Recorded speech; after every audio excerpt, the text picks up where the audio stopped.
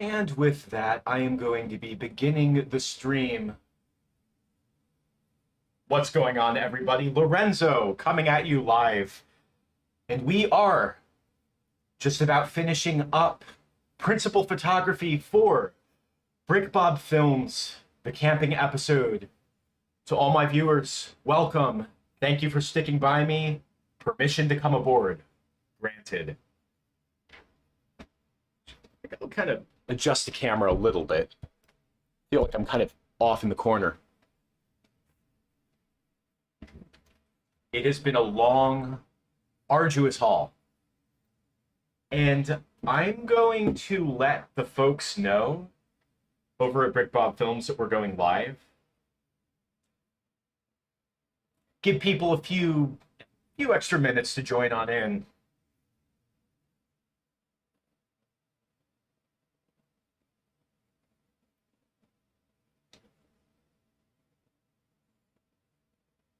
Right.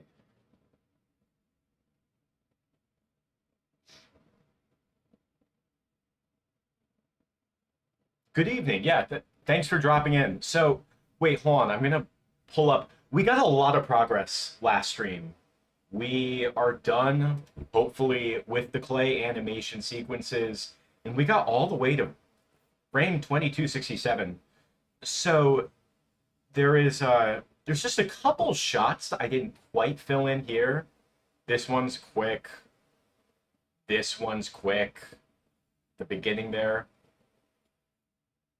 But other than that, like we got almost everything, and we only have how many more frames? We're almost at the bottom. Yeah, this is like home stretch. We're gonna wrap up scene 6, says at the top over here. Scene 6. And then from that point forward, the only thing we have left to film is the camping episode, the campfire song. That's the only thing left.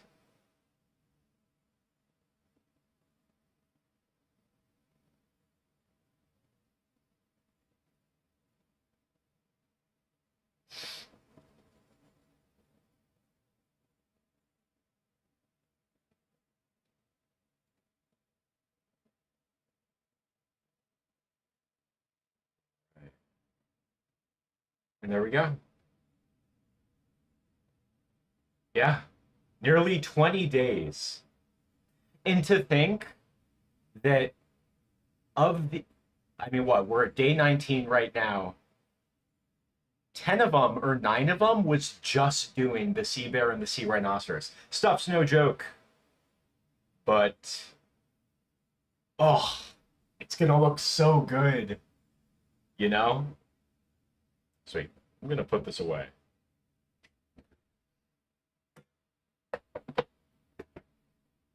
Oh.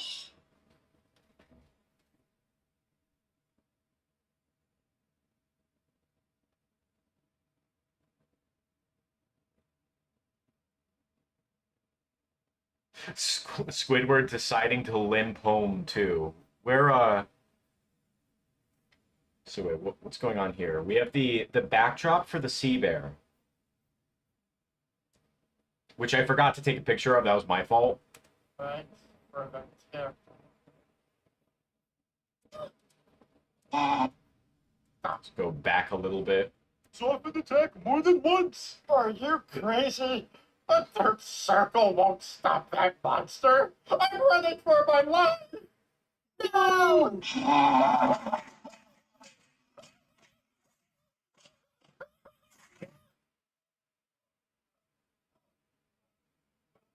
Don't run! Sea bears hate that.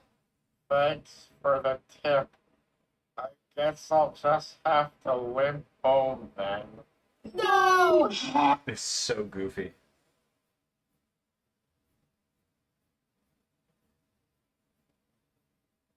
Yeah, so just the close-up of Squidward in the circle. I'd say that's where we're going to pick up, because it's just like, I don't know.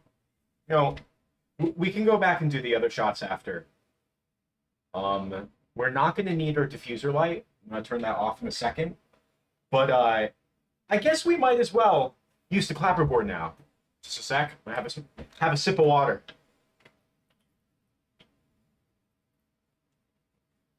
I guess we'll get into it. I'm supposed to be traveling in less than a week. I'm going to be out of the state. So, it seems as though we're getting principal photography done just in the nick of time. Month of August is going by so fast. Granted, it's even more quick because I'm going to be gone for a week, but we'll have the photography done. I'll see if I can get some kind of a trailer out for BrickBob Films to just kind of stir up a little bit of hype.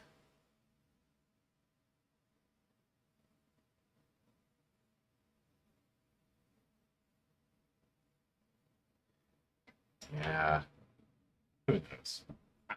I don't know. And yeah, it's like after this video is done, we're gonna have to get onto the next project.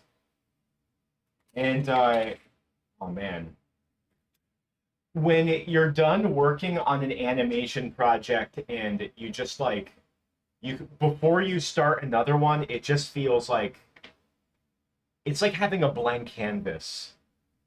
Except if you knew that, you know, the canvas is something that you're going to be working on for, in our case, 19 days minimum so far, ongoing.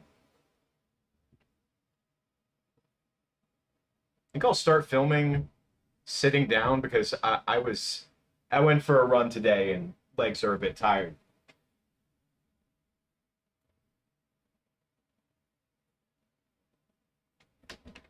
So I'm going to go get the clapperboard so we can do our little intro.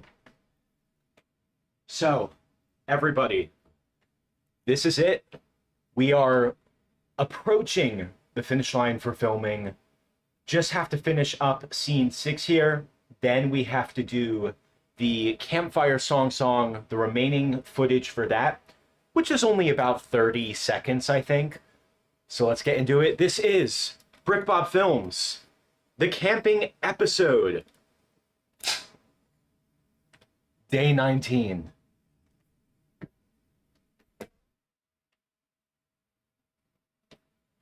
So, yesterday I was working on business cards for my animation. 1 second, it's gonna go dark. Yeah, I was dark. I was working on these business cards and I went a little all out, not gonna lie. No Vistaprint this time. For those of you who have made business cards, but it's yeah, I went with moo.com. They make the good stuff, you know? So I'm gonna find out.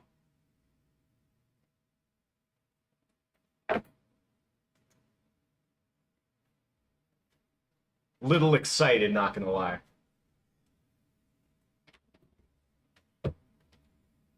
Day 19, let's go.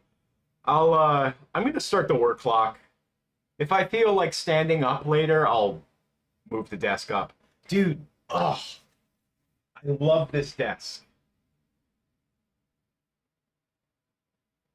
My gosh. Yeah, last stream we filmed for 4 straight hours. That'll fry you. Where the heck do you go?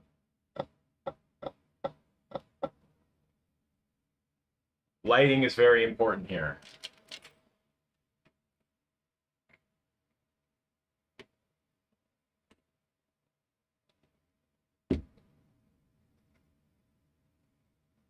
So I think what I'll do is I'll probably, like this shot here, I think I'll probably have the panning up and down be done in post. Oh, I gotta show you guys the sea bear. So I'm gonna show you what I mean. Where is our sea bear? He's not here. He's over here. All the way back here. We're gonna move him over here. Adjust that opacity. That is our sea rhinoceros. There we go.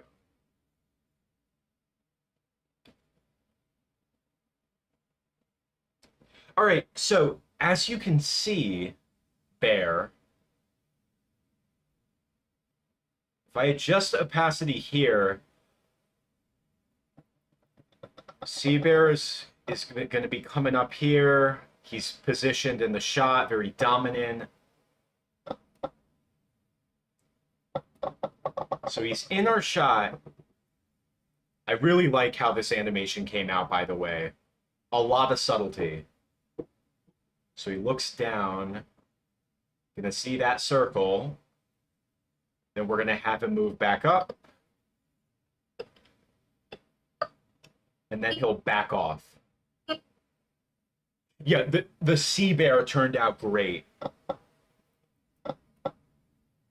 Takes a lot of extra time, but that's the very thing that makes it so good, you know what I mean? And I'm not super concerned about the quality loss because this is a good camera, good quality film that we're capturing. So the way I'm thinking of doing this, if you guys catch my drift, is that adjusts the sea bear footage as well. So I'm just gonna turn that down. So the way that we're gonna do that is I'm gonna get a wide shot with enough excess like picture, and in post I'm gonna do a zoom in, gonna pan down, add keyframes in Adobe Premiere, maybe a bit more like this. Have to adjust the position of the sea bear, but we're gonna pan down with the sea bear, then come back up. As for our focus, do this. Now, if I really wanted to do this pan on camera, I could whip out the Manfrotto Gear Junior head if I wanted to, but I don't think it's super necessary, to be honest.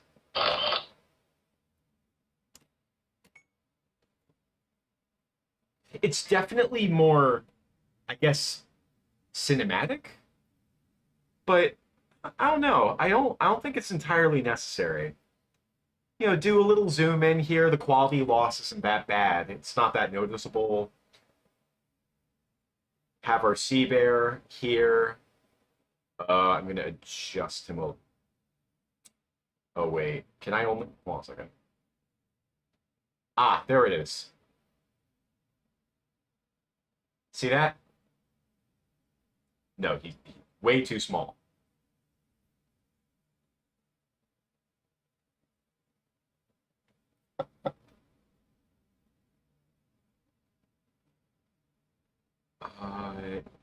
Whoops. Let's see here. You guys see the vision.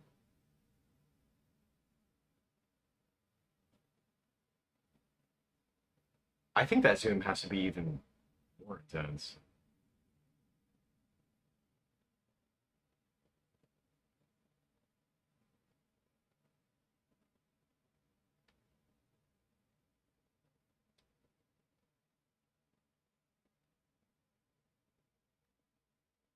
But I definitely want the sea bear to like occupy a lot of the screen.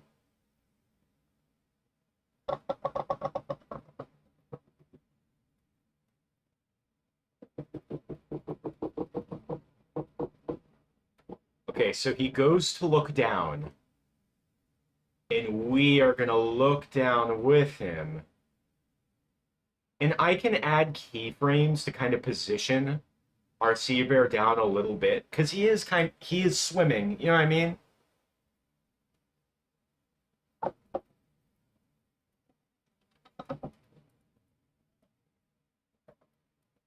He's gonna look back up. Whoops.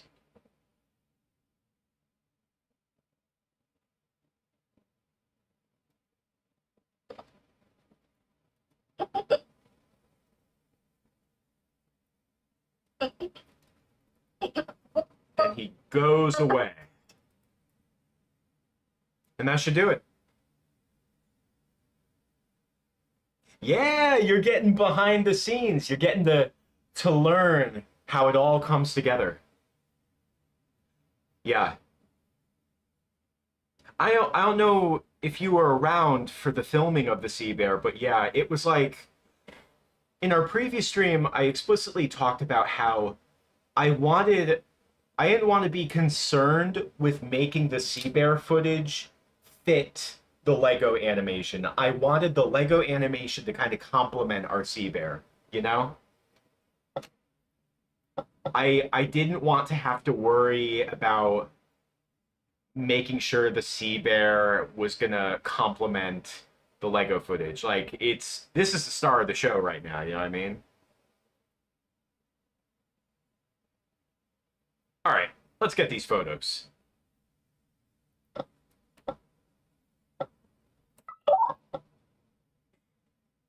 Just to be safe, I'm gonna go back a little bit more.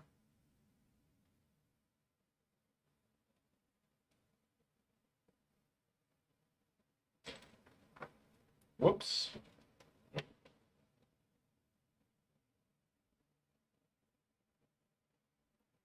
Now over here, I'm able to adjust precisely how much focus we're getting.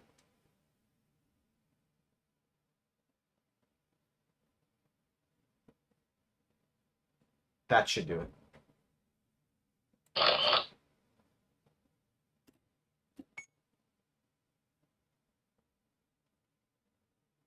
When you zoom in, the quality's still good.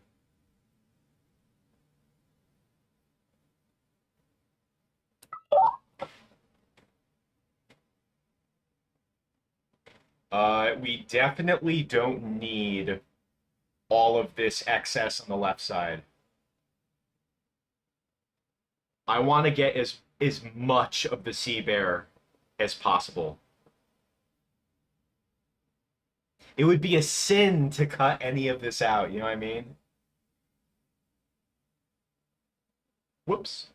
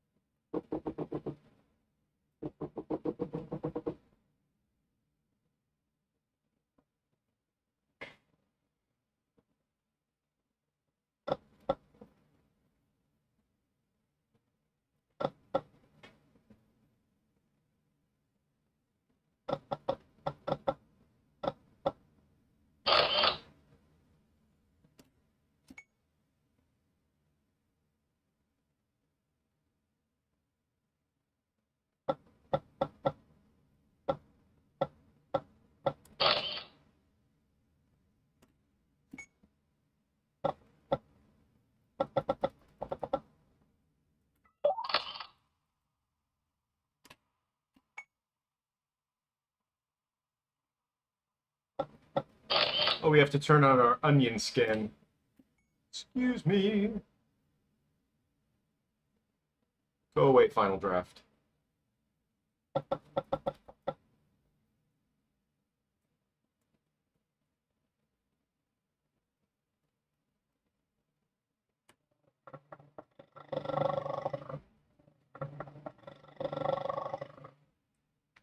What's that?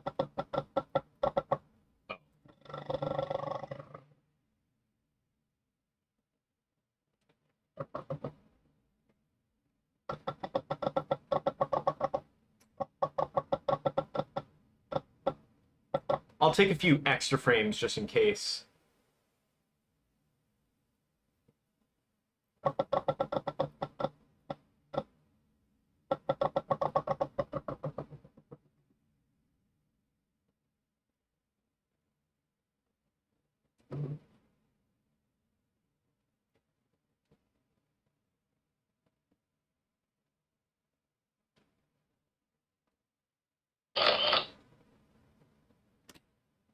There we go.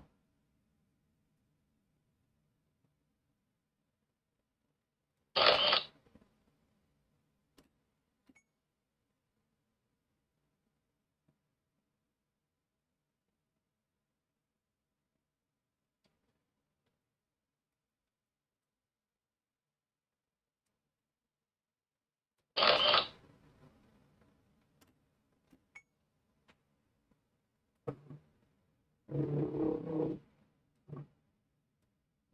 don't know why that one's so quick.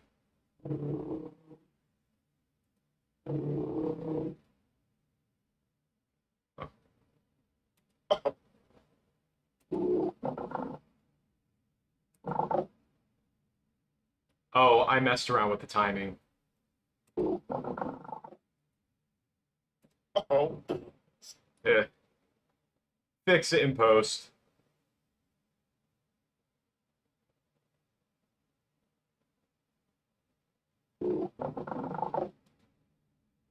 Oh.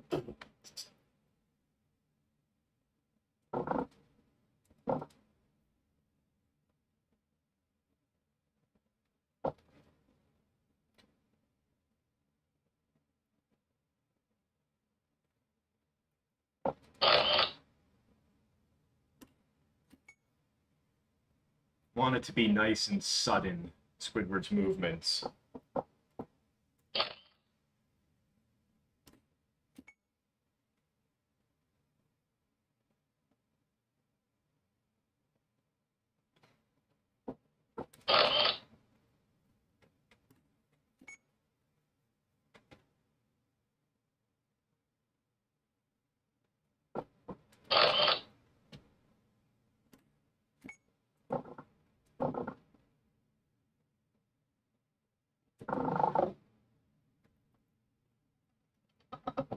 All right. So, next shot.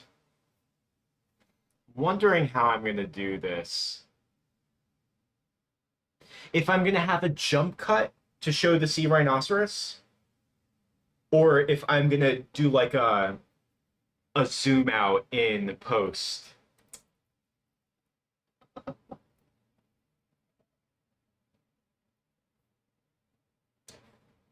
Hmm.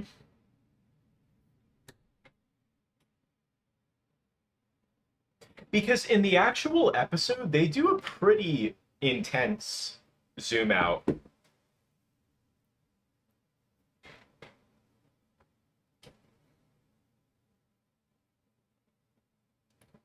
Because what we have is the sea bear is going to leave on the right third here. He's going to go away. Then we need to have the close up of the three of them together. It's a good close up. But then we need to go zoom out and have the sea rhinoceros on the left. And he's got to occupy a lot of the screen. And you know what? I think I'm going to put the fireplace right here. A little fire pit.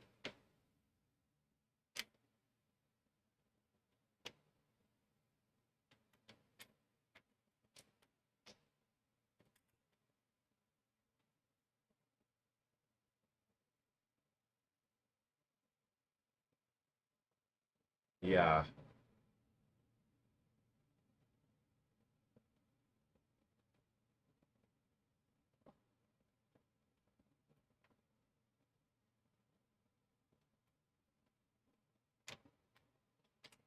Breaks a little bit of continuity, but we should be all right.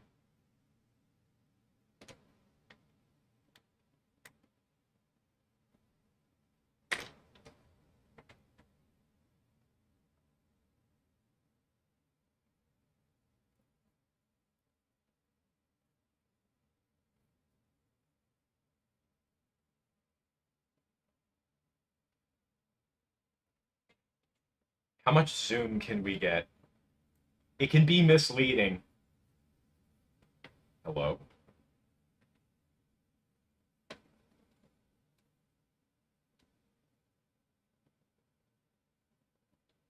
Uh,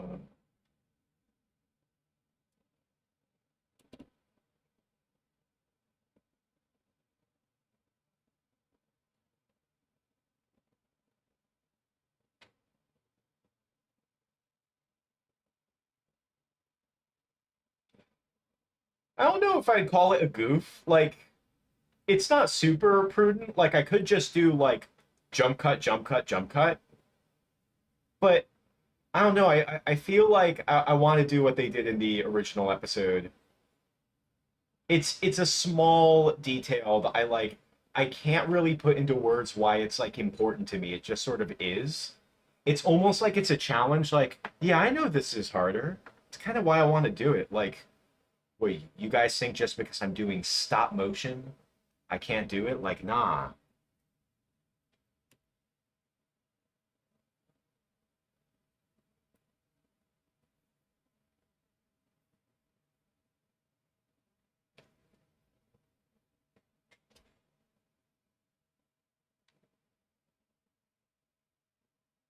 I feel like it's just going to be easier though if I use the tripod.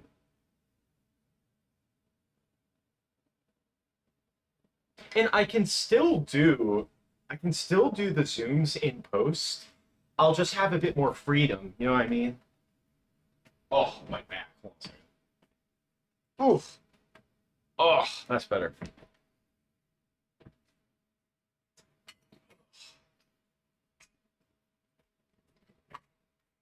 So here's what we're gonna do.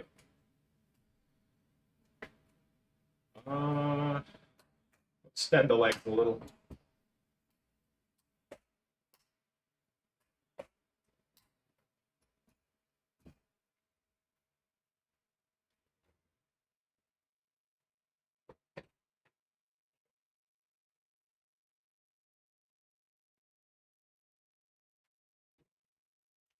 You guys see this behemoth?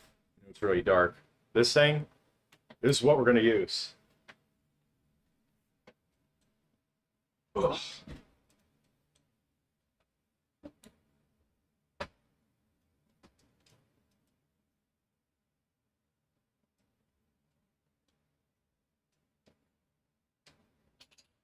Oh, Jacob, thanks for bringing that up. Shoot, maybe I'll even have like a bit of like red coming in. Just a little, not too much, just a little, you know?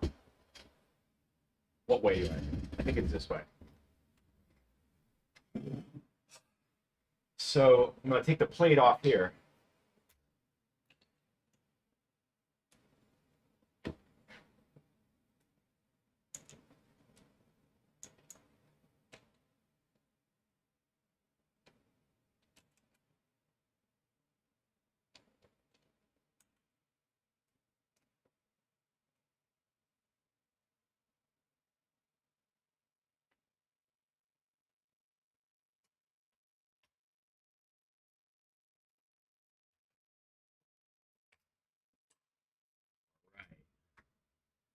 So there we go. See that? Now I have complete control over all the axes. See that? Now we can only go in, can only get about this close. We don't have to tilt forward, do we?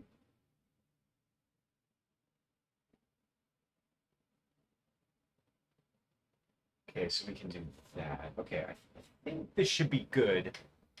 The rest of the zooms that we need can just be done in post. Now let's see. I can get in. It's like I have another colored lamp. I can get that red in just a smidge off to the side.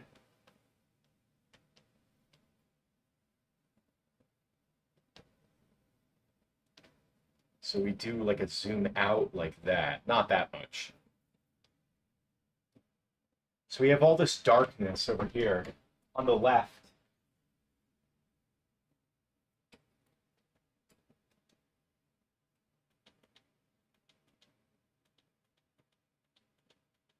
Boom. This makes me think of like when I was figuring out the lighting to do for the SquidBob tentacle pants monster all the way at the end.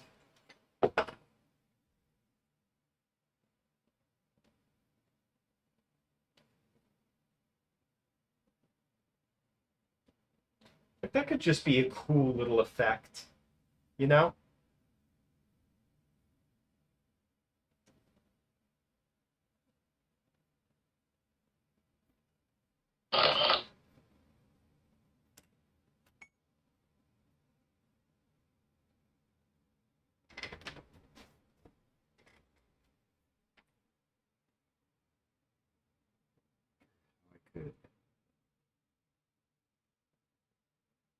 I don't want it to be like too crazy, like just a spotlight.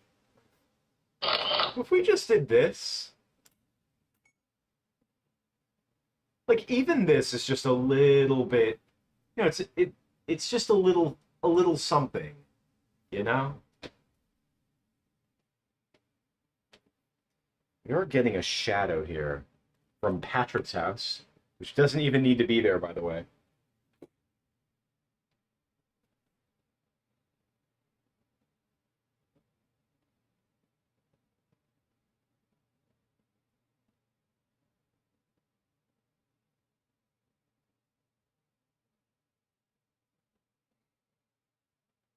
Yeah, just a little, not going too crazy.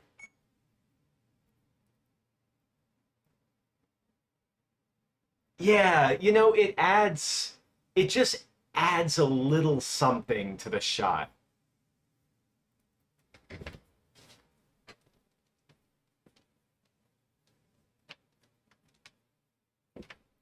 One second.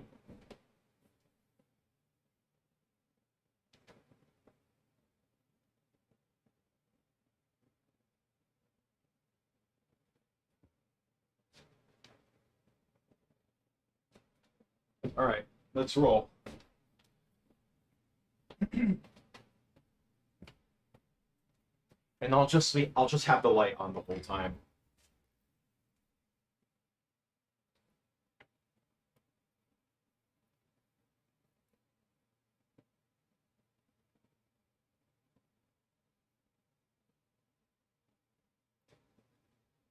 Right. There we go. And we're gonna have the light from the fire. That's already embedded onto the sea rhinoceros footage.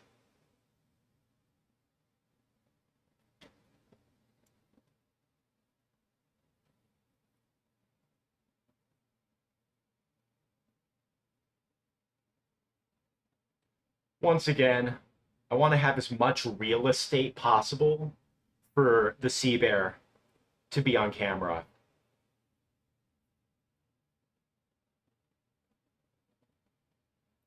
As for blur, I can add that in post if I really want.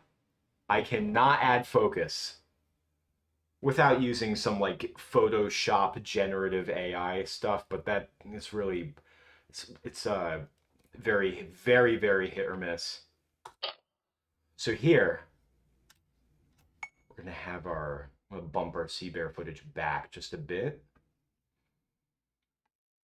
So the sea bear's facing the wrong way, but that's fine because all I have to do is do a horizontal flip. He's just gonna be like this. I really want his face to be on camera because I added this little eye roll to the sea bear. You're gonna see. He's like, oh, whatever. And then he goes away. I love that eye roll.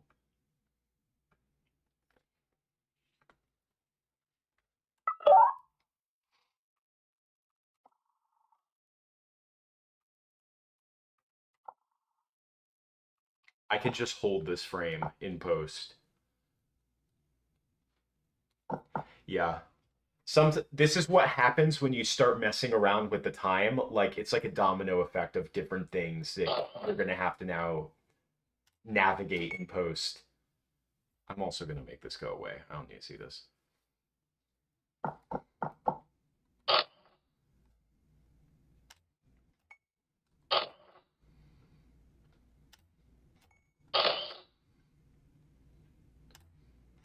don't know why I'm taking all these frames. Could just do a hold. Does that look weird?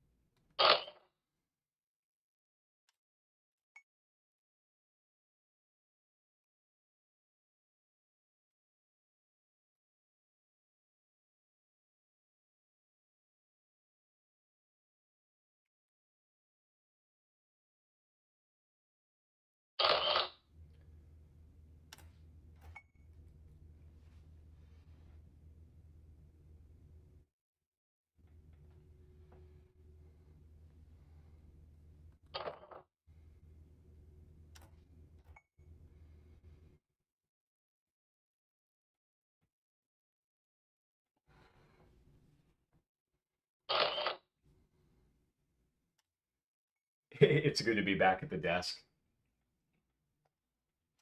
I have two desks now, but I definitely have a partiality to this one because it's motorized, which I love so much. I think I I think I got this desk just before I started working on Krusty Towers, it was. But now I have withdrawal every time I use a different desk. Oh, here comes the train. Yeah, my other desk where we filmed the sea bear and the sea rhinoceros.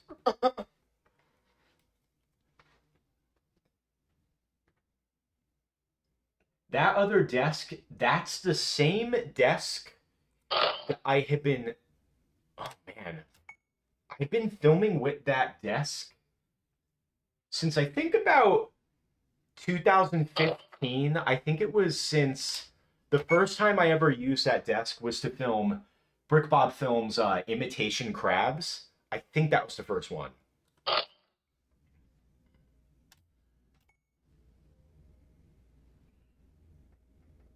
But yeah, no, it's a good desk. It's a drafting table. Gosh, I filmed all of Clay Kremling on that desk, aside from, Clay Kremling episode 20. But yeah, no, it's a good desk, but there is like a utility in the motorized desk. First of all, this is like a really high quality motorized desk. I did splurge a bit in getting it, but it's been worth every penny. It's so comfortable. But also there are occasionally things that you can do during filming with the motorized desk, which is pretty neat. Yeah.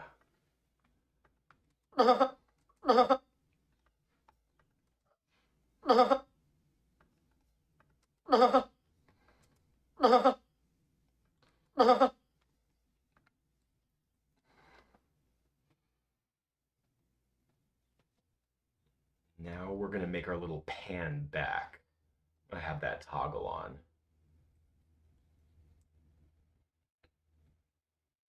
All right, right direction.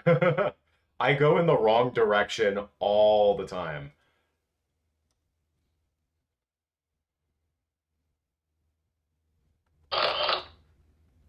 And we don't need a ton of frames.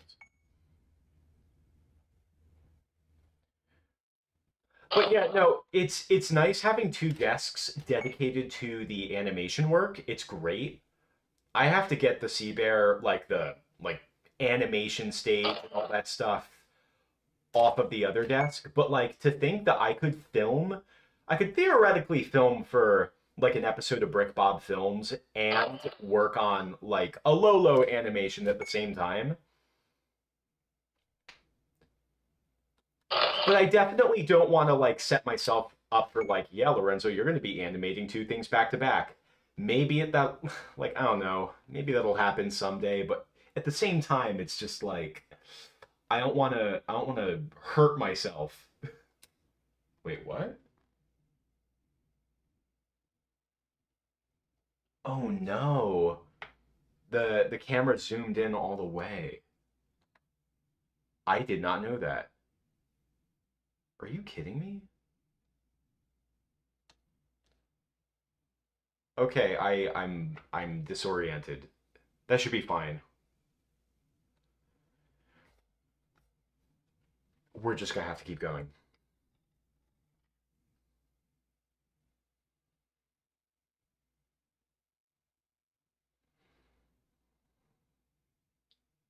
Don't forget to change the sky blue. Sea bear gone. What? It's been so long. I just wanted to look up a quick little reference still of what the sky looked like before all of this tomfoolery happened. When it was all magical and, there wasn't mortal danger afoot.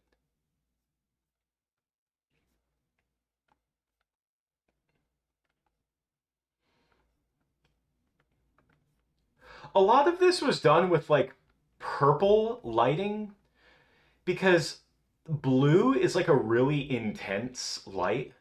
You know what I mean?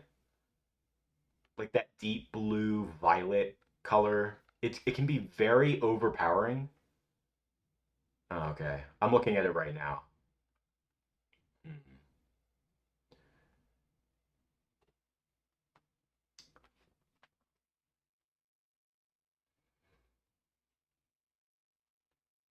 Maybe I can move the lamp a little bit.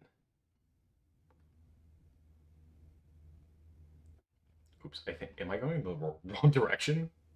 There's a lot going on. Gosh. Yeah, this playing with this tripod head, the amount of navigating that I had to do while filming the fight with the army of the living dead for One Crab's Trash was insane.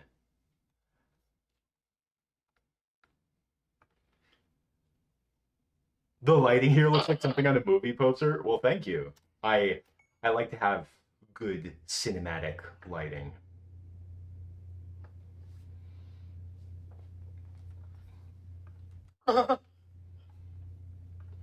Because we're at 15 frames per second, we don't need a ton of frames.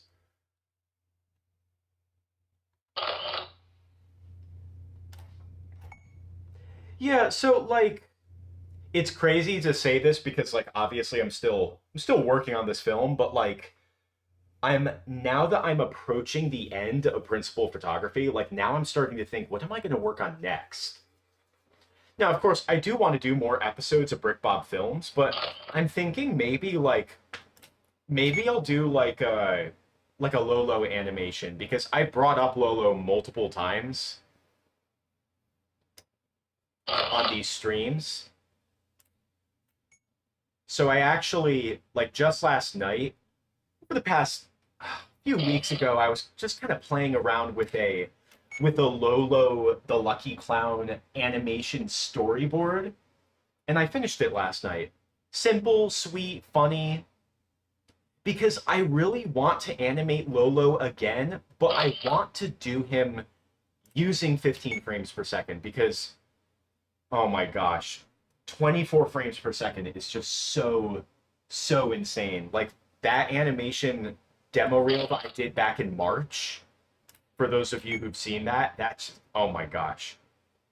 Yeah, it's a good demo reel, but that is a different brand of animation. It's typically reserved for like highly cinematic, Guillermo del Toro Pinocchios or Wild Woods by Leica type stuff, which is not what I'm doing. I'm only one me.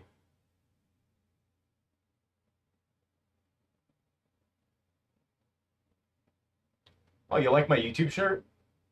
Wait, I was trying to find it. I couldn't find it in my drawer.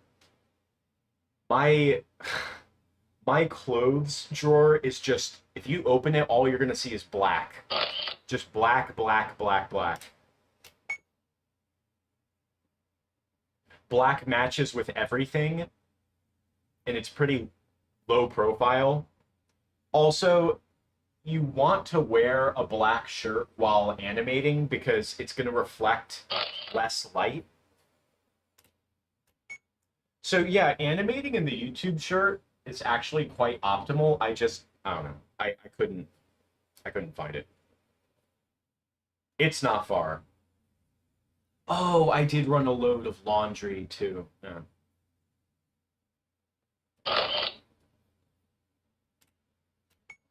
Okay, so we'll have a zoom in here.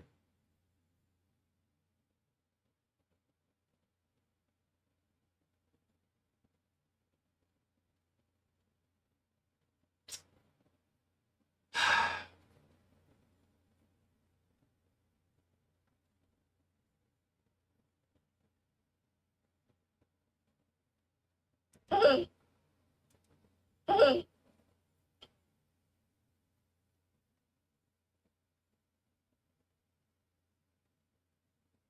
So I'm intimidated to move the light because if I don't like how it looks, then there's no going back once you move a light, you know?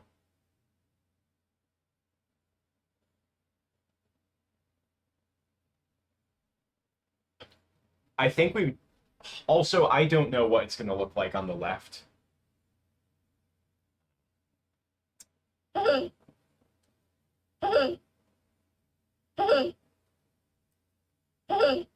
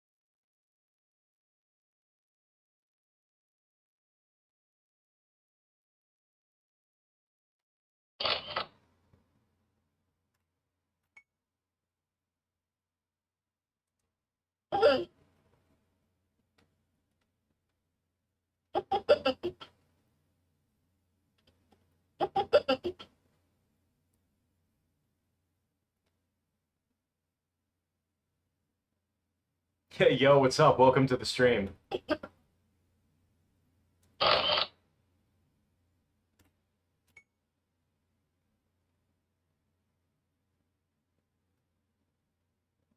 Now SpongeBob can be smiling again.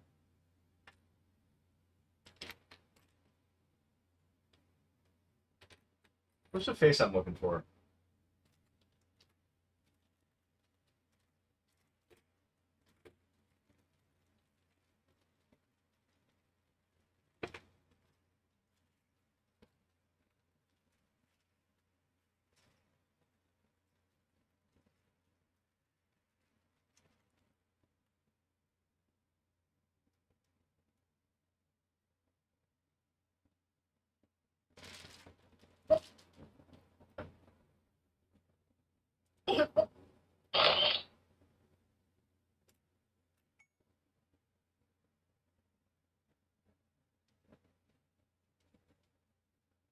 Yeah, this is like the very last shot of the episode, but then it's just the campfire song, and that's only like 30 seconds. So yeah, maybe we'll get it done tonight, like principal photography. The only asset that I need to create is like the fire effect. It worked! It worked!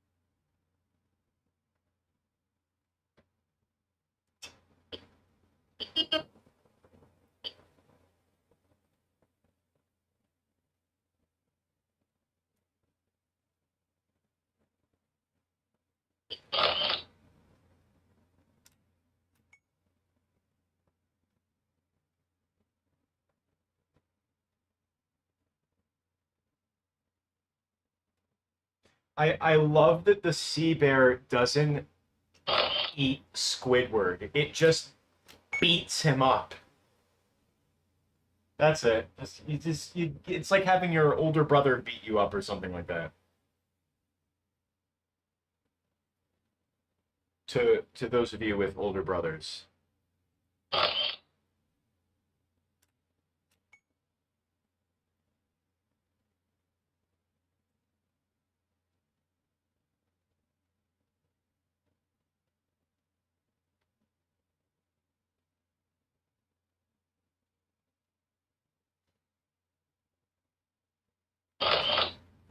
I don't think I'm gonna change the sky blue.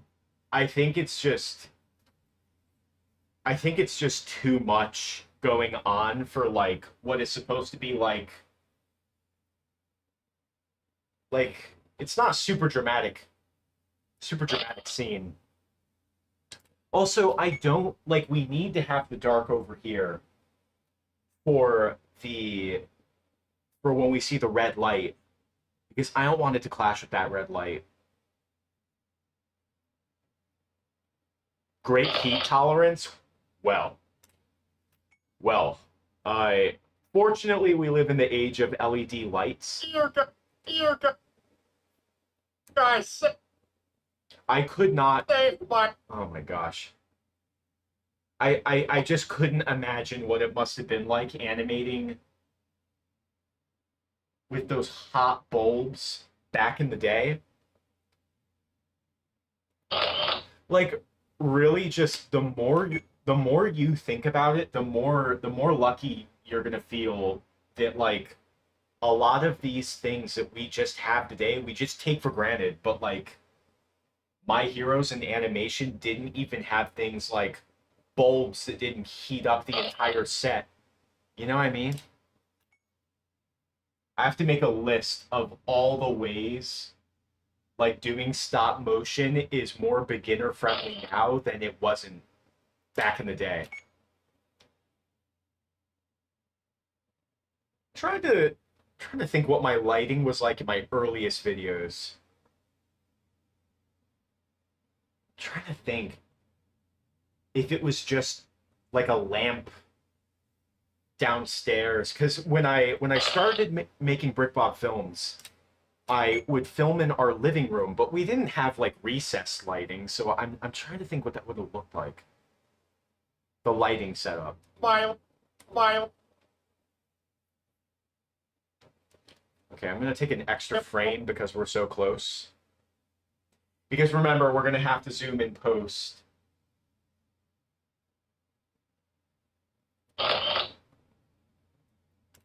Yeah, so we're not going to light up the sky with the blue light, but we are going to have the red light, as you can see in the corner there at the end. My... My... My life! Gosh. Yeah, like the lights. So I talked about this when I went over when I did a commentary on that secret agent animation that I made as a kid. My grandparents bought me this photography box light up mini little photography studio thing. I actually just got rid of it recently. It was really useful though. I didn't have much use for it anymore for a lot of my current projects, but I used it a bit back in the day. And it came with two lights, and the bulbs would get so hot that you couldn't touch the lights at all. It would like there was a warning where it was like it would just get so hot you could burn yourself on them. I don't know why they were like that, the those particular lights. I would have to find that particular set. But yeah, when I was filming BrickBob films back in like 2019, you guys will notice that all of those animations have a very bizarrely like warm filter on everything, like where everything kind of looks orange and deserty. And remember, that's not a filter, that's just what the lights look like. The degree of Kelvin on those desk lamps that I was using, it was bizarrely warm.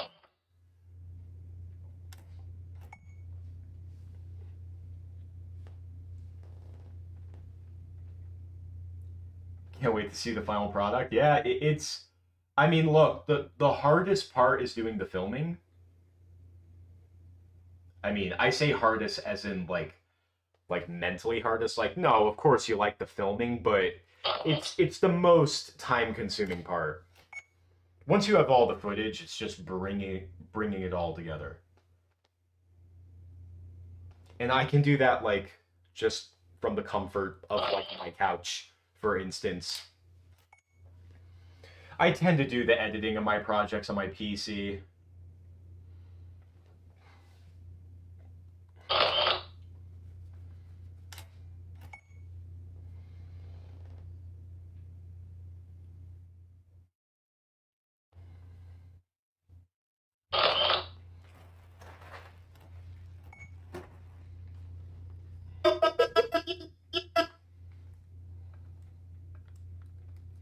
Let's see how this looks.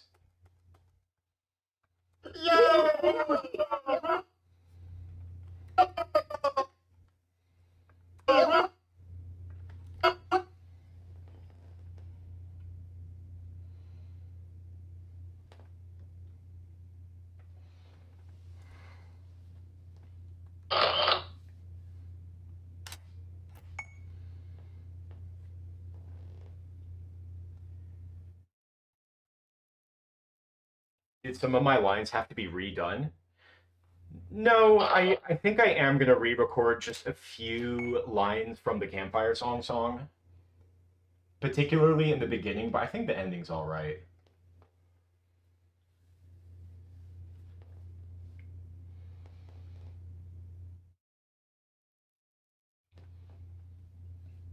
There are occasions where I'll be listening to the playback of like while I'm animating, I'll be listening to the playback of a certain line and I can hear my voice did like a weird thing, or I'll pick up on something and I'll be like, ooh, I'll re-record that. But everything's sounding good so far.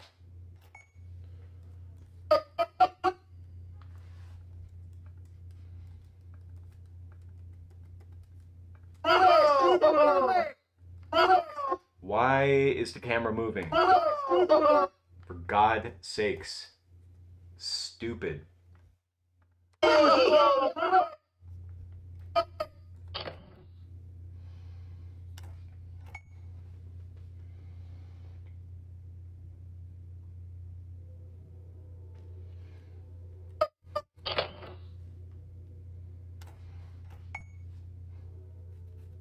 Am I planning on doing the campfire song after this? Yeah. I mean, we've only been going for a little bit. We have time.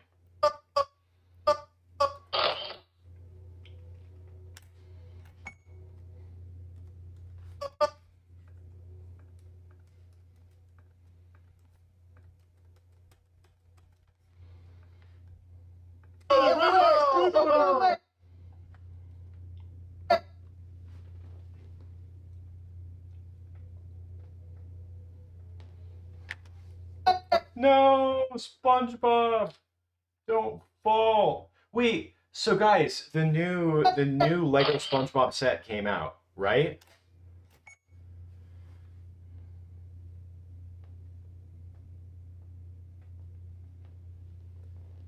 I saw like some YouTube videos popped up. I haven't watched any of them, but like reviewing the set. Why can't Lego just send me a set? Why don't they know that I'm cheap? Because I really like the little details, the little just tiny little references that they added to that set. I think that's really cool. It's like the reason why I feel like it would be like a new Lego SpongeBob Krusty Krab would low key go hard. But I don't I don't know if there's plans to do that. Probably not.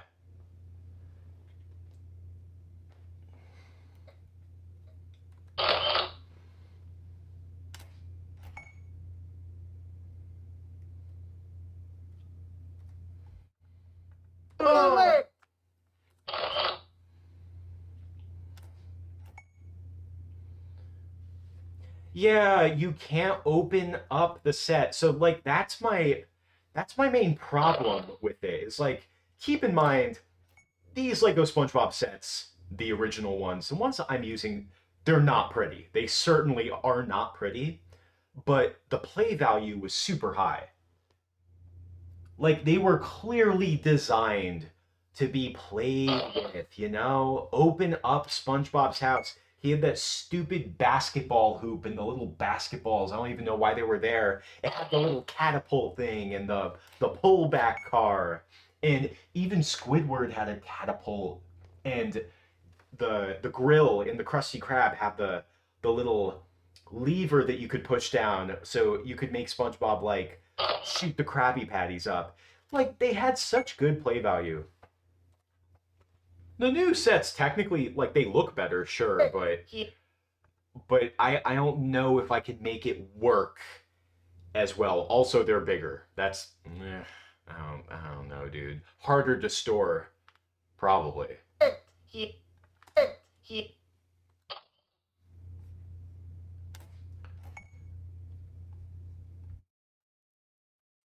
Yeah.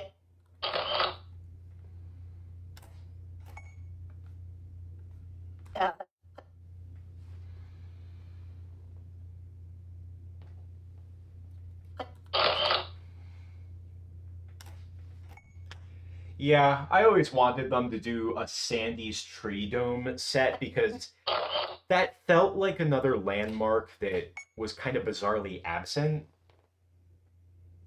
Unless there are other like main landmark locations in the SpongeBob Bikini Bottom that I'm forgetting, but like that excuse me, the Sandy's Tree Dome felt like that one absent thing that they were missing. If they just had Sandy's Tree Dome, you would have had a more or less pretty complete Bikini Bottom. I'm glad. I'm glad. I'm glad it was just as. I'm glad it was just as.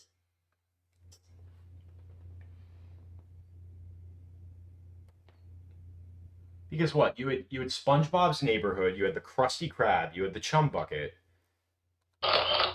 you had the Bikini Bottom Express, which was a nice bonus. I didn't get that set until last year, actually.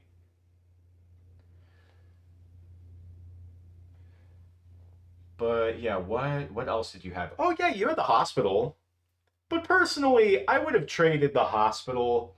Definitely would have traded Build-A-Bob. Was that it for a Sandy's Tree Dome? That would have been cool. Certainly would have made my life easier. But I got by, right?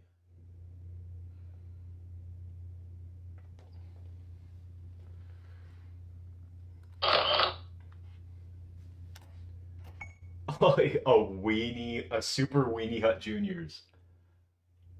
the most important of all SpongeBob locations. Oh, we didn't have a Mr. Krabs house. I remember that YouTuber Rob and Jake did a really cool custom Mr. Krabs house. See, I couldn't do it justice in my One Krabs Trash adaptation. I'm glad it was just a sea bear.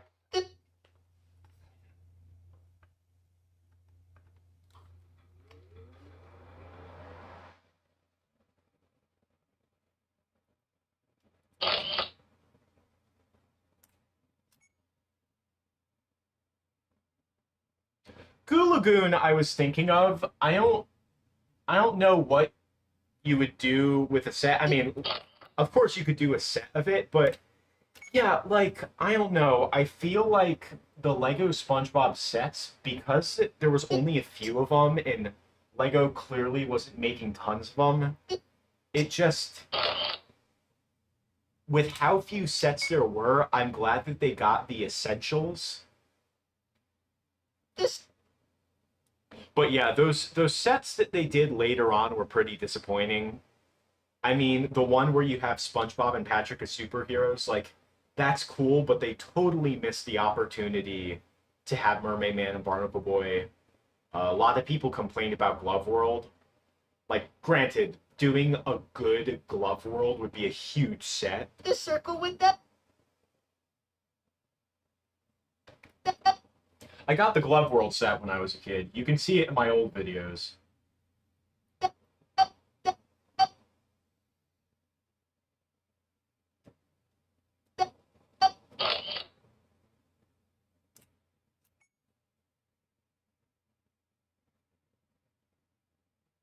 Have I ever gotten in touch with Rob and Jake? Nah. Yeah, I remember I started uploading videos to YouTube just after he posted his last video. I think a couple months. I still remember looking at his channel. I think he made like that Star Wars X-Wing Lego video, and it said like published 4 months ago, and I remember thinking, oh, he'll make a video someday. It's been what, like 15 years? Never. Never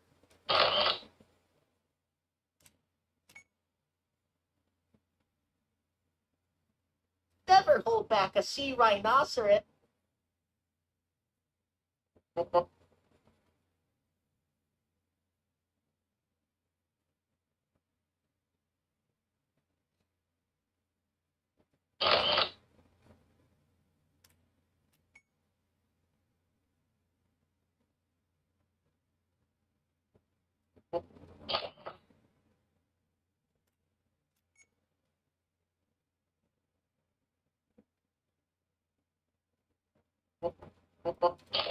Yeah, that's why I'm just like, when people really like seriously started talking about the new Lego SpongeBob set, like, of course, I've always been like curious, but I'm also not like I'm not buying new Lego sets. You know what I mean? And I've clearly been getting by doing these videos without any new Lego SpongeBob sets for like how many years? Like 15?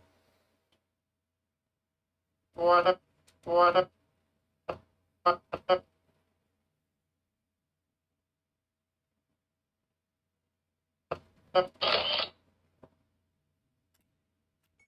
Passing the torch? Hey, yeah, sure, I guess.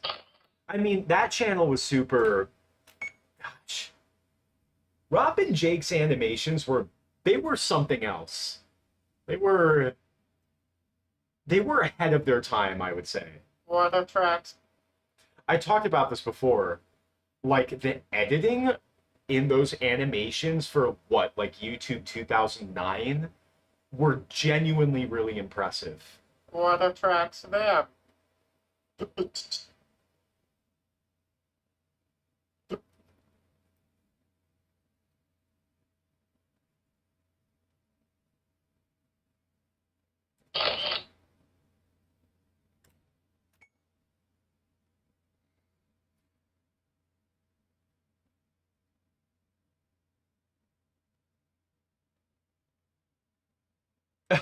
You watched the episode of American Dad? You saw Stan Smith get the cottage cheese dumped on him or something like that?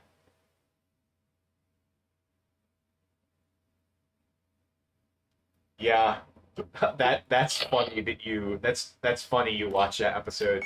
Yeah, it was the DeLorean episode. This Yeah, there was a phase where I wanted to make a Lego American Dad channel, but I just like I knew that that was just never gonna happen. Too too many characters, too many landmarks, too many locations. The no sets based on the IP. Too many different voices and half-hour episodes, not 10 minutes. 10 minutes is enough for God's sakes. the sound of a sea bear. The, the sound of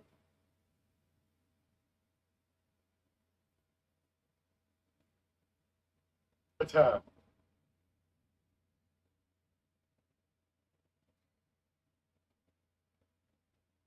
I think I'll have him look at Patrick.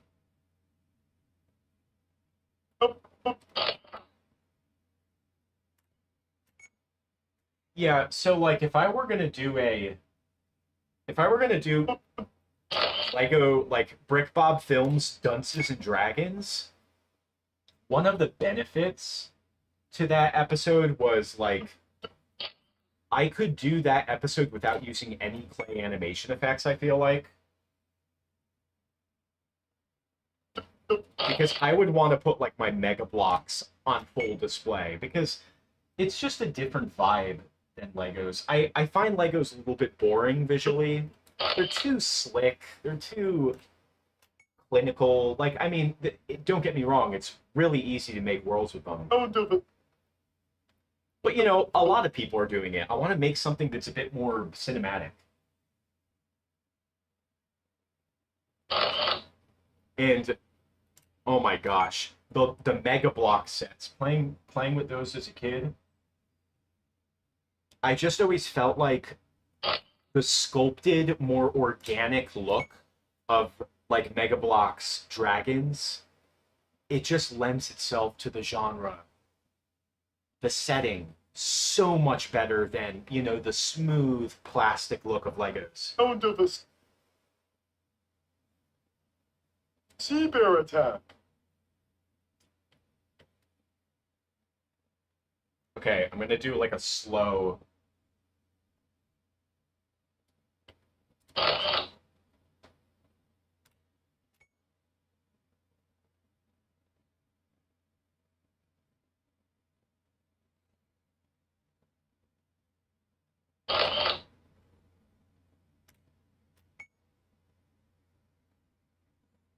I could have done a reference from the horse release bit.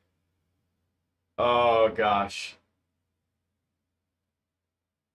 I love that episode. I love the line in that episode when Francine looks at Stan and says, "Stan, you're a horse." And he just says, "I'm not just a horse. I'm a horse's ass." I love that line. Speaking of American Dad, I got Francine Smith on my water bottle. See her. Still classified. I brought brownies. Brownies!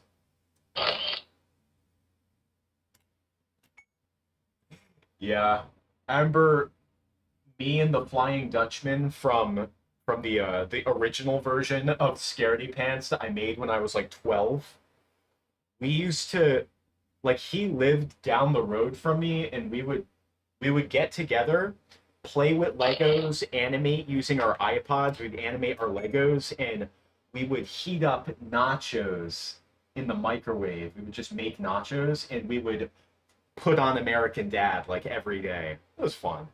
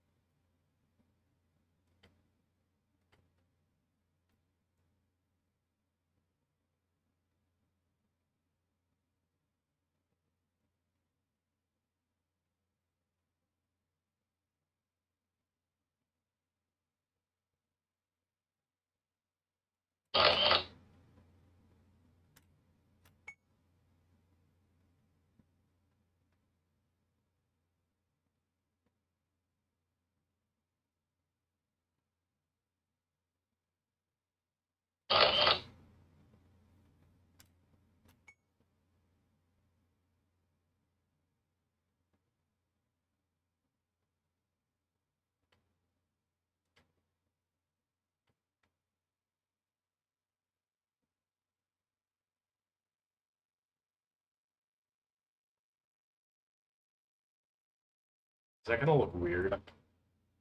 Yeah, it looks kind of weird.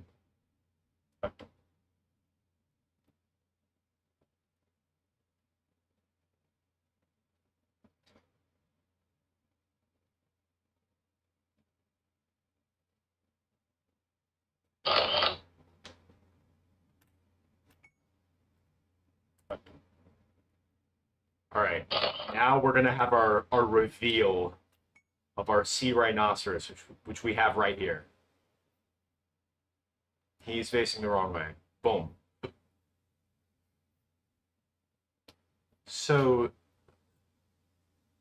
the vision is that he'll occupy a ton of the screen. I want SpongeBob and Patrick Squidward to be just very, very smushed into the corner.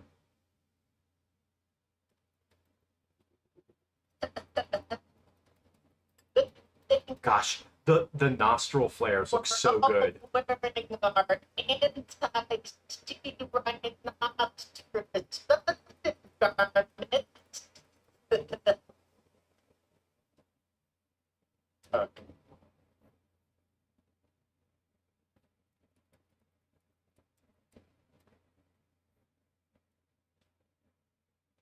All right, here we go. This is it. Coming up on the end of this shot.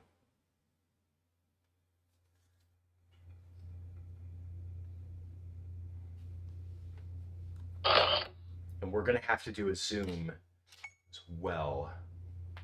Pretty.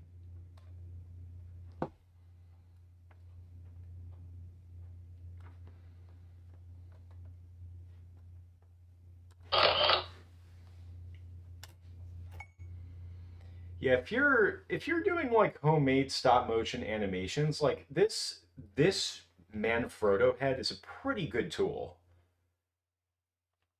If you're not looking to invest in like a machine motorized rig, like I mean, I don't have one of those yet. Maybe definitely someday. But I don't, for what I'm doing, I don't mind uh, operating it by hand. It's just a way to kind of get a little extra cinematic feel in your projects.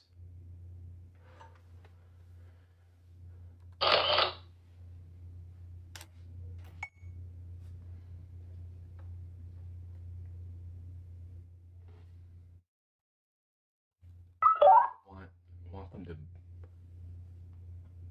move a little bit more to the right.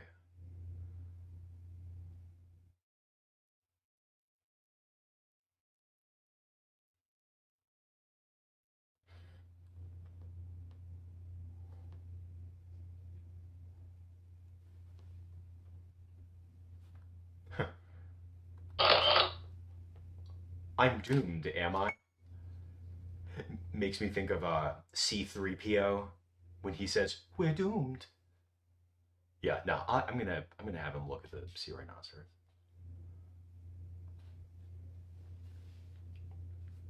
For the amount of work that we have put into these sea monsters, I'm just gonna call them, they need to be displayed properly and proudly. I was thinking that another episode of SpongeBob that would kind of lend itself to play animation pretty well would be Gift of Gum because of Gummy. But I don't know, that's like I find that episode just kind of fine. Like it's just like a, gross out, ooh, nasty episode. The the clay would work perfect for it. But yeah, you know what? It's like lately I've just been thinking, especially throughout the whole making of this whole episode of BrickBob Films. Like we've talked so much about BrickBob Films, and it's really gotten me thinking like there's so many episodes that people want me to make. I mean, infinite ones. And there's so many episodes that I would like to make, but at the same time, I'm probably not going to get to them all. There's a very, very, very, very good chance I'm not going to get to them all, and that's fine. So it's kind of making me think more selectively, like, okay, let's say, kind of like with Clay Kremling, like, let's think, like, hypothetically, if I only had a few, like, I was told I could only make 5 more episodes of BrickBob films. Which episodes would I make? Because remember, it's like what I'm trying to do with BrickBob films these days is quality, quality, quality, not quantity. I think what happened was like in 2019, especially, I made a freakish amount of episodes in 2019 in a relatively very short amount of time. I was I was an animal. I was an animal back then. But even even so, the production value wasn't how it is now. Like the production quality was there, but now it's at a whole new level. You know what I mean?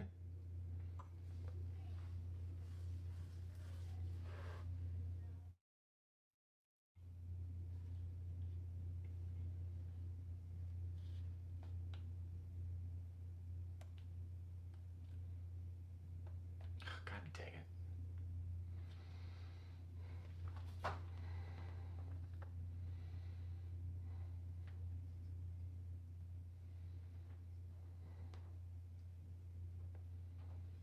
This is kind of gonna be like the Squid Bob tentacle pants reveal at the end, where it's like one last moment of shock.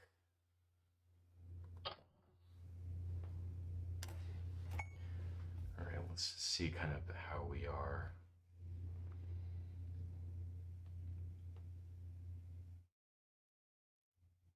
Might have messed up. I think I might have started slowing down a bit too soon.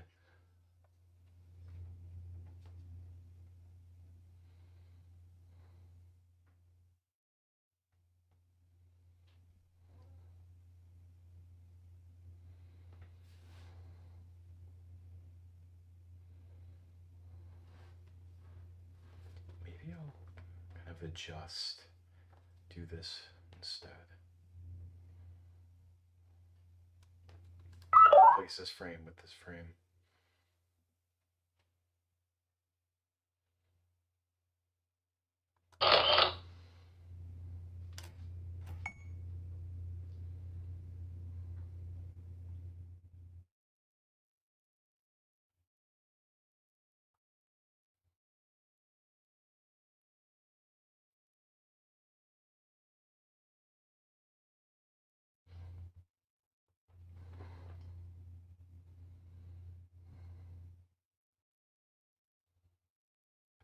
Digital stop motion. Are you talking about like essentially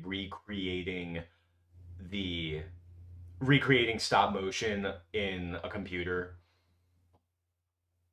Like the claymation puppet guy from what was it? Chippendale Rescue Rangers? I think I know what you're talking about.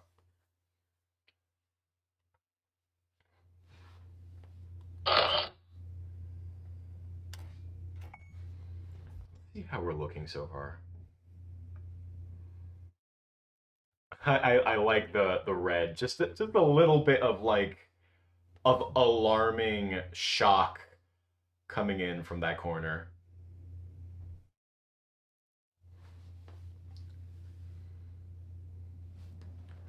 All right, right now it's looking kind of like we're gonna have to.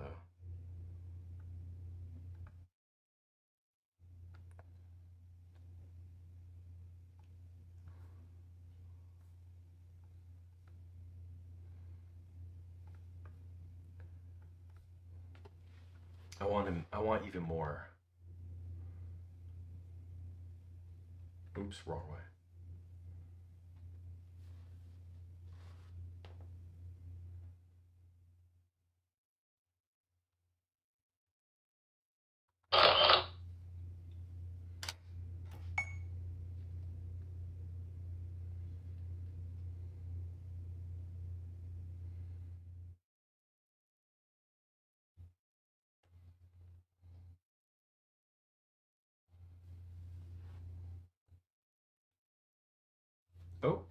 Are we kind of hitting the border? Oh, yeah.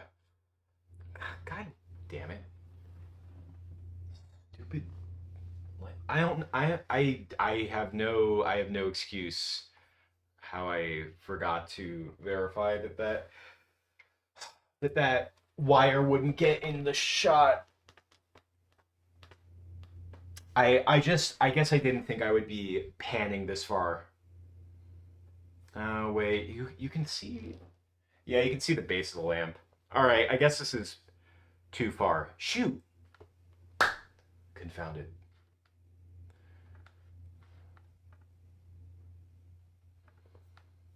Maybe I can like kind of cover it with the tail.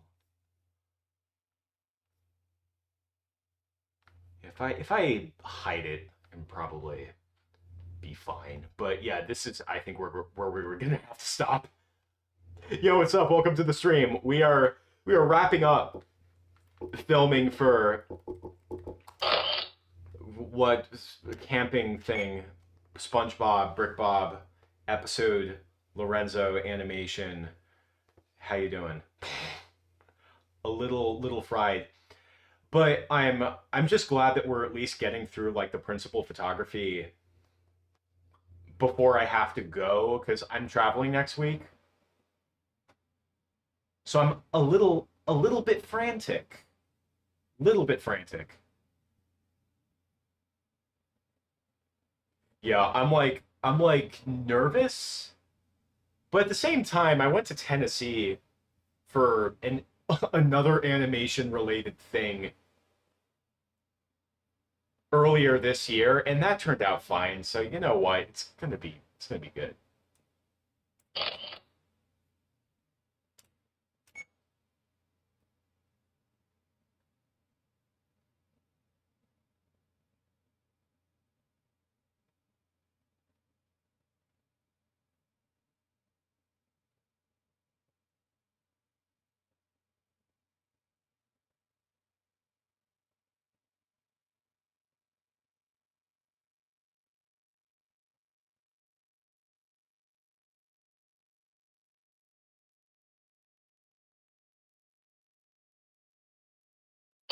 No, so we haven't finished the remaining animation for the campfire song. That's going to be filmed right after this.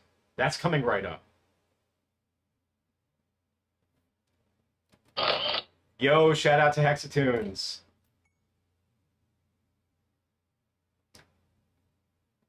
That reminds me, I still have to fix the membership goal thing, but I'm like it's so weird because like the only way I can test it is like when we get members, but it's whatever. We're we're a third of our way. We got one membership for towards our goal for the month. Shout out to Hexatoons.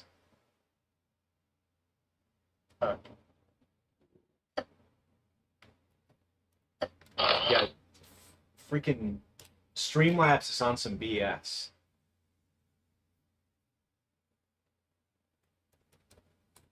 Because I troubleshooted it, but you know what? Just for you, I'm going to manually do it. All right, shout out to Kevin. This is what it looks like. Shout out to Hexatoons, everyone. I don't know why my Streamlabs is weird, and I'm too scared to migrate my whole streaming encoder to Streamlabs dedicated app.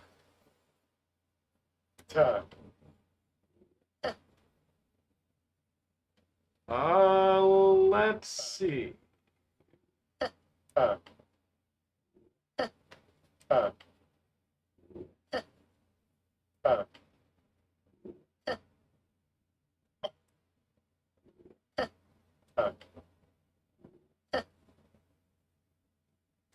I'll probably just maybe I'll add like a shadow there.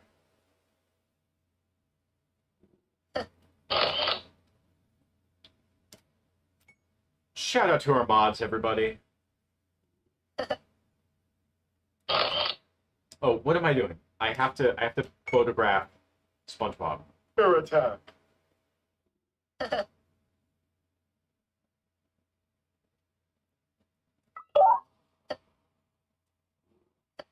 Uh, uh,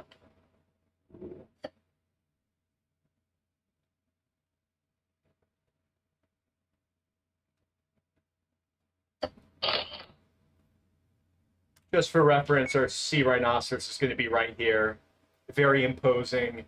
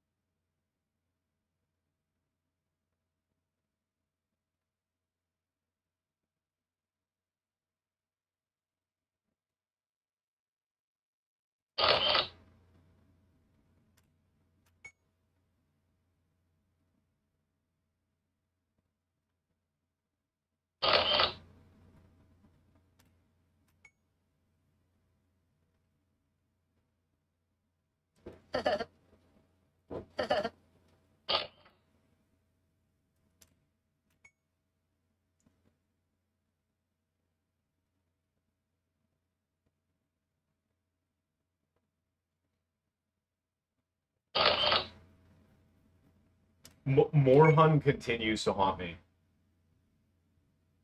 I just thought, at the time, I just thought it was the most random thing that Morhun Jewel of Darkness was also like an identical clone of Beetlebug 2, which I never even got into in the first place. But I owned it for some reason because I just loved Beetlebug 3. But um,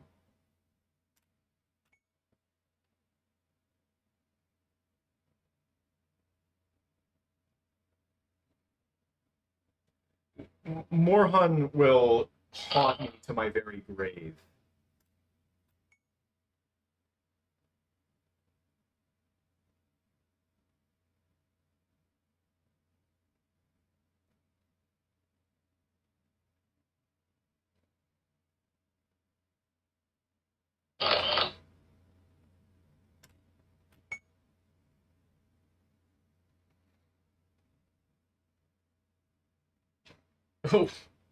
We just started filming yesterday. I for a second I thought you meant like it felt like it was yesterday, but no, you're right. The Monday was our first day just coming back to the Lego animation. Gosh, it man, making the sea bear and sea rhinoceros just took up so much time, but it's gonna make people so happy, you know? People are gonna love it.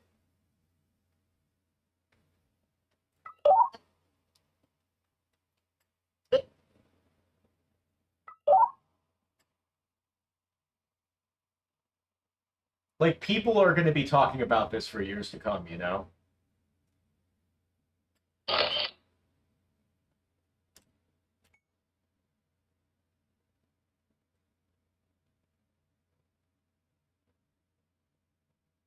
Yeah, it's like that's kind of typically how it goes with me when I'm working on a project. It's like I'll have an idea, I'll conceptualize it, and I'll get the ball rolling, and then I'll be making the film, yada yada yada yada. And then I'll reach a point where I'm like, Lorenzo, why did you do this? Why couldn't you have just not done this? No one would have ever said anything.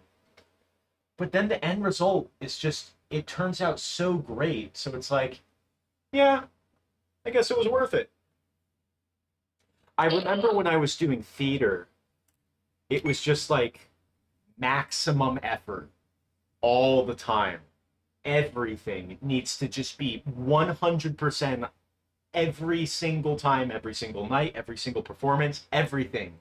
Everything. And then the second you stop showing up, there's no show, you know? Good thing Good thing. That's why I like animation better. You know, you make the film, and then once you've done it, it's out there in the world. The world can enjoy it forever. Good thing. Good thing.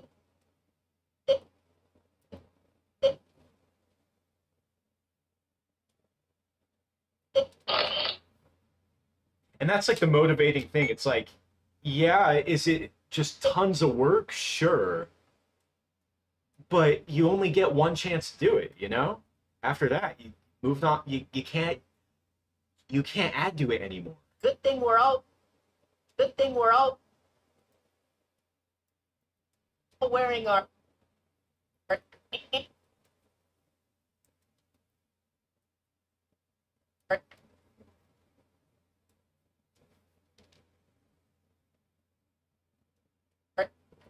This is not a super film like ideal filming setup right now. It's just like me reaching over and doing this. It's just I have the tripod right here, so I like kind of don't have a choice.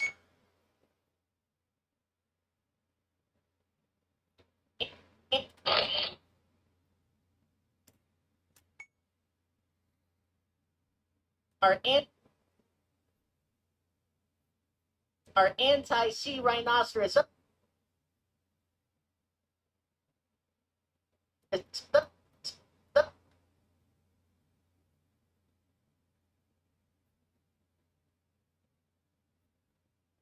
All wearing our anti-sea rhinoceros undergarments. Get a little more movement in there.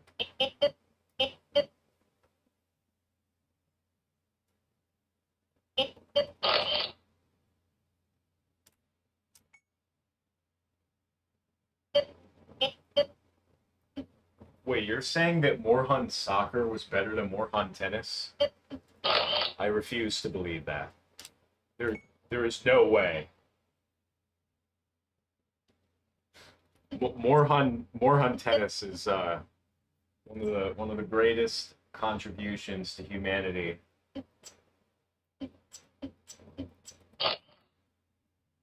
When I finish this shot, I'm gonna pull up that one scene from the Clay Kremling episode where I start playing, where I review Moorhunt tennis. Anti-sea rhinoceros undergarments.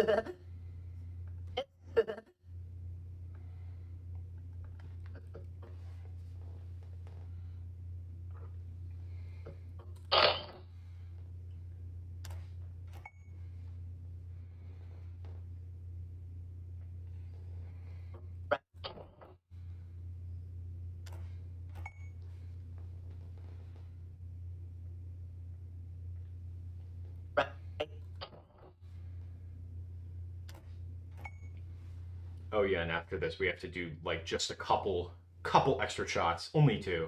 Right. Squidward.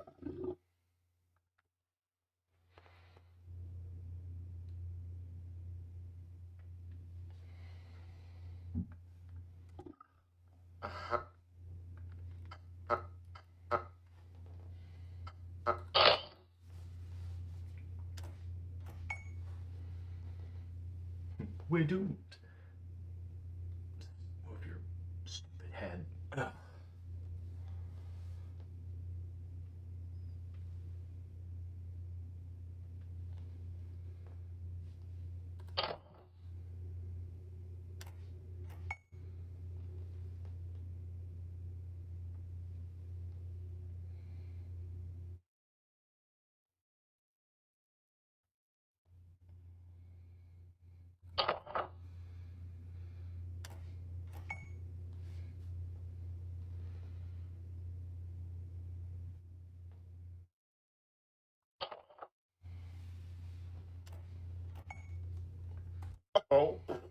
Uh-huh.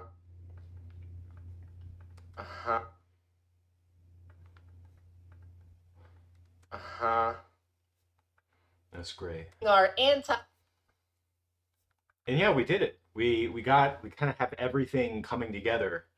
But we just filmed. It's a long continuous shot.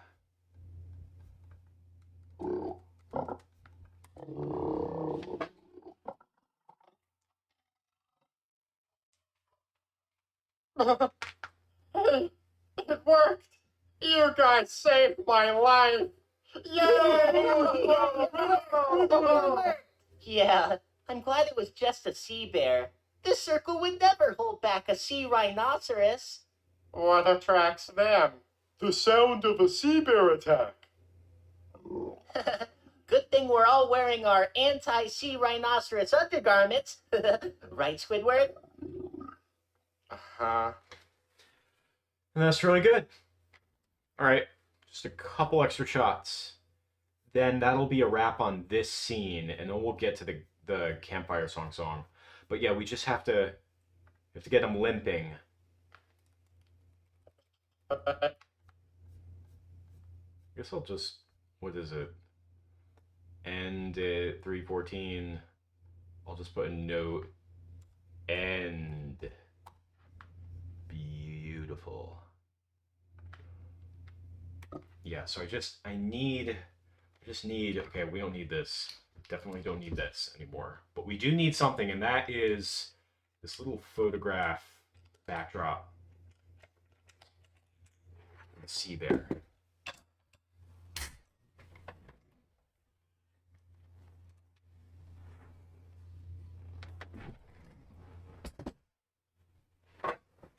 Oh. Ooh. Oh boy. It's gonna be a doozy. Let's see. You have the close up on the sea bear. This is just gonna be one still.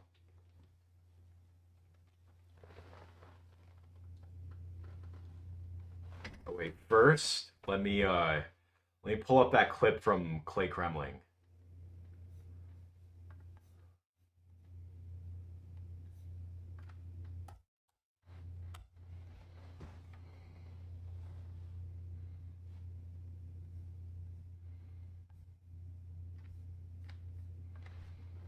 More Hun total.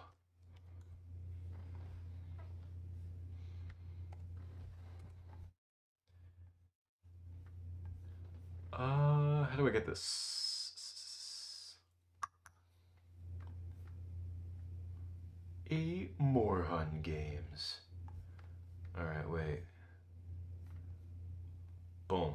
Alright, wait, here it comes.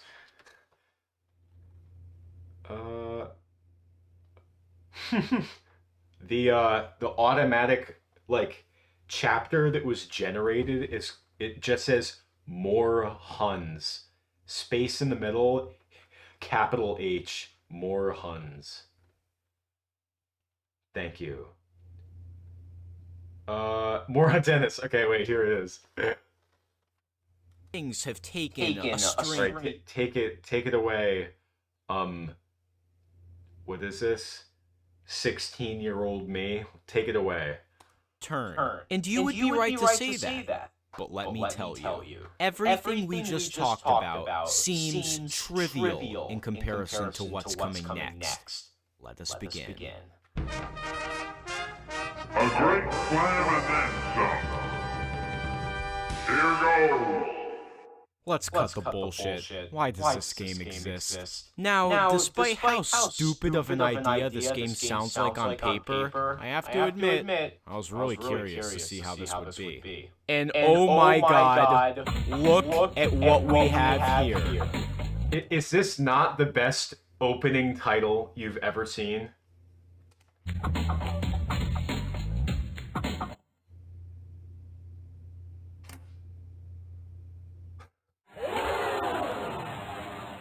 Holy shit! So I guess what's going on is Morhan and a bunch of his comrades decided to get together one fine summer day and have themselves a jolly good game of tennis. If you look past the Jumbotron thingy, you can see that they reused the background from Morhan 2. So I suppose when they're not... Okay, I'm sorry. I'm gonna turn off the audio for the window. That way you're not gonna get this echo. But please excuse the gorilla sound. Their heads blown off. This is what they do in their spare time. But my question is, how the hell do they even play tennis? Look, he's not even holding the racket. This game's very unrealistic. So you press the space bar to serve, and from there you keep moving left and right and volleying the ball. The only real skill here is trying to hit the ball as centered as possible, because the more you hit it to your left or right, the more you risk hitting it out of the court. Oh, what the hell? How did he not hit that? That was totally in the court. The game just cheated me. Now, getting a good volley going isn't exactly... Oh no, this is why I speed it up, right? But the more you hit the ball, the faster it goes. So eventually it's going to go so fast that messing up is an inevitability. I actually think that the game just breaks at some point and registers a miss, even though you probably hit the ball anyway. The game literally can't keep up with itself. And the sound of the audience cheering is one of the most dreadful noises in video game history. What the hell even was that? This game's horrible. Why did they make this? I gotta stop. It's just not worth it. I can't believe I'm throwing this big of a tantrum over a game called Motherfucking Morhan Tennis. Ugh. Alright, we have 2 more games to go. We're almost up. Okay, that's all you guys get. I've humiliated myself enough. Yeah, oh man, the crusty audience cheering sound effect is brilliant. Oh, it's so charming, the whole flash thing. Explain the pun in the Morhan games? No, I maybe you did some time ago.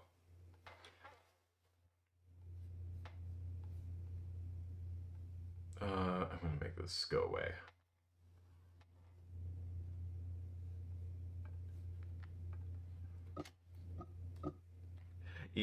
And you guys wonder why I'm not like desperate to like bring back Clay Kremling. Like if I don't know what on earth I could do with Clay Kremling today. I just don't. That was an era of my life that I just kind of had to get out of my system. If I went back and told like 16-year-old me that I would be making the freaking Lego SpongeBob videos into my mid-20s and not Clay Kremling, I don't know how I would have reacted. I do not know. It would have come as a shock somehow. That is not nearly exposed enough. Hold on a second.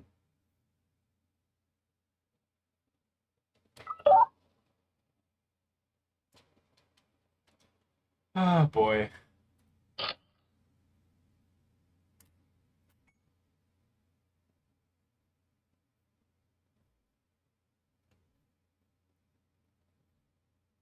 Yeah, if I knew that I was gonna stop doing Clay Kremling videos after the Sven episode, like if I knew definitively, I wonder what I would have done if I just kind of had to do like a finale on the fly. But I don't know. I don't think the show ever deserved like a proper finale, like considering it didn't go on for that long. Hello. It's kind of more something along the lines of a show just not getting renewed for another season and that just being it. Oh, actually, before I get all this.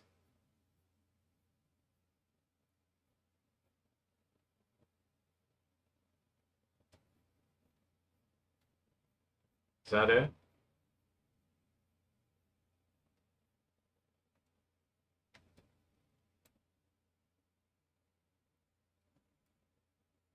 Okay.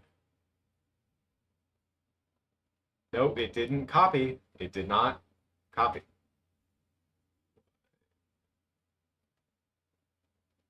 I don't know why you did not copy.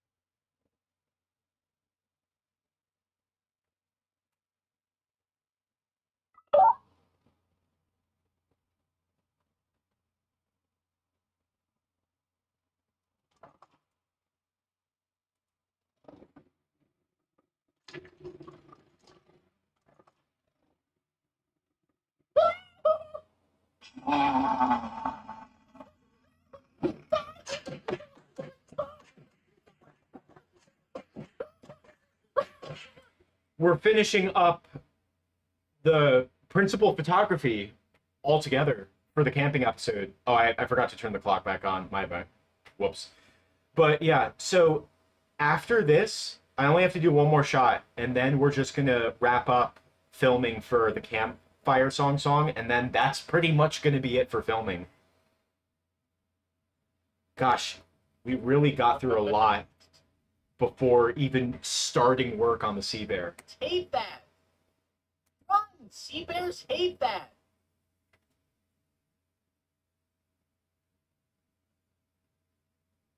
Swamp chicken? Oh, pheasants. Yeah, that makes sense.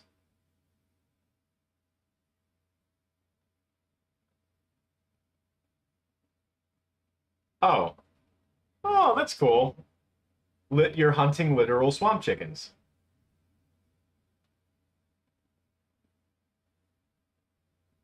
Yeah, the beloved character of Morhun just took off afterwards. Wait, actually, hold on a second. I have a little treat for you guys.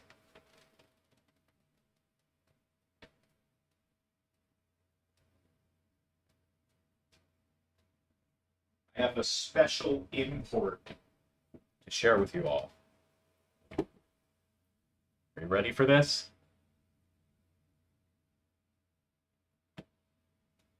It's a Morhun cameo in BrickBob films.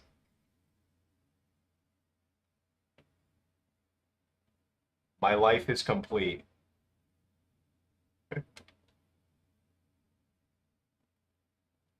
Principal photography. So when I say principal photography, I just mean like filming. Like what we're doing right now, filming all the Lego footage. This is principal photography, then you just edit it all together.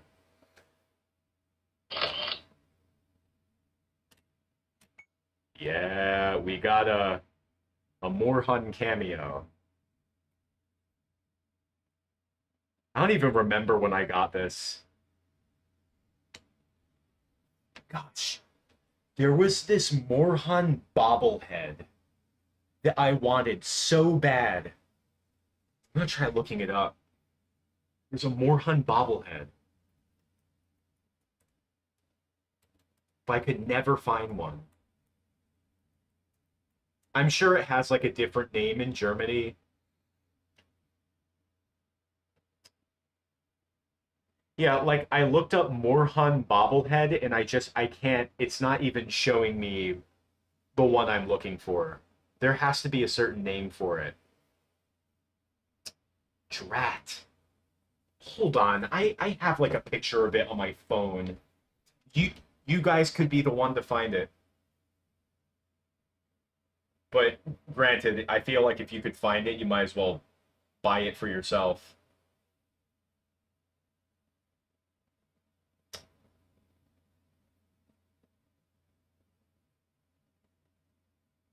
Uh, bobblehead.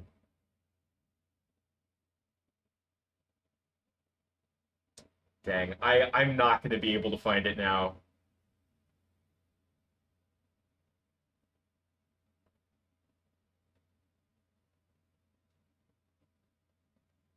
Yeah. Oh, I did find this though. This is a picture of a sculpture I made of Morhun. Back when I was making clay crumbling videos.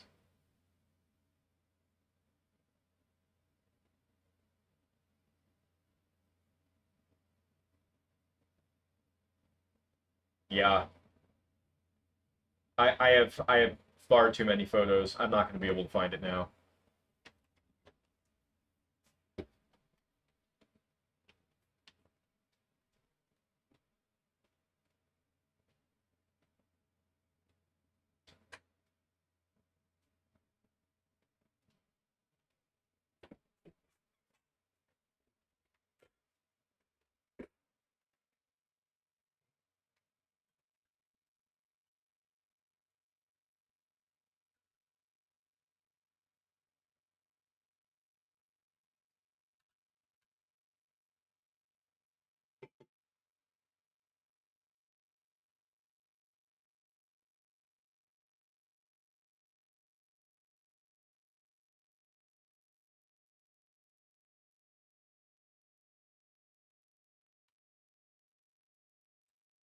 Hate that.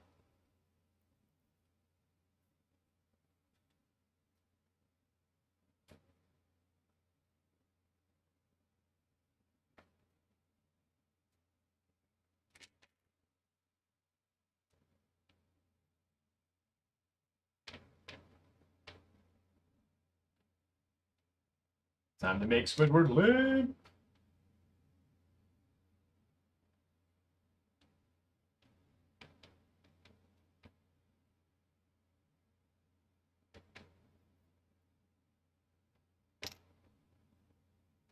Suppose it wasn't called a limp. Like, he could have just said, I'll shuffle home, and then everything would have been fine. Unless the sea bear, of course, is stimulated by shuffling.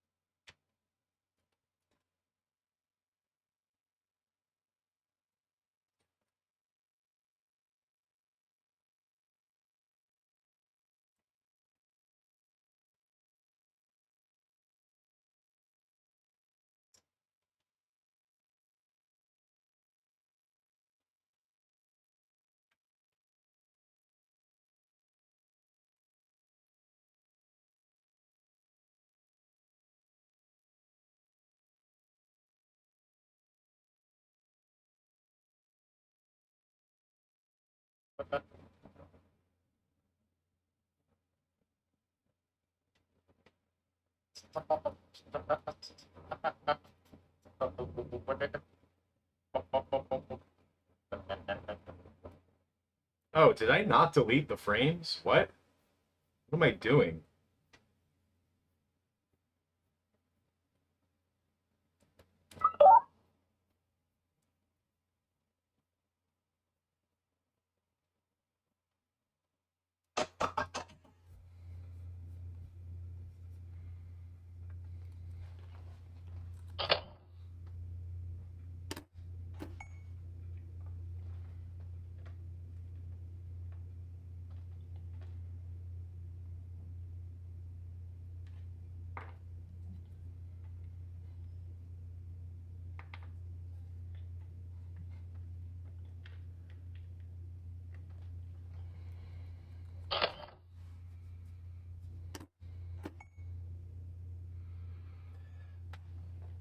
Straw, thank you so much. I will find the picture of the Morhun bobblehead.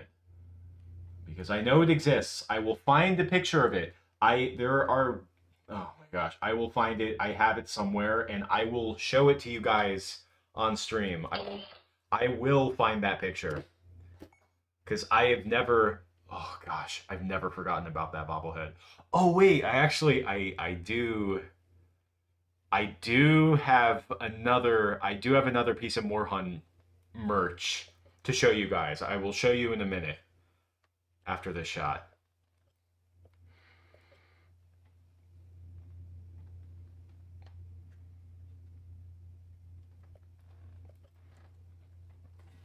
Hold on a second. I don't like that.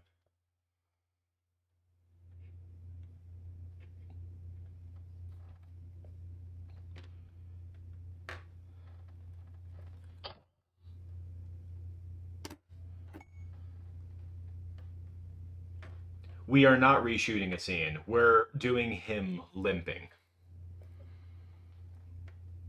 And then that'll be it for scene 6.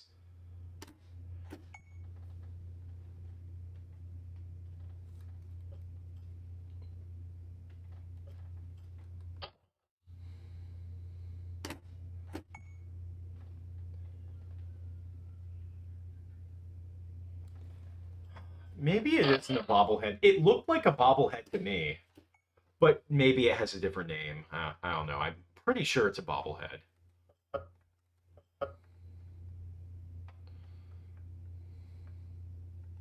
What?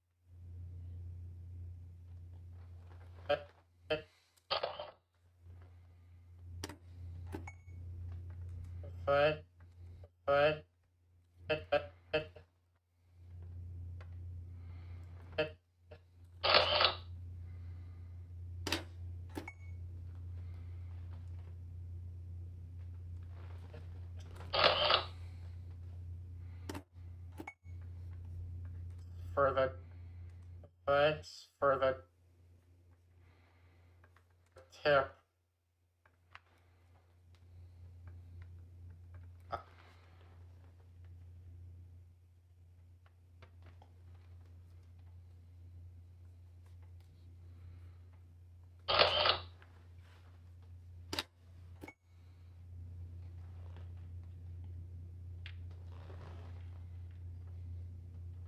You'll never forget one time, like I had eyes on eBay all the time looking for more Moorhun merch, which was extremely sparse. But the new Patrick isn't good for stop motion, nor is SpongeBob. I concur on that new set. But yeah, so I always had eyes on like new, like just Moorhun merch, just anything that could show up. And this desk figure showed up. I have it in storage. I don't have it out. This Moorhun desk figure popped up on eBay, and it's just I saw it and I was like, oh, gotta get it. So I bought it, and like I bought it right away, and I I posted a picture of it on Twitter. This was such a long time ago, and I was, showing it off like a kid at show and tell. I'm like, yo, check out this new Moorhun merch that I got. And someone responded to me immediately. Like, they said, I watched that on eBay, you ass. Like, I guess they were considering buying it, but I was just quickest on the draw. And I was like, yeah, I don't mess around when it comes to Moorhun merch. Oh, those were the days. I'm trying to think exactly like when I stopped using Twitter. It must have, I think I just became way less active on it, particularly after Clay Kremling. I was just trying to do the thing where it was like kind of have my fingers in as many social media sites as possible, but I don't really know what audience there even is on such an app. Though it was really cool when I was working on, a couple years ago, when I was working on the Bun Wrestling Clay animation, getting some writers of the show to see the animation. That was really cool.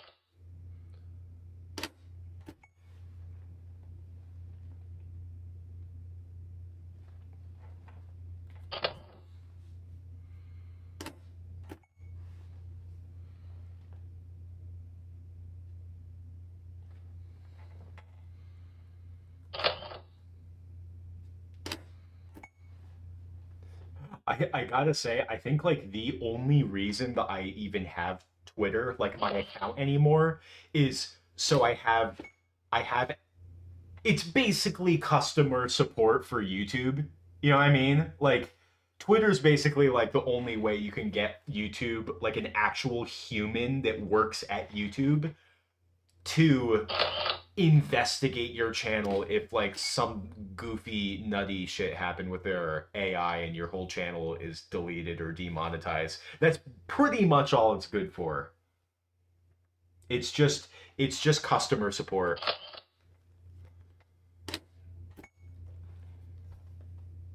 I guess so. I guess so. Okay, I'm gonna be quite frank with you guys. I have been animating Legos for, as you know, a very, very long time. And I've never actually animated a Lego character limping before. So this is kind of a new experience for me.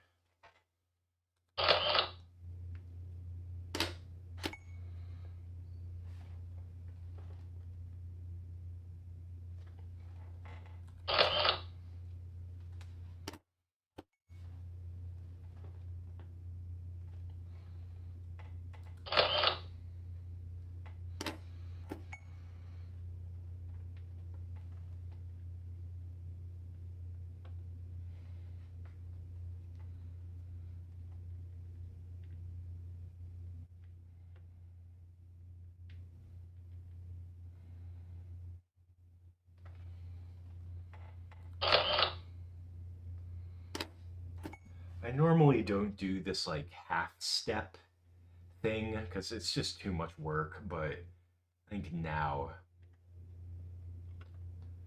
desperate times call for desperate measures.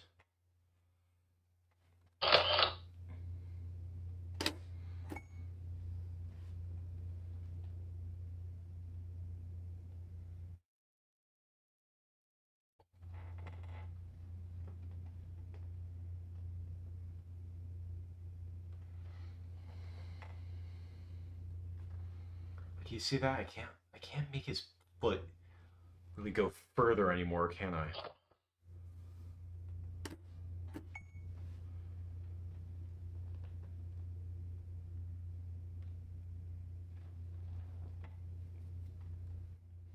Now his other leg's kind of going backwards, and that's this is why I hate Legos. At least they're itty bitty though.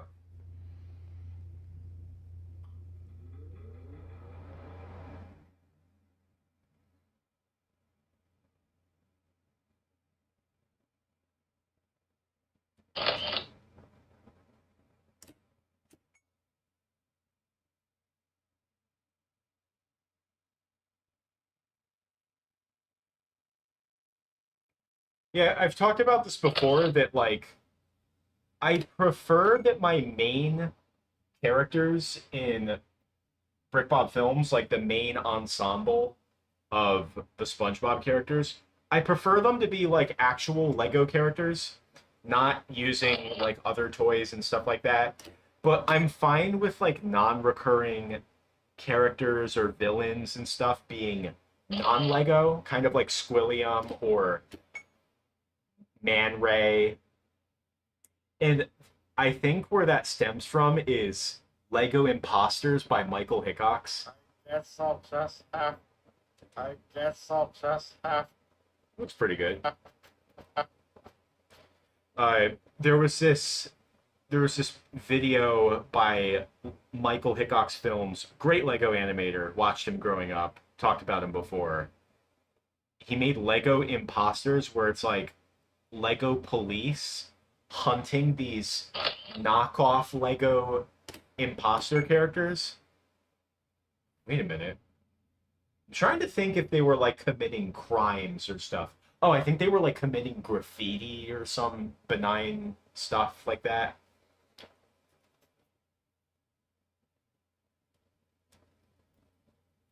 But yeah, and there's like one scene where like one of the Lego imposter characters is like trying to run away from the police, but his running is so awkward that like the police just catch up to him right away. Have to whip. Whip.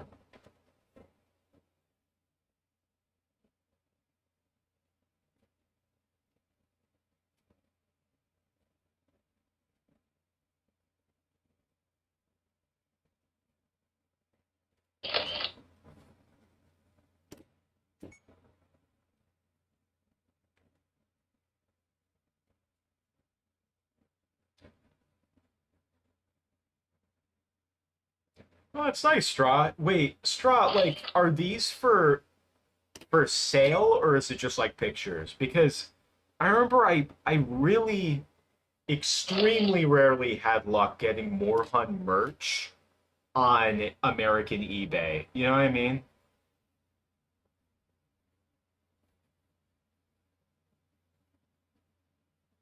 Yeah, Michael Hickox was great. He ended up doing like when the Lego movie was coming out, he ended up doing like promotional stuff for it, but yeah, he was great.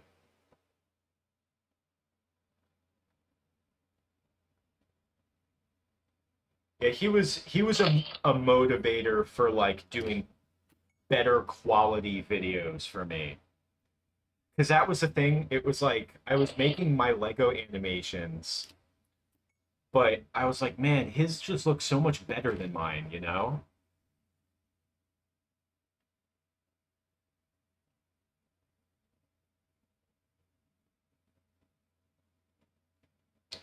Whoops.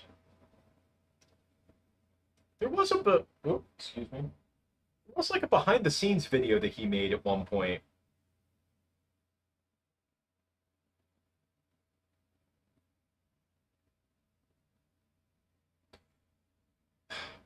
This was so long ago though. But there was also Al Nichols films which I really liked because his was more like dialogue heavy. He would mainly do like Lego Star Wars like parodies and stuff. I don't know how many people know Al Nichols. There was also Kesha who had incredible action, but he also had some pretty funny dialogue. There was Days of Our Pizza, where the guy's trying to deliver a pizza to some people, and they're all like, he just gets wrapped up in a huge drama. That was so brilliant.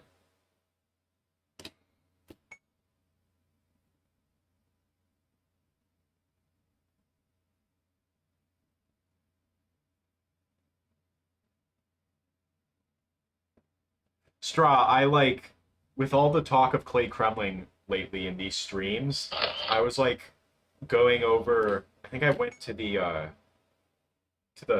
what was it, the Sven episode, and a comment by you is at the beginning of the episode, and I'm like same name, same profile picture, and I'm like, dudes, Straw was looking out for me all the way back then.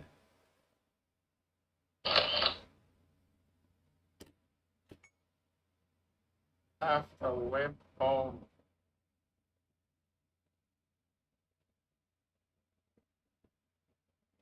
Okay, not gonna lie, animating a Lego limp actually takes surprisingly long.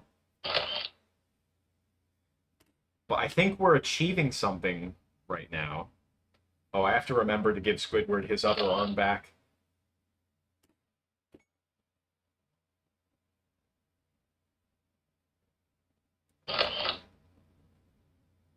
Lego pizza delivery. Those were like, oh gosh. I need to revisit those. Those were crazy. Those were insane. Okay, wait. Do any of you excuse me, Michael Hickok's films fans remember that like castle series that he made where it was like a choose your own adventure where you had to click like one of two options at the end of every video?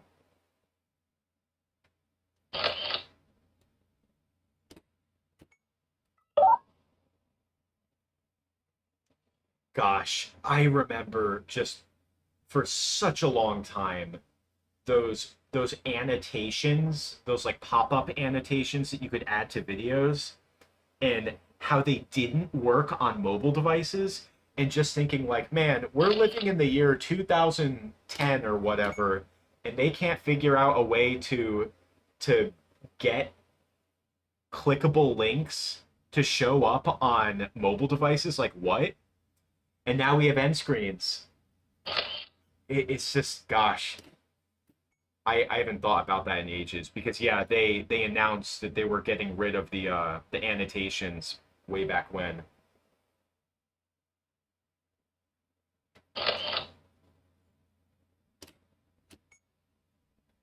You got the good ending on the first try. I remember going back throughout the whole rest of the video and just seeing all like the ways that you could get all the bad endings that you could get. That was really creative. But yeah, the pizza delivery series was very, very, very brilliant. Those were kind of like the Family Guy, Peter Griffin versus Chicken moments where just every fight had to be more insane than the last. And it got to the point where it's just like so over the top. It's brilliant. How many installments were there of the pizza delivery series?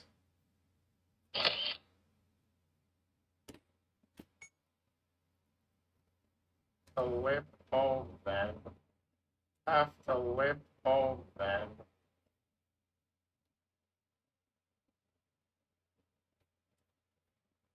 Oh, we got a lot of frames we have to copy paste. A lot of frames.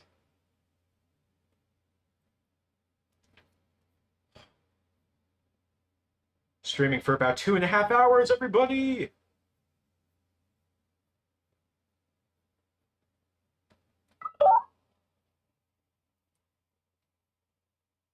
No! So brilliant. No!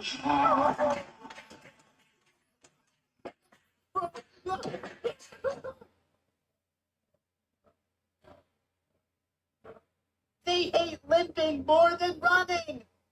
Well, I guess I'll just have to.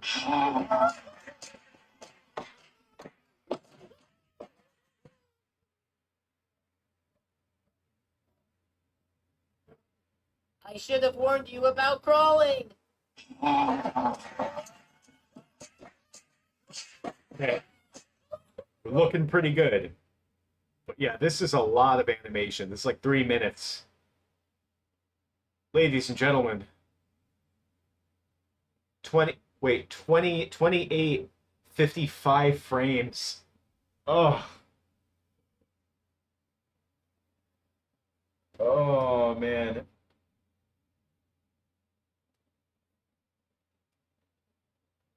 I mean, oh man, it hit my SpongeBob series. I mean, yeah, no, I didn't know he still made videos. I thought he stopped. Oh my gosh, it's brutal. Sorry, I'm just kind of taken aback here. All right, well, let me show you that thing I was talking about, the Moorhun merch. I like this. Now, guys, I wanna show you a little something here. Take a oh wait, I don't have a light on. I'm gonna turn on the light for a second. So take a look right here. Do you guys know what this is? Well, it's a mouse pad. Like many, you know, pretty ordinary. But here's the thing, if you flip it around, it is a Moorhun mouse pad. It's ingenious. Yeah, there's like stuff like grime on the surface. I don't know what that is exactly. It might be like the finish coming off, but the reason I leave it on is because it preserves the print underneath. And I don't want to expose the actual print to the elements. I do want to preserve the print, but isn't that so cool? I was so happy when I got this. You can see at the bottom there, there's a officially licensed merch by none other than Phenomena Media. Look at that. Proudly says a la carte Germany.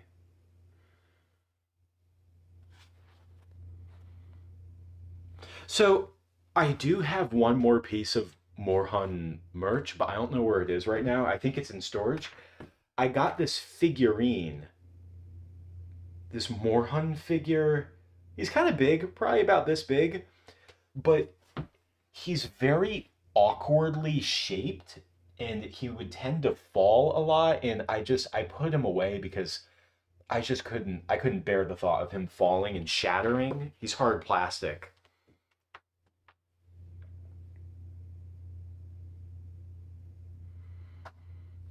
Yeah, they could have just done one Moorhun, but no, they just had to have a whole army of him. But I'll take what I can get. Oh. Ooh.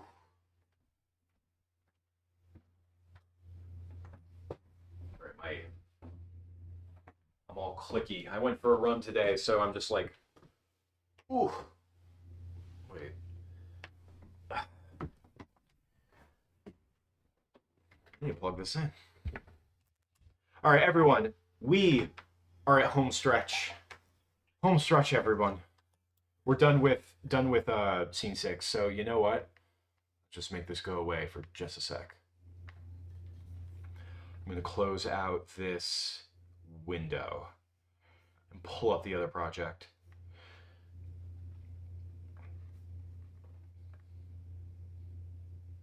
Okay, we're going way back to scene 3. That was when he starts singing the campfire song. We're gonna pull it up. Just make sure this is the right one.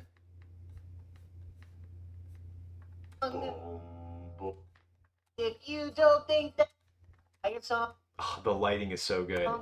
RCAMBFIRESONG song, and if you don't think that It's so different. I'm so used to the dark, harsh light. Okay, so it's actually scene 4. I lied.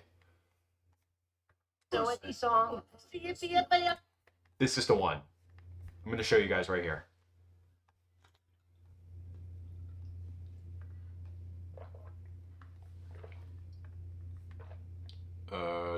Dragon frame. Boom.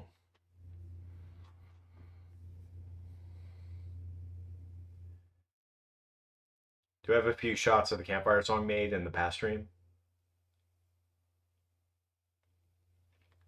So, I mean, yeah, I do. I already pulled up the next pro. Well, yeah. Okay, you know what? I mean, if we're going to film it anyway, it's going to take a while. I guess I can give you guys a little bit of context.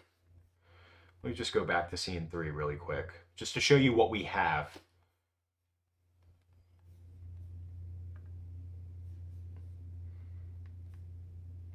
Oh, I'm so tired. All right, here we go. Okay, so we have our marshmallows. We have the him trying to leave, trying to cheat the sacred art of camping.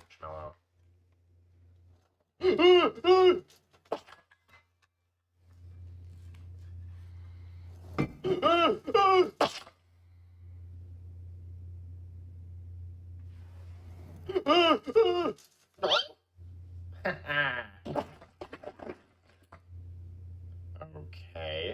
Besides spitting molten foodstuffs at me, what else do you do for fun? Well, after a long day of camping, it's nice to unwind with a nice, relaxing campfire song. I call this one the Campfire Song. Let's gather round the campfire and sing our campfire song.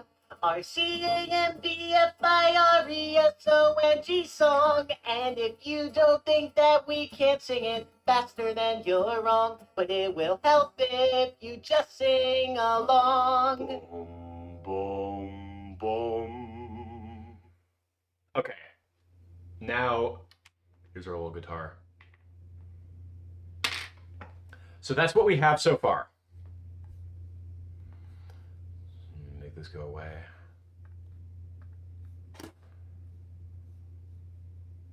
So, to tell you the truth, I do not know what we're even going to do for the Campfire Song.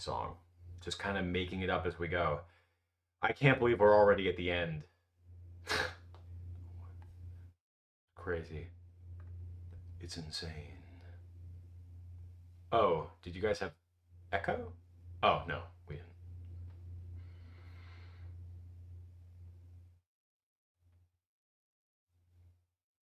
Screen capture 2. I don't know what's going on in OBS. OBS is doing weird stuff. So, we filmed for the scene. As you can see, we have frames all here, but we started right after it's over. That wasn't that relaxing. Now, this is relaxing.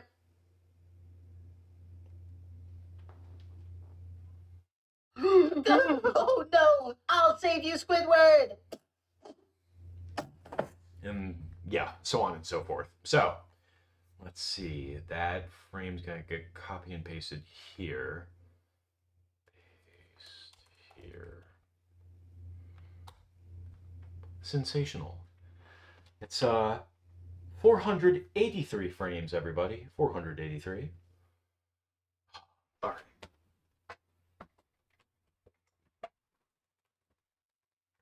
Click.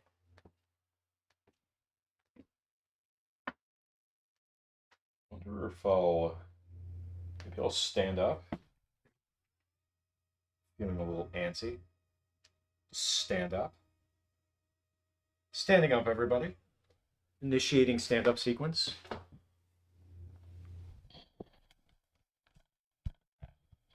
You know how it is. You don't need this.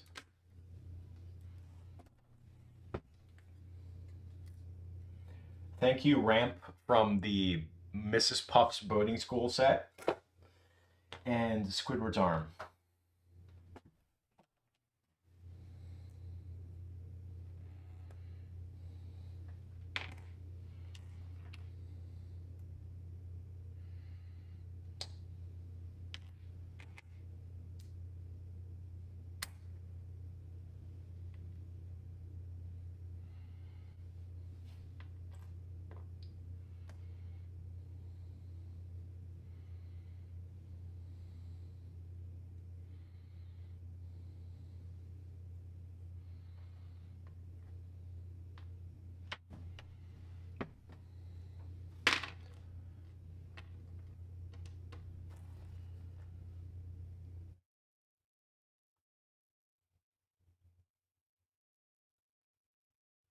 All right, so we're gonna go crazy with the lights. We got 2 color lights to work with here.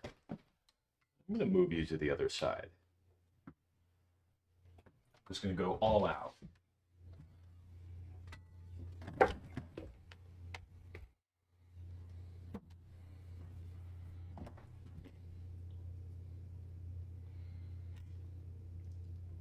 And wait, this hand came from somebody else. I'm trying to remember. Oh, it was Space Patrick. No.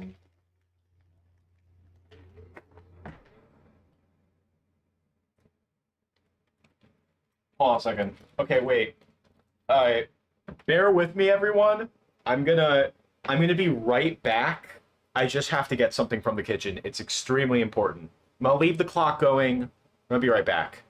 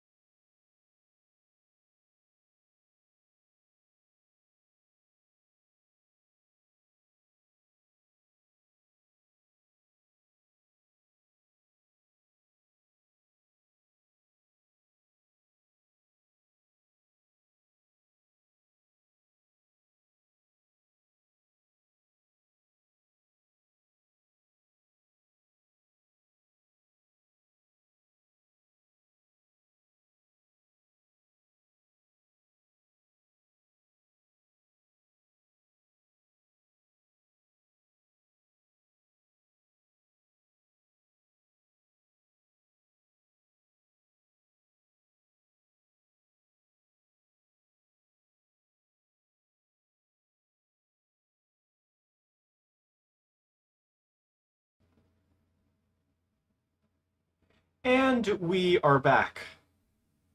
Ladies and gentlemen, you are about to witness the most, quite possibly the most important stage of filming an animation project. And that is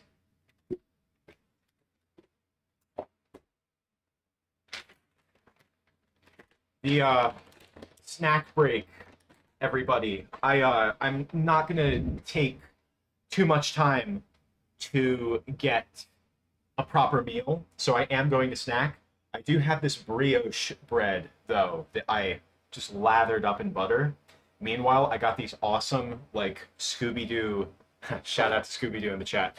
These Scooby Doo cinnamon graham cracker things, and of course a little bit of beef jerky. Gosh, we did have salami, which was so tempting. But oh, I'm gonna turn off the clock. I it was a little bit too much to bring up here.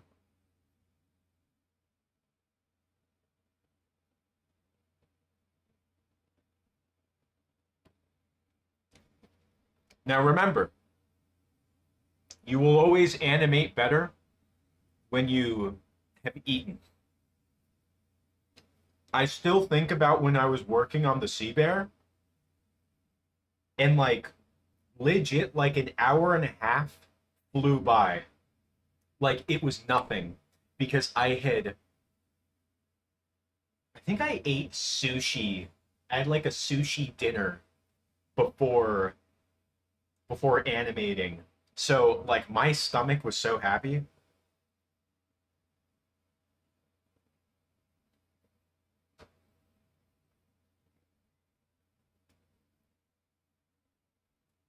Anyway, just so you're not all sitting watching me eat for like 10 minutes, why don't we put something on?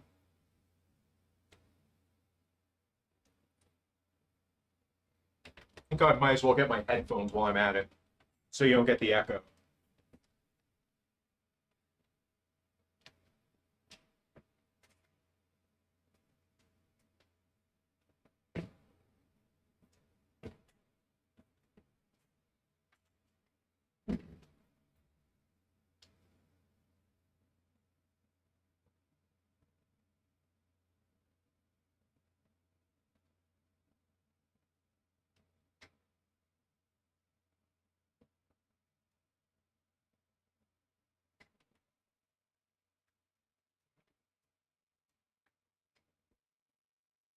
I'm gonna pull up the browser here.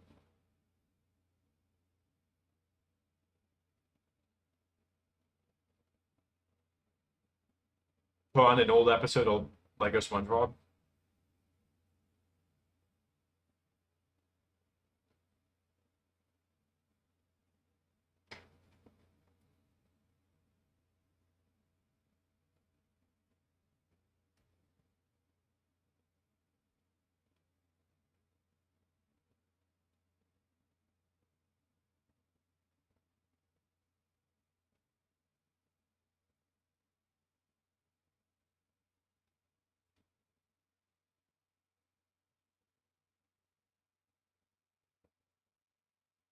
Let me just try and find a video.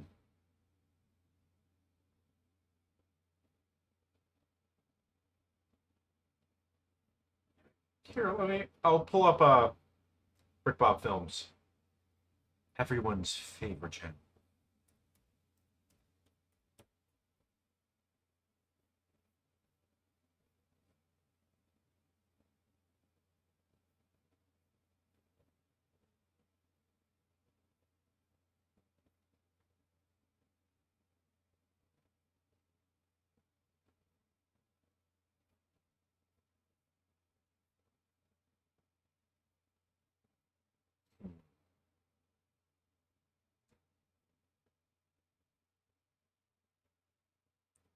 Dude.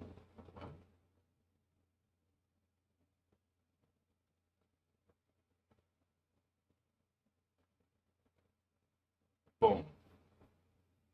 Okay, wait, help me out, guys. What should we watch? Which episode?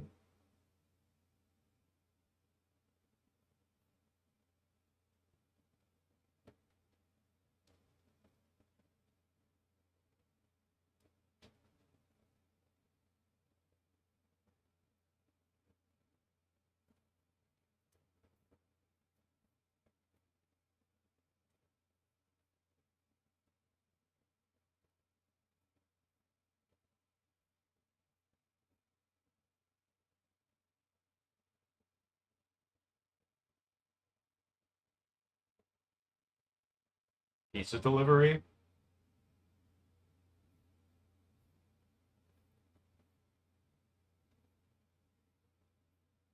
$1.1 million views. Alright, let's do it. This 240p quality compared to the substantially more elegant 480p in my first few posts is just the ultimate rage bait.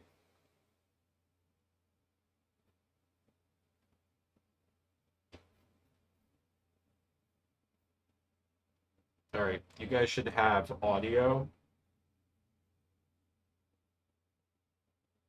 But my audio in my earlier videos is very dangerous, so let's get into it.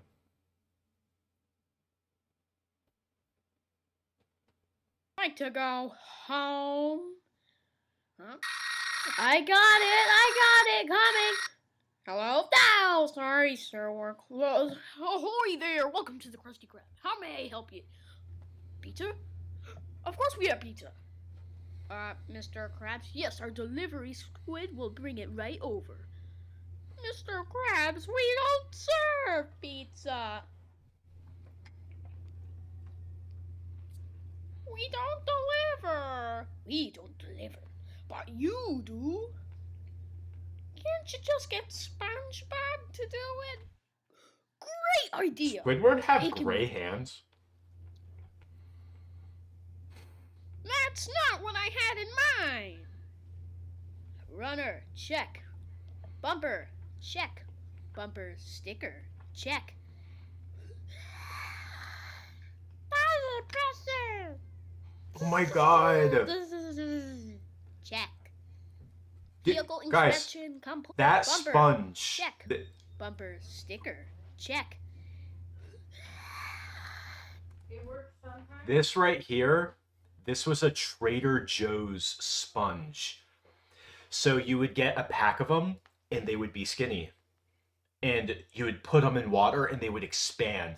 Thought it was so cool. I'm gonna turn off this light. Buzzer presser. Check. Vehicle inspection complete. We're really making history here, Squidward. That customer is gonna be the first to get a Krabby Patty pizza ever. Great, then you drive.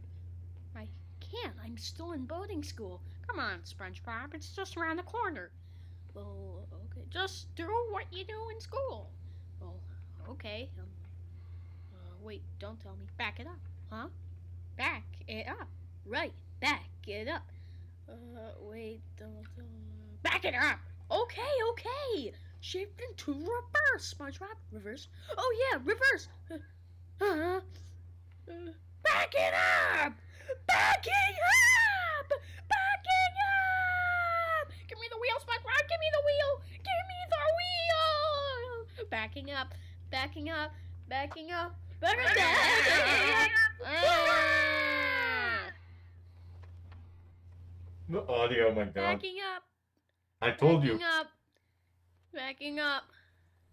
Backing up. Backing up. Well, you backed up. And you know what?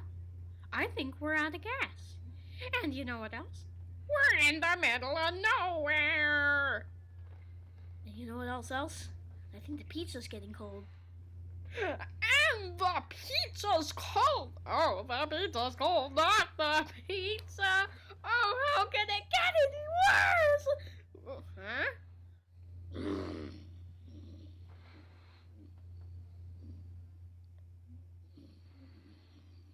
Oh, does it go all the way back to the Krusty Krab?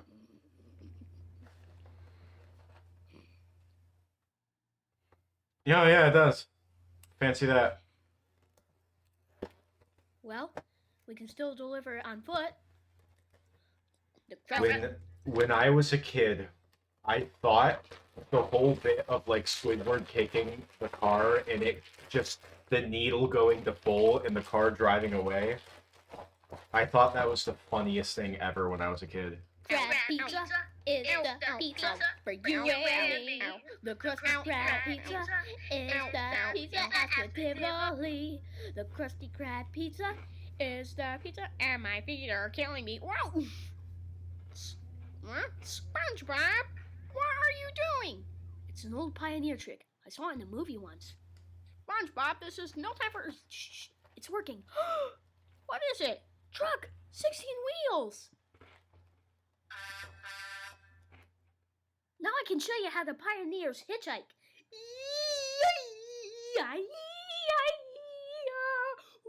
So weird.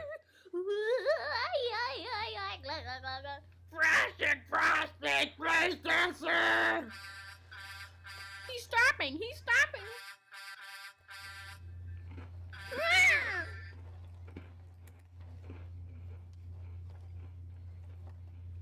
The Krusty Krab pizza is a pizza for you and me. The Krusty Krab pizza is the pizza after Tivoli. Whoa! Will you let go of that stupid pizza? I can't. It's for the customer. Who cares about the stupid customer? I do. Well, I don't. Squidward. Let go of that pizza. No. Oof. Let go of that pizza.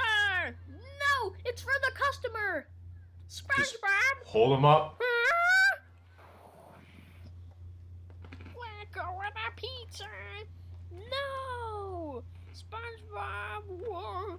Huh? Hang on to the pizza.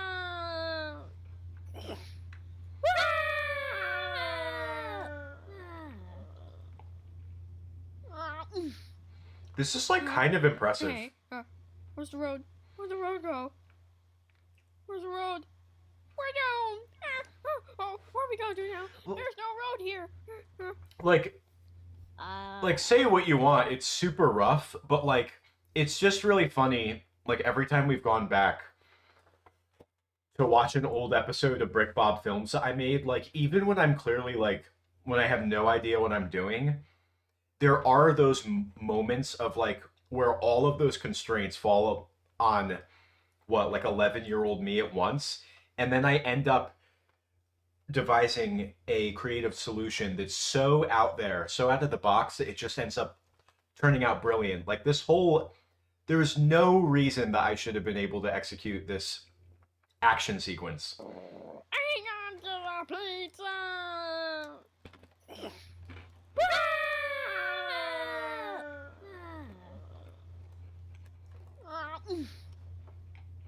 The ball looked good.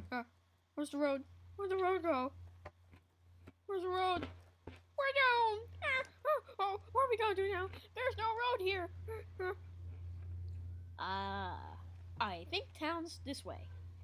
Oh, don't tell me, Jethro, the pioneers. That's right. Moss always points to civilization. That way. You think we should go that way? So let me get this straight. You think we should go that way? Uh-huh. Well, then I'm going this way. Huh? Squid, wait, trust me? I know where I'm going.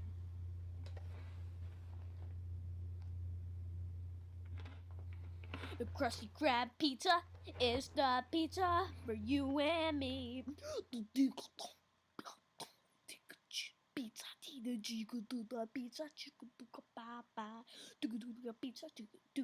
Pizza. Krusty Krab, yeah. Pizza is the pizza, yeah, for you and me. Amazing. Me and my friends just recently were watching one of those compilations where it's like this very scene in different languages. Some of them are really funny. This should be in one of those compilations. Sponge, we gotta eat something. Well, I heard in times of hardship, the pioneers would eat coral.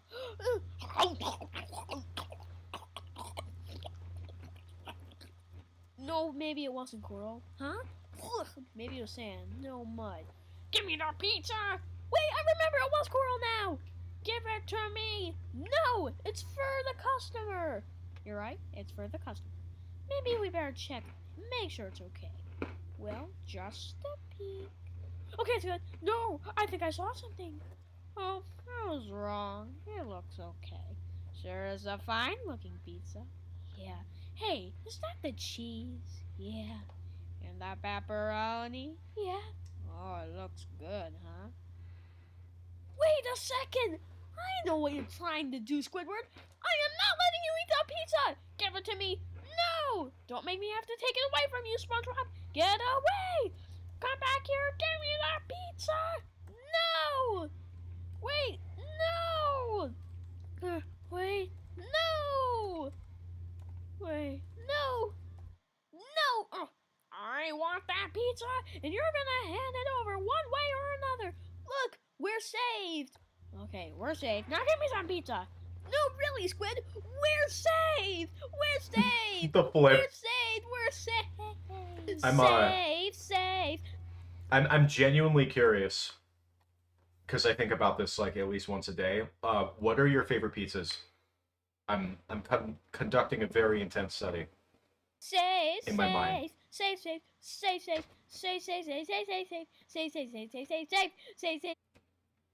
Wait, that was cool. We're safe. Safe.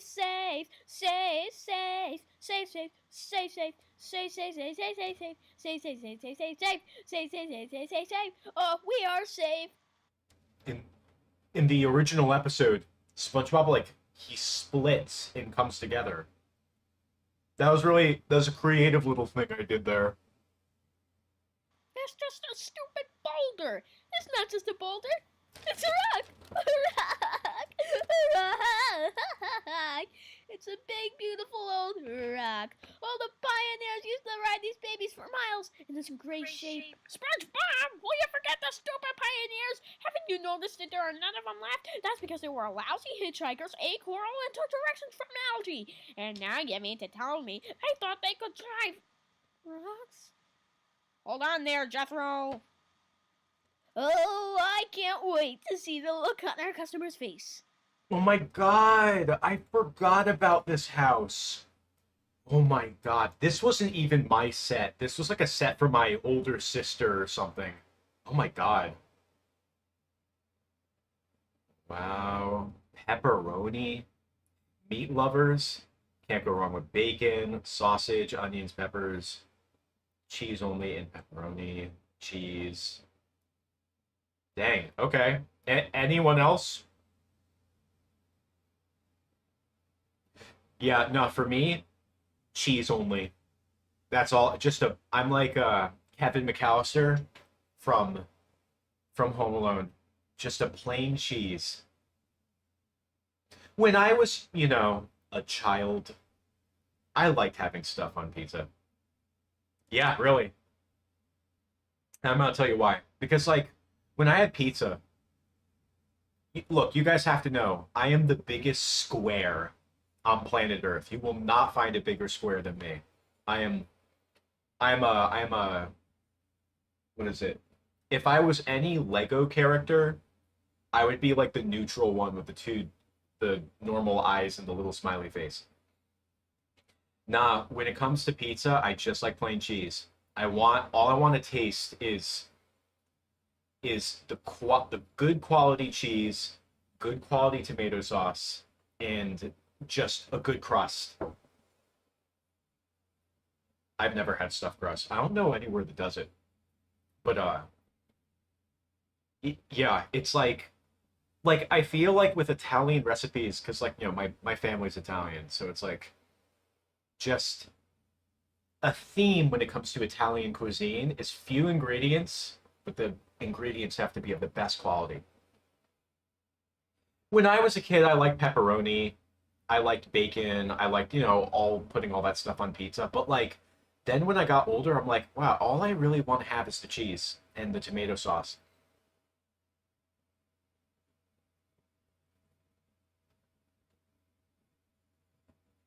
Yeah, it's like to me, putting like people always every single time I'm around people and we all want to get pizza, They always want to put all the meat on it. And yeah, a lot of people are into it. Me, I just think putting all that meat on pizza is overkill. I want to just taste the cheese and the tomato sauce and stuff. Like, I mean, don't get me wrong. When you're a kid and you have bacon on pizza for the first time, it's like, whoa. It's fun. But after a while it just kind of gets it's like it's too much. Like you could just have bacon on its own, you know?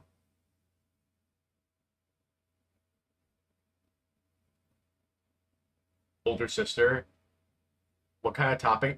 I feel like I talked about this before. When we were kids, she liked Hawaiian style pizza, which is pineapple and ham on pizza. Now, when I was a little kid, I could take it or leave it. Uh, Pineapple on pizza. Gosh, I remember like every single time we'd go to the city, we'd go to Chuck E. Cheese and get pineapple pizza. Just, I feel like when you're a little kid, like kids can be really picky eaters. But at the same time, children can like stomach the most just vile stuff. You know what I mean? To me, like there are things that I had as a child that I cannot palate as an adult. You know what I mean? And just already like just Chuck E. Cheese pizza is already its own entity. I'll probably never have Chuck E. Cheese pizza again. I'm never going to Chuck E. Cheese's. But pineapple on Chuck E. Cheese pizza, like, nah, nah. But like, yeah, it's just like just putting all that meat on pizza. It's like I could just have the meat on its own, you know? I feel like it's taking away. It's like putting tons of ketchup on like a hot dog or a burger. It's like it's not gonna take long until all you taste is the ketchup. You know what I mean? Legit, like the best burger that I had in like at a grill out ever, all it had on it was just grilled outside, little bit of cheese, like thin slice of cheese on it. But I remember just biting into it, and when you have a good piece of ground beef, you just bite into it and you just taste like a rainbow. It's like, oh, like it's like people love steak, and some people think it's overrated, but no, it's like, dude, you have the right piece of steak, the right meat, you bite into it, it's like you're tasting just colors. Like it's like a roller coaster. Not a roller coaster, it's kind of like rowing through like what the heck is it? Like Venice in the water? Oh my gosh. You love yourself margarita. Occasional meat toppings. Chicken bacon pizza. Okay, so I will say one thing. So for some reason, like so I'm in Connecticut, I'm a Connecticut Ian. For some reason, Connecticut is known for like New Haven is known for its pizza. I've been through New Haven before. I've had their pizza, and honestly, it's like it's just I don't it's fine. It's not like I've had lots of pizza and it's fine. There's because pizza's just such it's something everyone's had. Everyone, even the most minute detail will change it, like make it or break it for you. But New Haven pizza is just fine. But there's this one place in New Haven, uh, Frank Pepe's. They're all throughout Connecticut. But like, I had a margarita pizza there, and once again, it's like, even though it's not plain cheese, still it highlights good tomato sauce, slices of tomato. The tomatoes have to be really good, and mozzarella. You just get slices of mozzarella on it, and the mozzarella has to be good. And in this case, like the Frank Pepe's places that I've been to, their margarita is quite excellent. Very fresh tomatoes, very fresh mozzarella, and the crust is good. It's like wood fire oven, I think. But yeah, I just once I hit a certain age, like I'll give you another example. When I was a teenager, I would have like Arizona iced teas, and I'd get Powerades and drink them, and I'd get those like Starbucks Frappuccino things and drink them. I never have those anymore. if I have like a Powerade, I'll mix it with water. At least it's got to at least be 2/3 water because there's just way too much sugar in it. But yeah, it just kind of got to like it just got to the point where it's like I feel like I'm too old to be drinking this stuff. You know, that's kind of how I feel.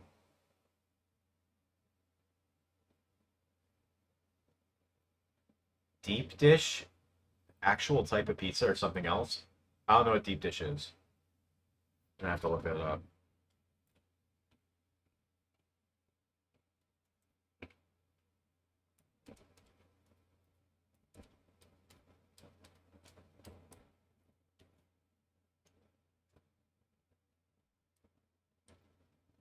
I looked up deep dish and I got two results. One is for pizza places in my area. The other is electronic duo. Iranian dash American artists Ali Dubfire and Sharam something. I don't think that's what we're looking at. Oh my god. I've I'm looking at deep dish pizza right now. I've never had this. I've never even seen this. I don't know what kind of like rock I've been living under. Look up deep dish pizza. I don't feel like throwing it up on the screen, but yeah, this looks more like a pie or a quiche, like an actual like legit like traditional pie. Granted, I don't know what the definition of pie is.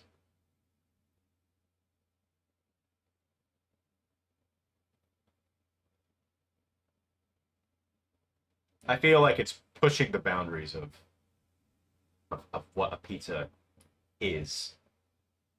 Granted, I didn't write the book on pizza, so maybe I'm wrong.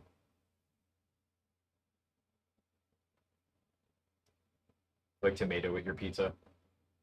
Yeah, like once again, like those margarita pizzas I had, very fine tomato slices. It's got a very good quality pizza. Pizza has to have like just few ingredients, best quality.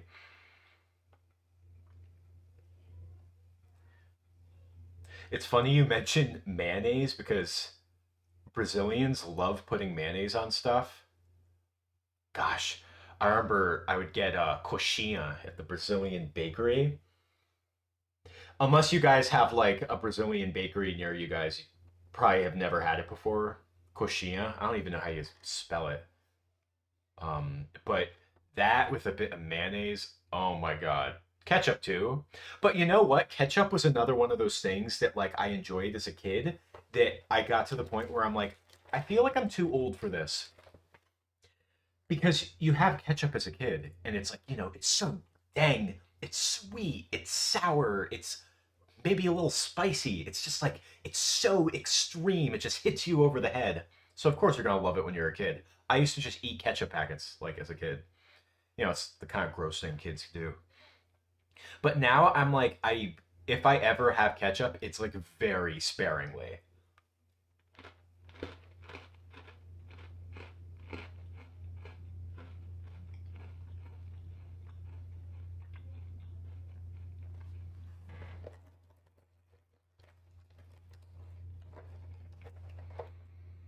I also had buffalo chicken pizza. I was kind of into that at one point, but I'm not going to go out of my way to get it. You know?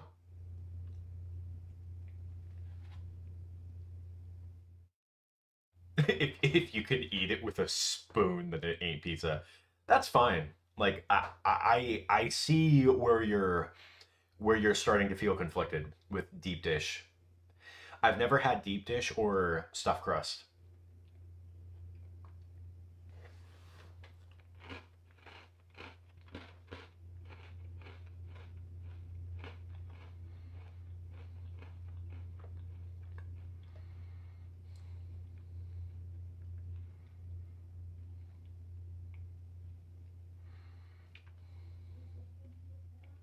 You used to eat marshmallow fluff out of a container.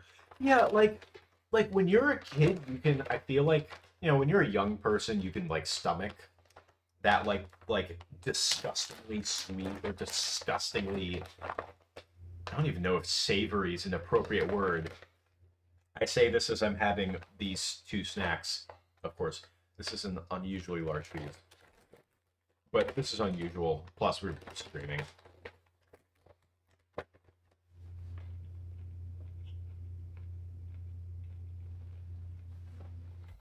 Oh, let's finish out this episode at least. Oh, I can't wait to see the look on our customer's face. Congratulations. I love how every like asshole character that shows up only for like non-recurring, I always use Killer Croc. Sir, your Krabby Patty pizza is here. Thanks, I've been dying for... Where's my drink? What drink? My drink? My Diet Dr. Toad? Don't tell me you forgot my drink. But you didn't order it. How am I supposed to eat this thing without my drink? Did you ever once think of the customer? You call yourself a delivery boy? Why ain't buying? Sponge? It's okay. I just have to say this because we're at the scene. Mr. Lawrence, he clearly voices that character in the original episode. He does such an amazing job. Like, he just sounds like such a normal guy at first, but once he starts screaming and like gets that like evil plankton sound in his voice, he is so terrifying. Oh my gosh. Just I love listening to Mr. Lawrence scream. It's such an angry voice. Okay. Sponge?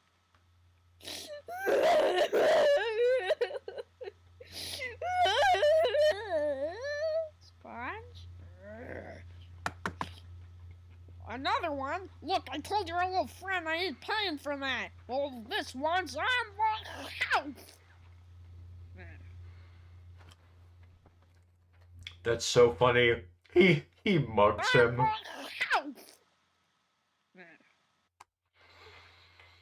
I like how you can hear that I'm simultaneously trying to voice Squidward, but also do like the splat sound effect with my mouth at the same time. You guys hear that? Well, this one's on...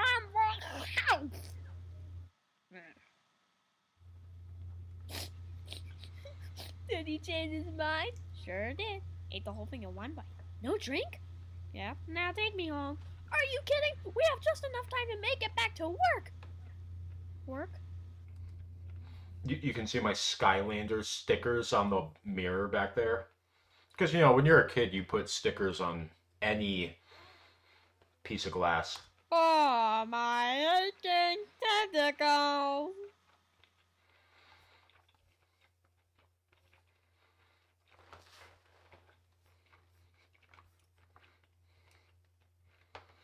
Dude, the original scene in the original episode, just listening to him say that line, how am I supposed to enjoy my pizza without my drink? Just him screaming, it's so great. Such a great voice. Okay, wait, let's I think we have time for another one.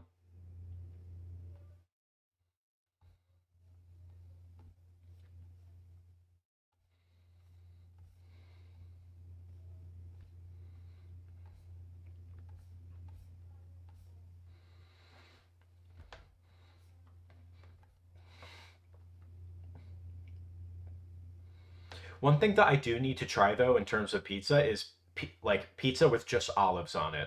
I feel like olives used it like that sparingly, it could be fine. Don't cover the whole thing in olives, but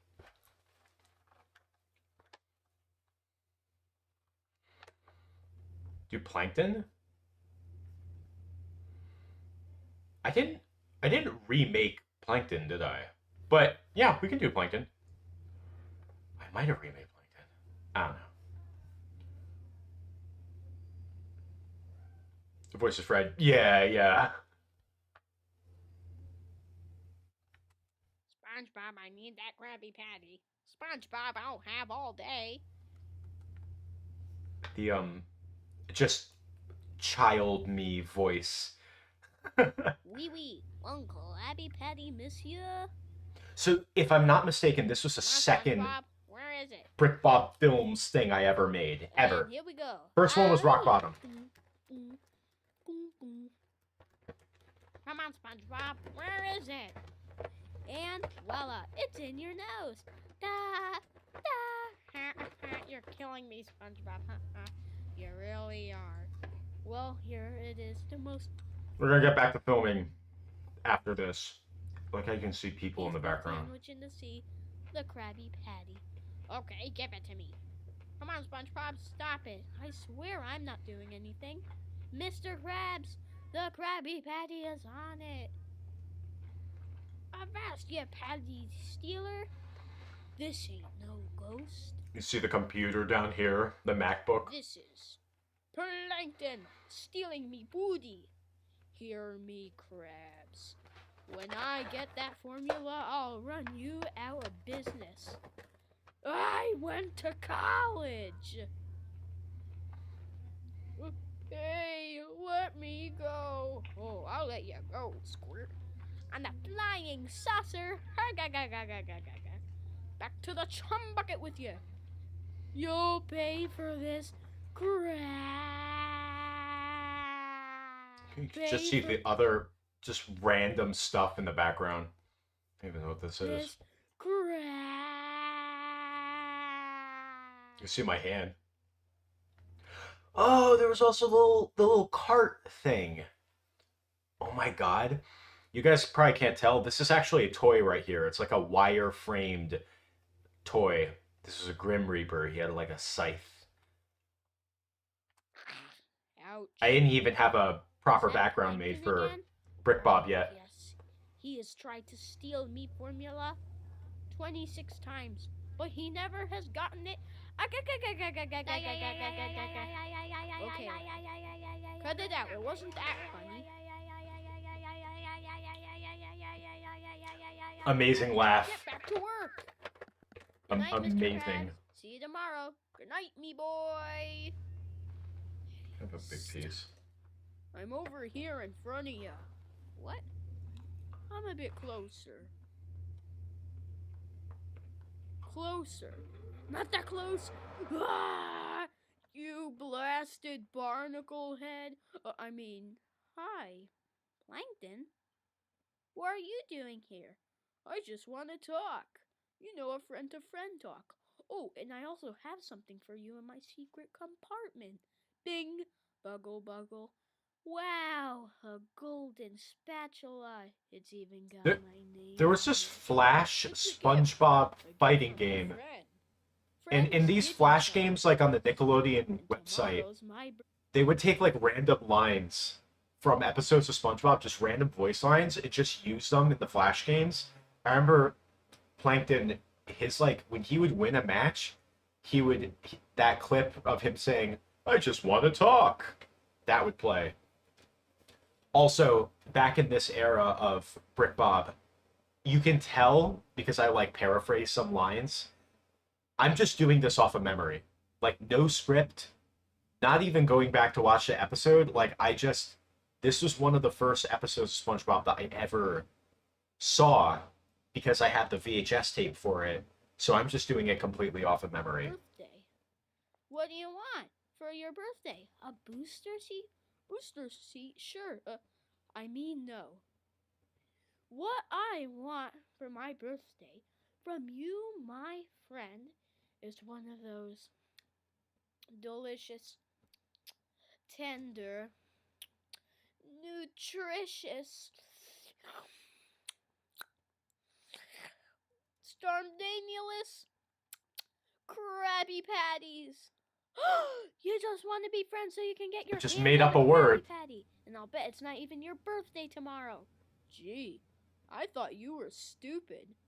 Well, you'll never get a Krabby Patty. Even if we are friends. Never, never, never, never, never. There's a little piggy bank here. I forgot I had. It's so funny because jokes like Booster Seat and him saying, I thought you were stupid. I legit just didn't even get those jokes when I was a kid. I didn't know what they meant. Oh, I'll get a I couldn't Krabby Patty. put two and two together. You will hand deliver it to me personally. Da da da da da da da da da da da. Whoa. That soundtrack.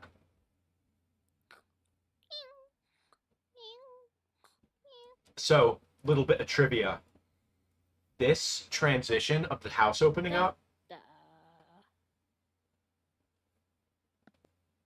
So, this transition of like showing the house like turn around and open up, that I believe was inspired by Rob and Jake or some other Lego SpongeBob theme channel.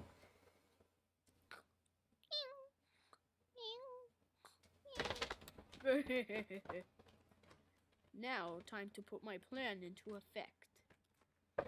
This will be the beginning of the end. Now, the brain control device. There. Now it's time for a little wakey uppy. Morning already? I feel funny, Gary. Meow. Well, see you tomorrow, I guess. Meow. You're right, Gary. There is something wrong with me. Squidward! Squidward! Squidward! Squidward! I need your help! Squidward! Help! Be quiet, SpongeBob. Same Squidward house as we have right there, by the way. I just love that he's sleeping on the floor. That's so funny. Man's sleeping on the floor in his own house. Doing? I'm talking to you. SpongeBob, SpongeBob, are you mad? Shut your mouth, you mediocre clarinet player. Mediocre? Your clarinet sounds terrible. It's not even a penny worth. Something must be wrong with my brain. What? Plankton! What kind of friend are you? Nothing. You didn't like me from the start. You wouldn't even come to my birthday party. Get out of my head. Leave my brain alone. Never, never. It just vanishes. Now for the Krabby Patty. SpongeBob literally despawned. Like this wasn't an animation mistake. He deliberately despawned. Never, never. Now for the Krabby Patty.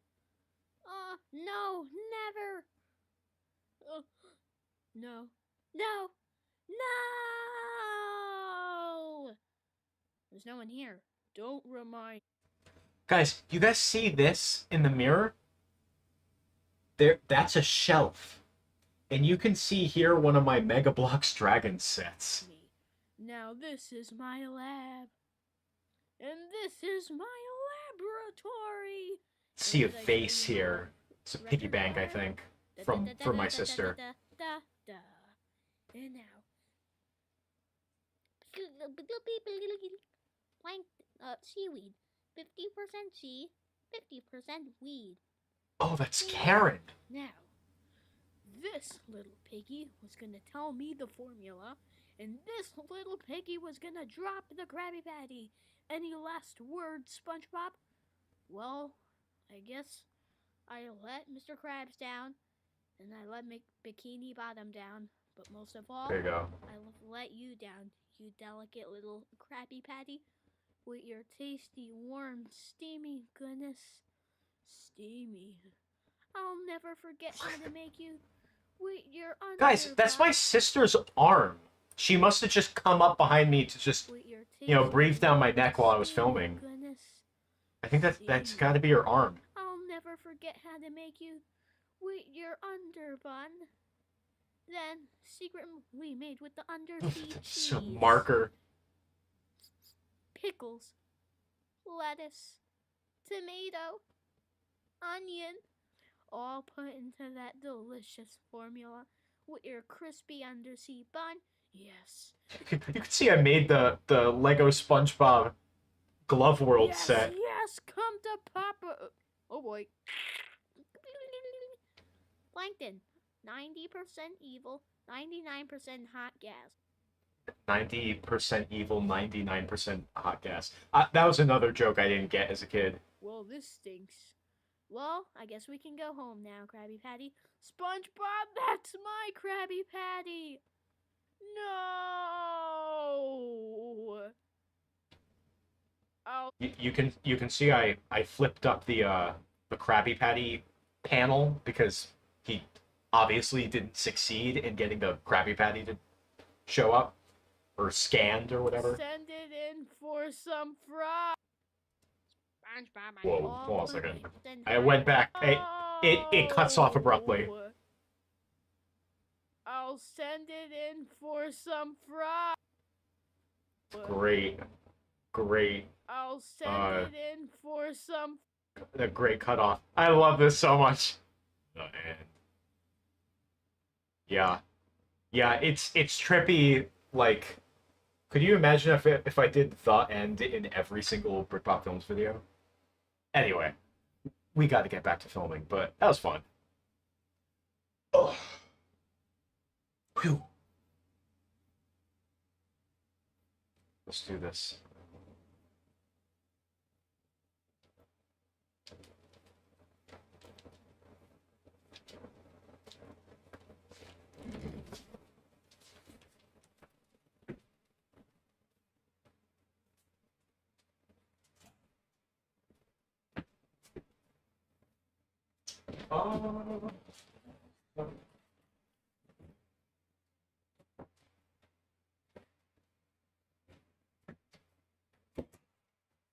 Boom.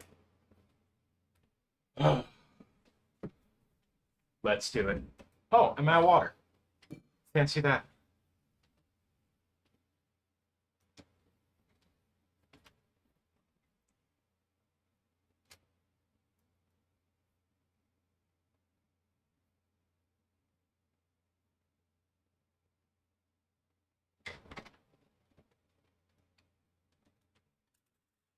Am I gonna sit down or stand up?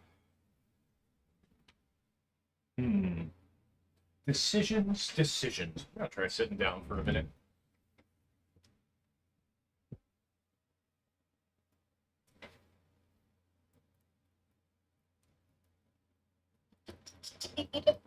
Yeah, I said I'll send it in for some fries. I just bad paraphrasing by 8-year-old me or something.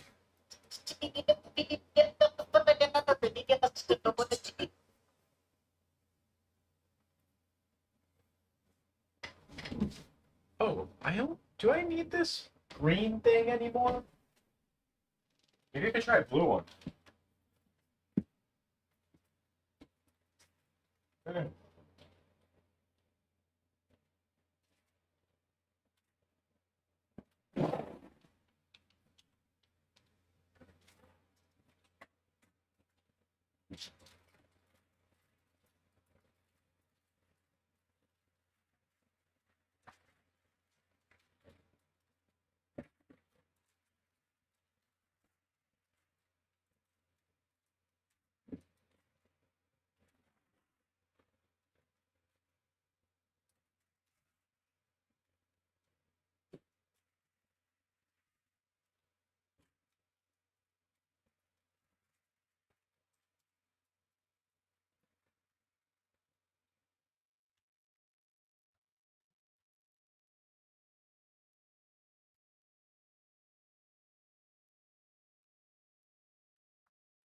Back to my leg issues. What the heck?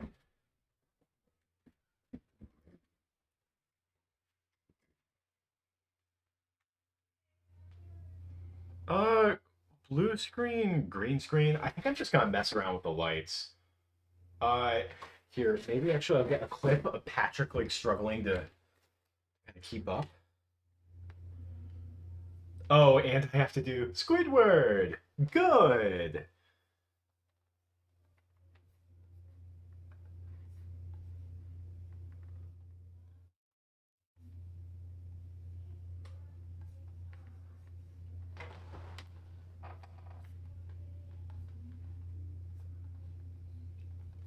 Oh, and the lighting has to be different. So I'm just kind of getting reacclimated to it here. We have this.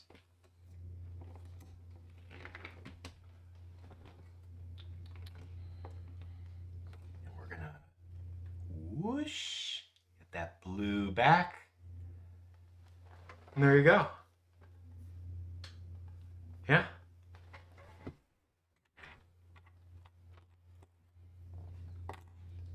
Squidward just does not care. Not in the slightest.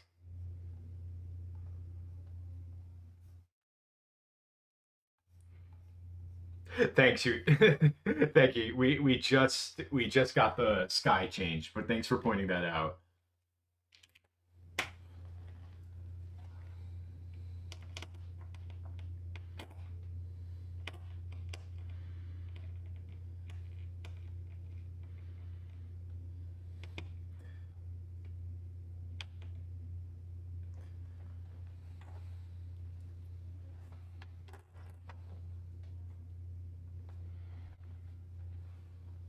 Oh, composite materials. I just got what you were referencing.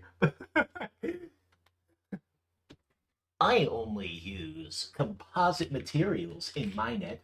Composite materials, Next question. Next question. Next question.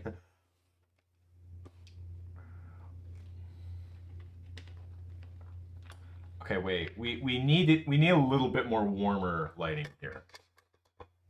I distinctly remember some kind of warm light. Bum bum bum.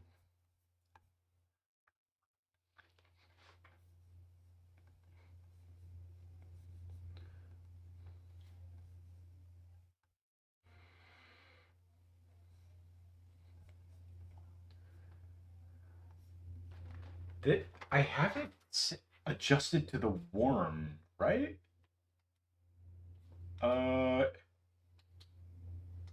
No, I don't. Now I do.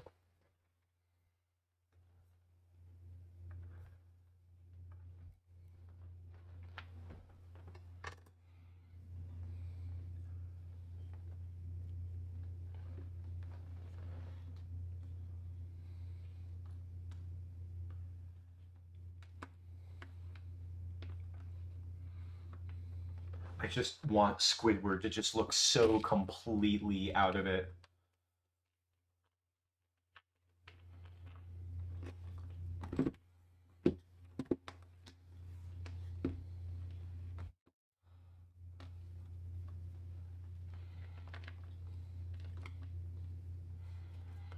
Hi, Kevin.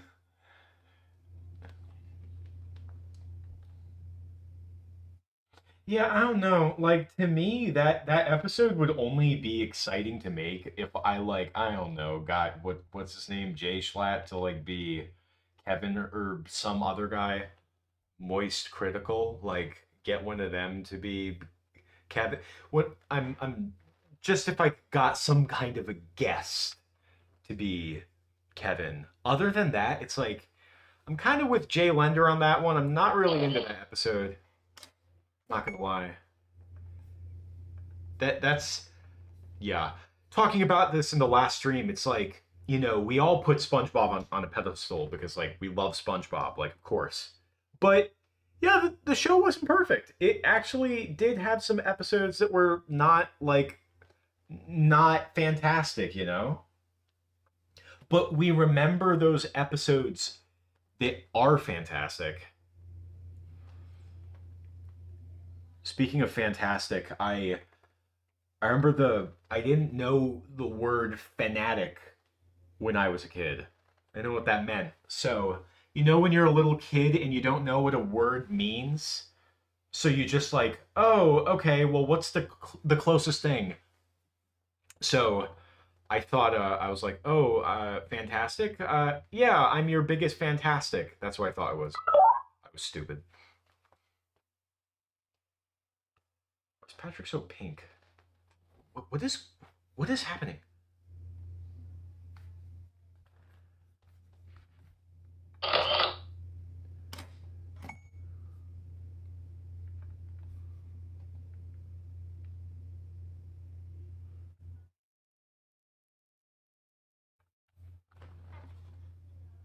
I if what what is what is this? White balance manual. You'll want to set to auto. Everything should be set to manual. Adjust the aperture ring. Whoa. Holy moly.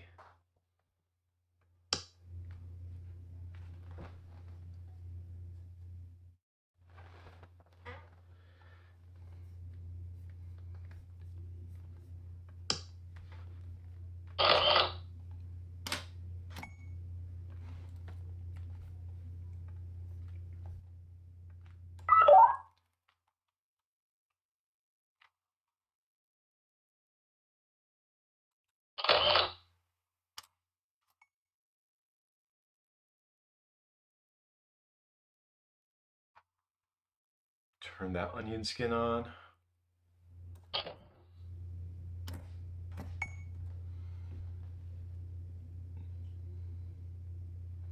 God, it's like, it's so weird that we're filming the last shots for this episode. Guys, can you believe that? It's so weird. I thought like, oh yeah, we're gonna have at least a few more streams, but no, this is the last bit of footage. So yeah, I don't know what's gonna happen once I'm in the post-production phase. You know what I mean? When we're not doing like active filming all the time.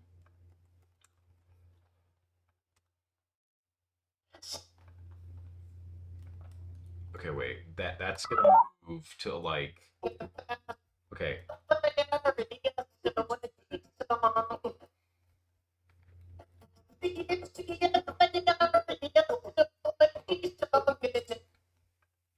This can go here. Whoops.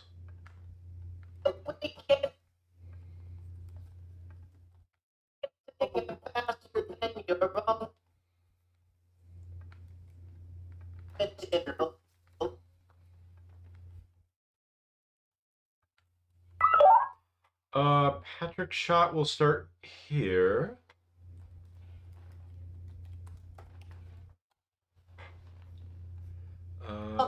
TMPFERA Peso song. I can't speak.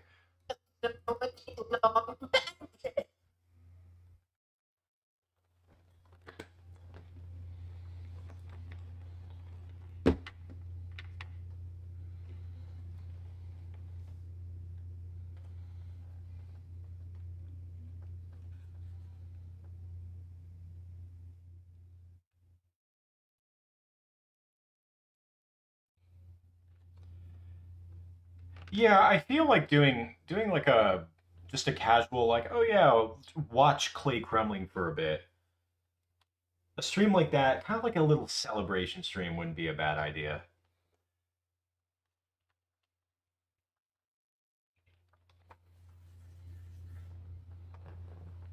That could be a fun little goofy thing, cause I don't know when I'm going to publish this episode. I don't know when. Oh, dude, we'll figure it out. You know what I mean? All in due time.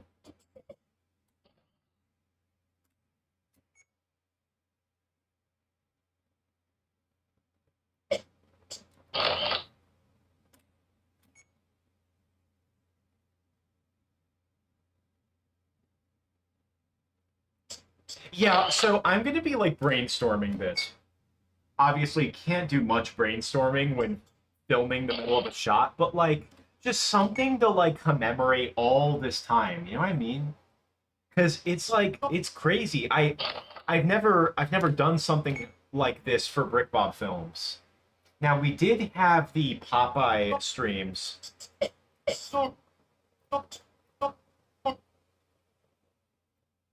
And we did kind of like do a viewing celebration stream where we kind of watched the final video. But I'm gonna have this final video premiere on BrickBob. We're not gonna do a thing where I like show the whole animation before it premieres on BrickBob Films.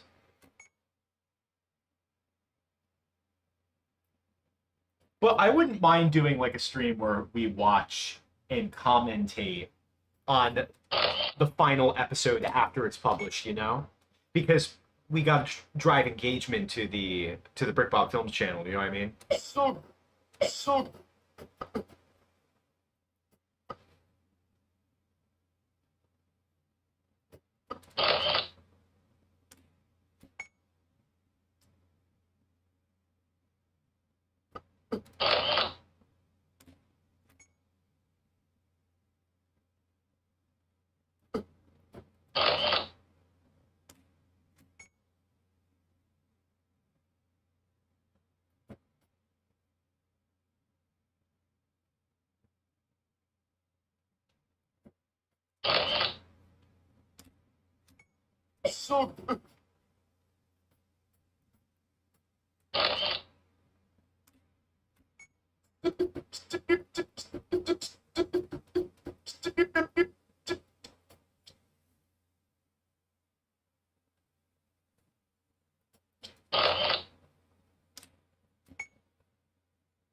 Yo, what's up? Welcome to the stream. This is home stretch. It doesn't even feel like home stretch. I don't know why.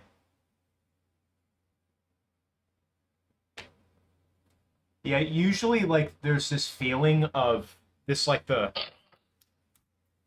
after you film the last bit of footage for an episode of BrickBob Films and just knowing that like the rest is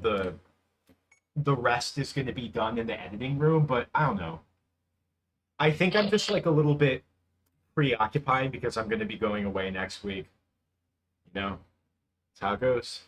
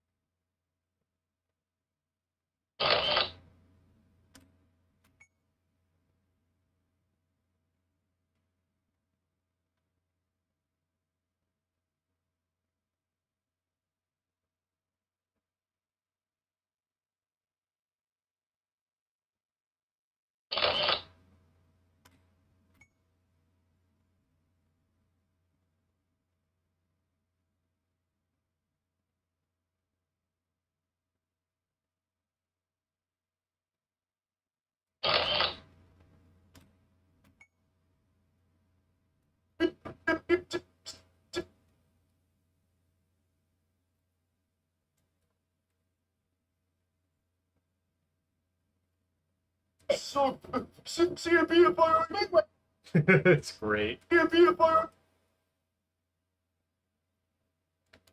It's so frantic.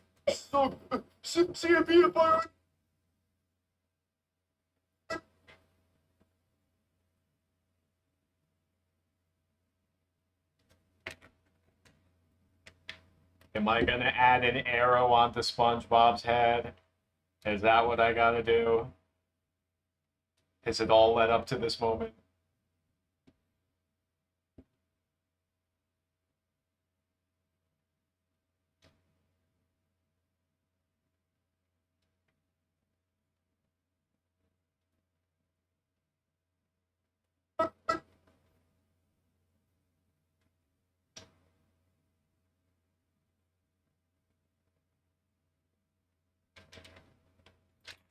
Why is he?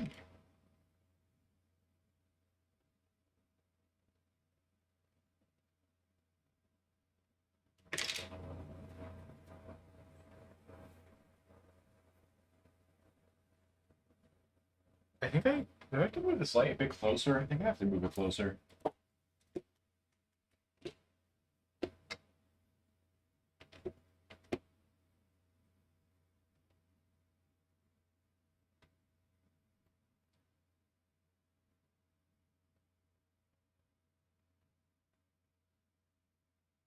So like SpongeBob's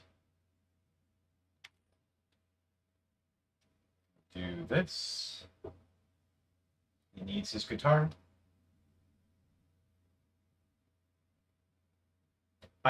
The guitar is so big, I like forgot how to make him hold it.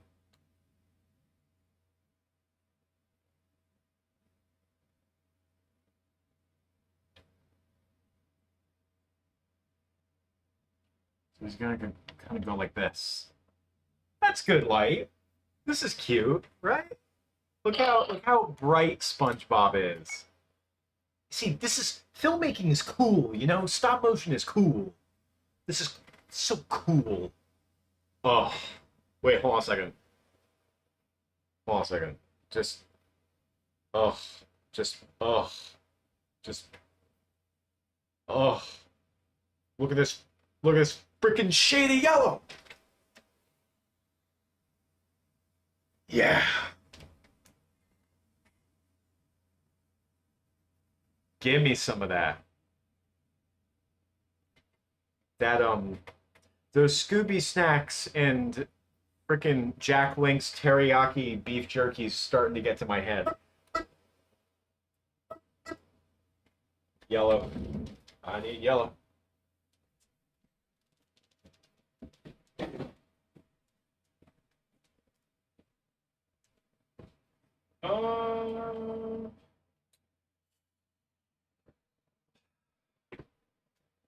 Where did I even leave the yellow?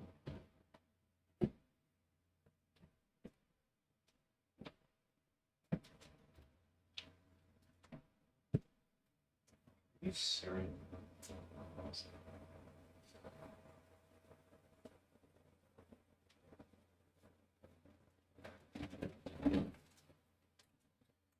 I don't even know. I don't even need that much. It's just a smidgen. That's all I need. Should be fine.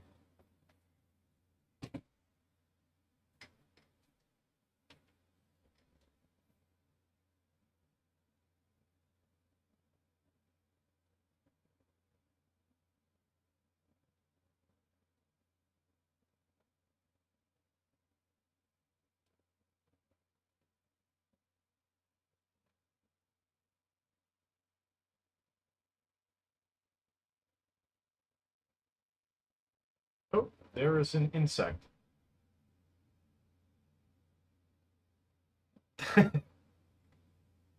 It is. It is. What does a hand look like? Oh, I don't need a hand. I just need an arrow.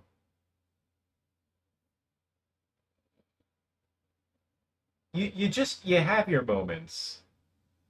You know what it's like. You have your moments where you're like, "Oh, this is so cool. Like this is cool."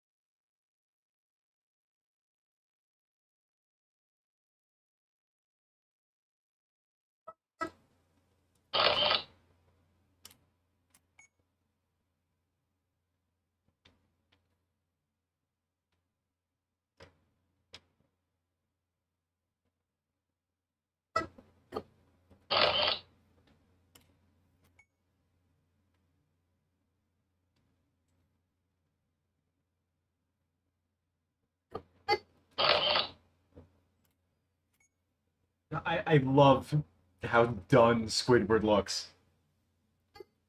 They gave him the perfect expression. They went all out. They knew what they were doing when they made the Squidward head.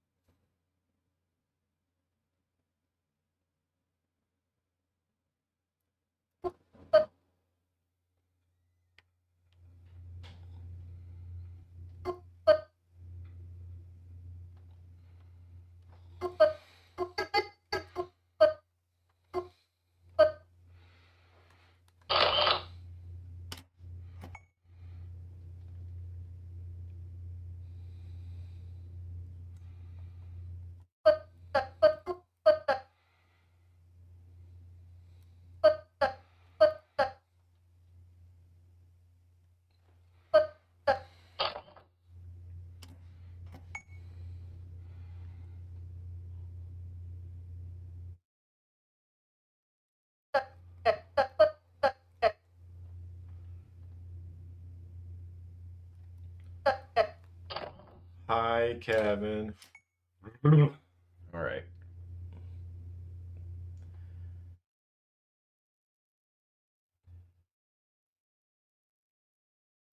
Does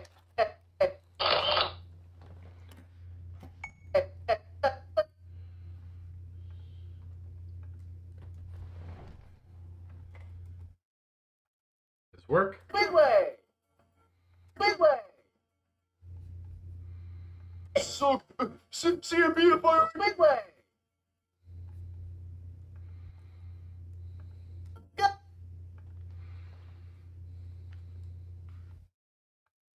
Midway!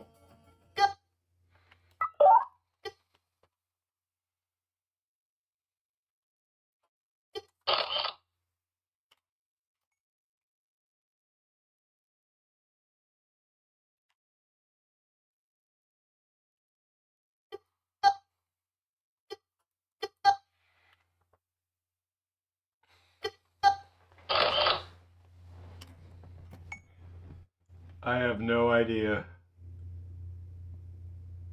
I have positively no idea.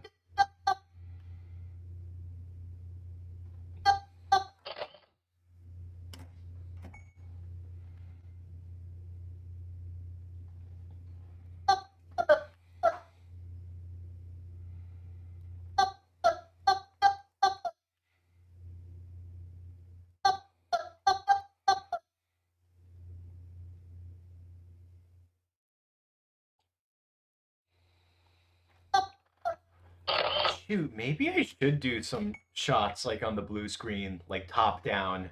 It might actually work.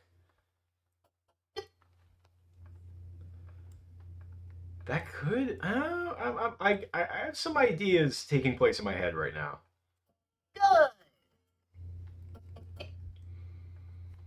I'm getting a few little thoughts. But yeah, we got all this so far. But you don't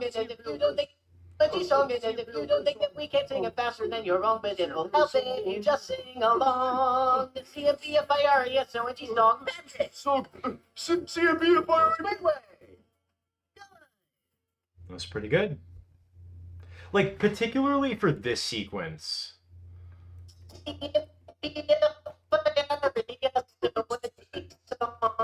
Like that sequence, I feel like I could probably do top down.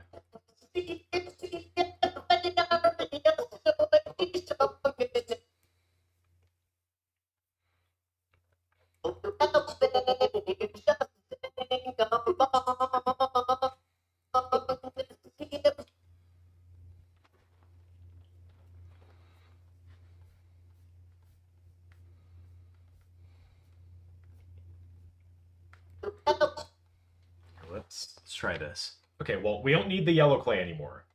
Thank goodness. We don't need the yellow clay.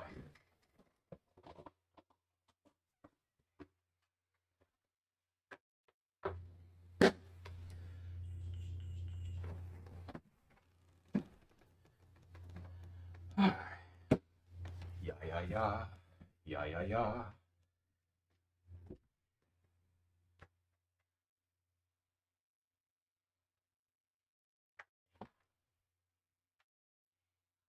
I do have a drum set, I think, from these Mega Block characters.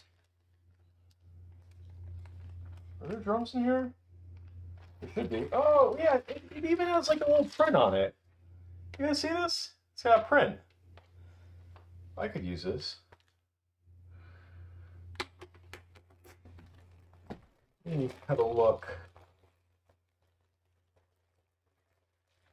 Oh, we got some guitars, more guitars.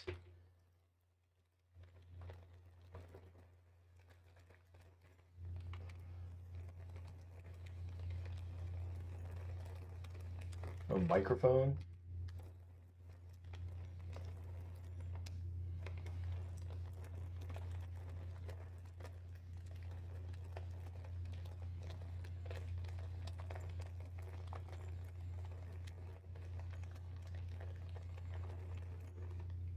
I know I have drums somewhere.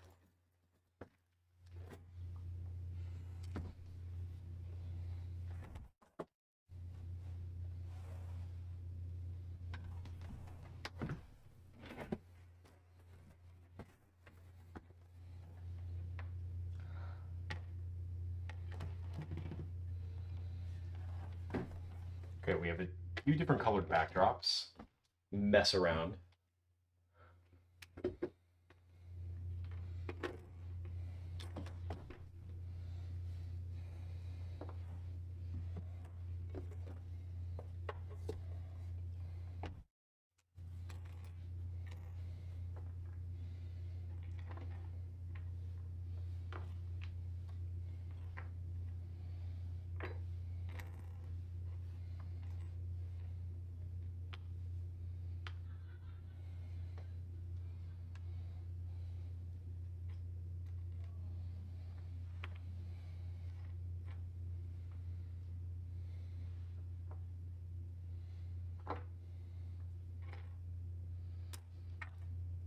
Here's a drum. Jellyfish Jam Band. That's cute. I don't know how that wound up there, though.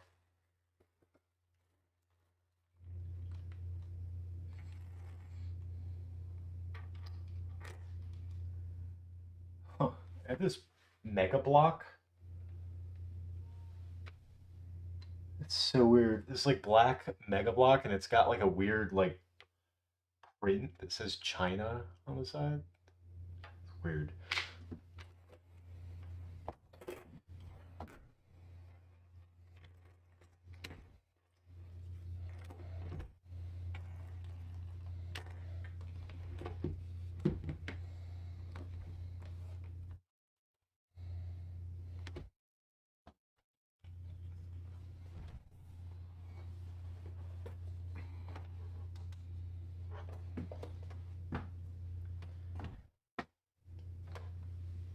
I don't think we need this.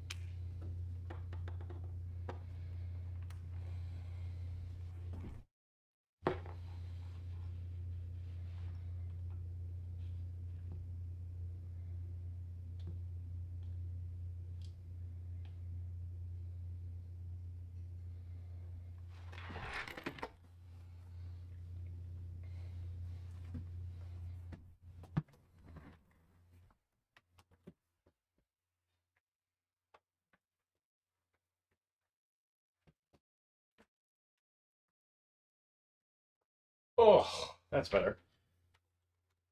I feel that there. Wait a second.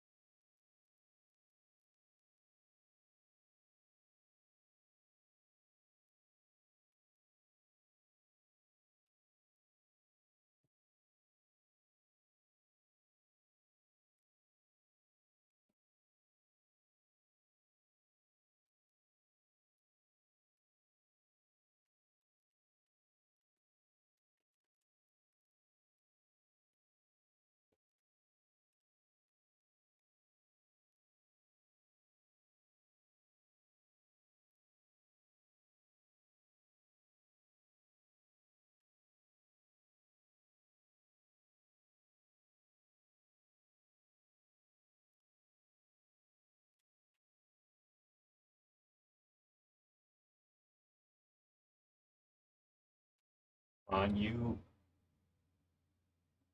I can't get him. There's a fly. I can't get him though.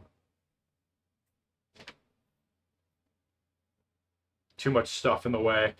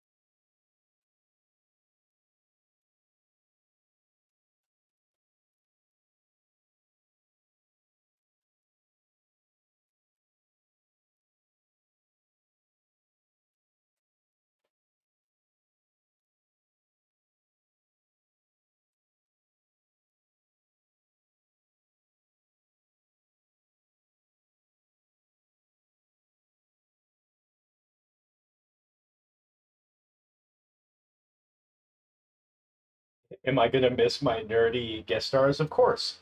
But I am planning on doing, like, we're gonna make another project on stream. That's the plan, at least.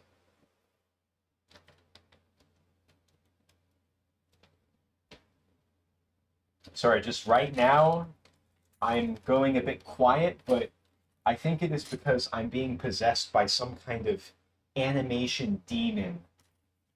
Because keep in mind that I do not have any formal plans for this whole sequence. I did not have any formal plans, so I'm really just kind of winging it. So I'm trying to get crazy.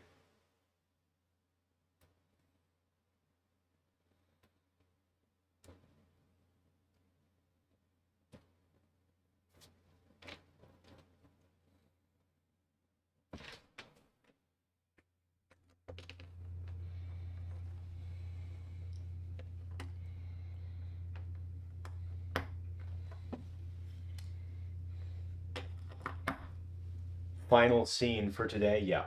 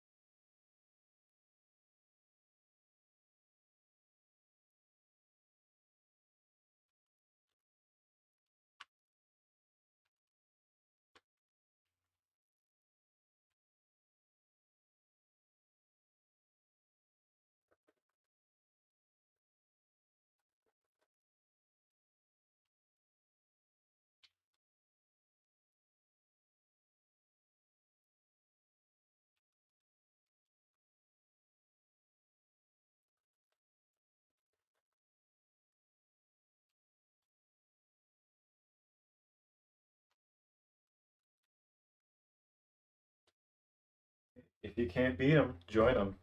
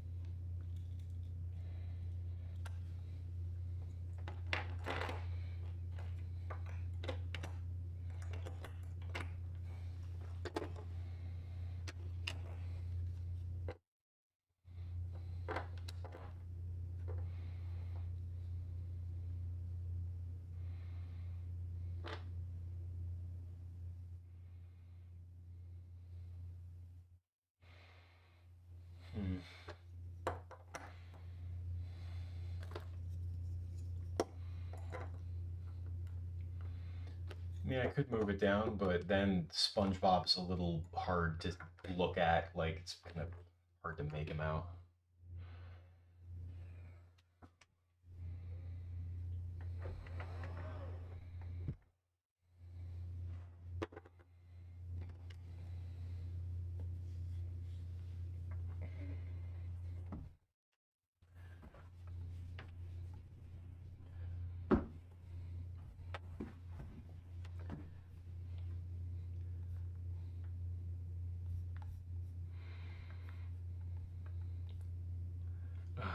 Why do I do this to myself?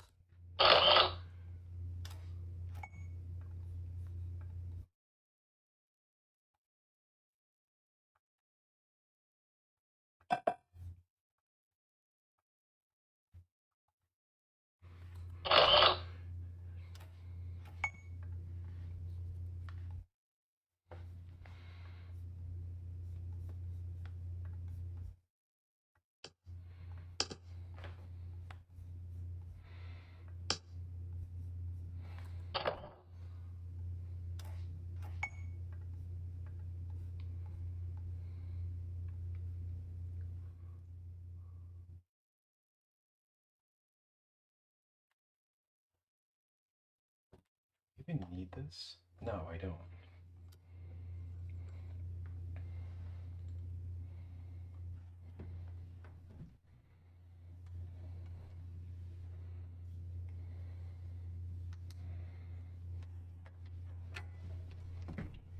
A little bit here.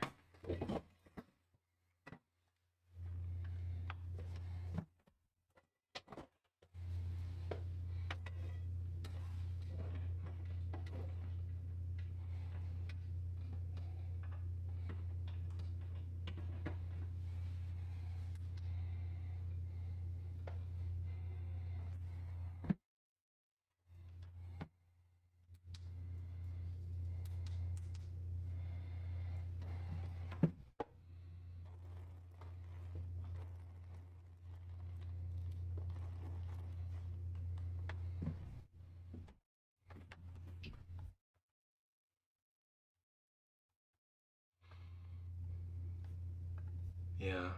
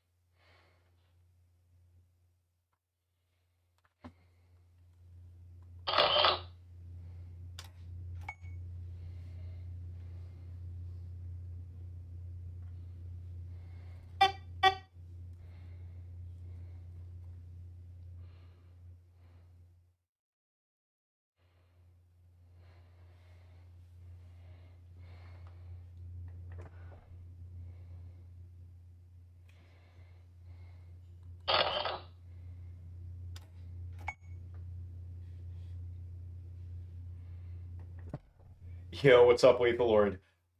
We're like so close to being done filming this episode, but I like don't have any formal plan for the campfire song. Like finishing out the campfire song, I have no formal plan whatsoever.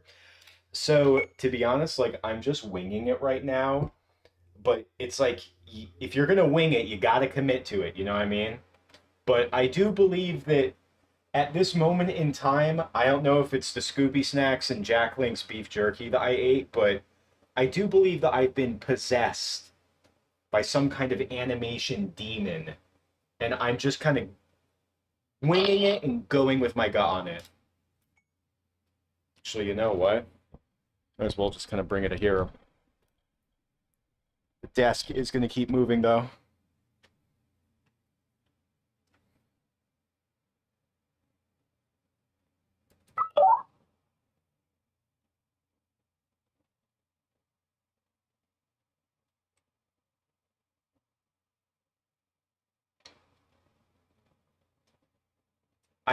If we're this close, I really don't want to do another, like, production stream, you know?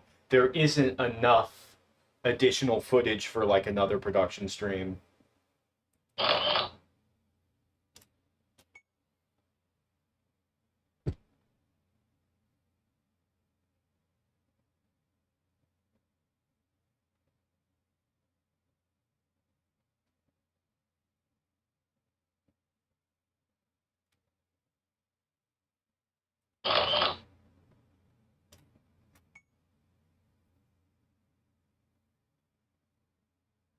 So even our desk is getting involved in the action.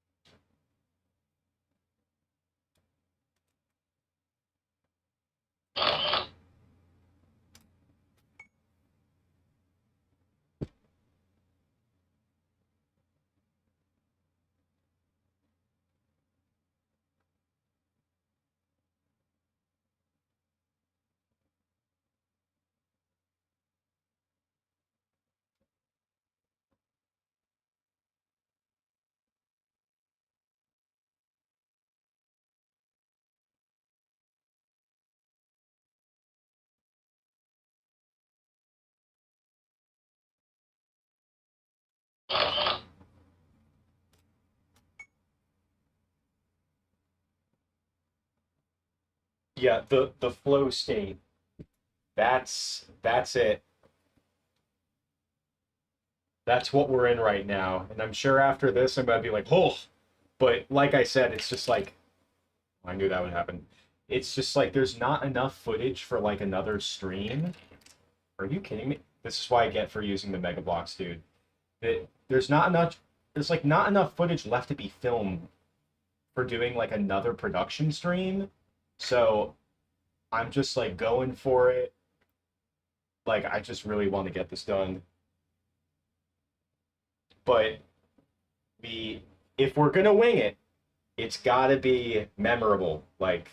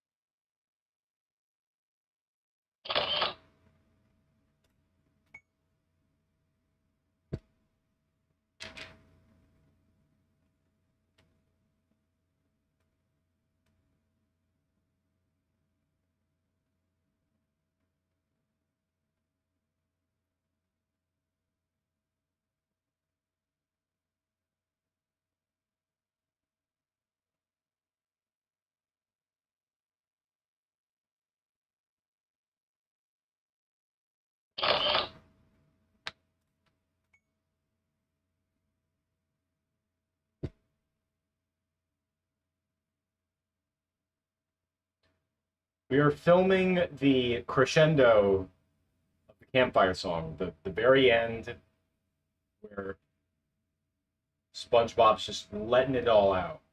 I know we kind of skipped towards the end, but I just started working on this set idea and having it like move up and once again just as long as we're filming, you know? Dang it.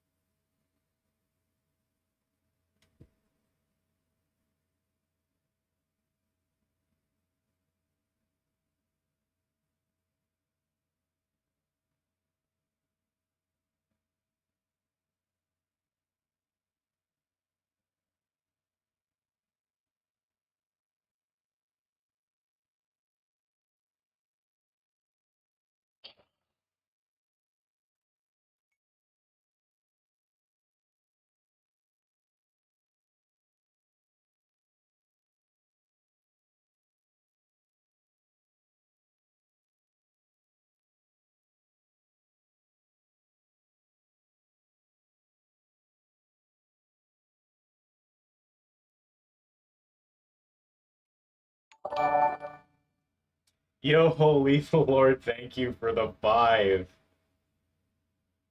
I'm just like totally, I'm a zombie right now. I just want this to be done so I can just focus on the other things that I have to do this week before I go travel and stuff. It's a lot, but shout out to Lethal Lord, everyone. Really, really pulling through, representing.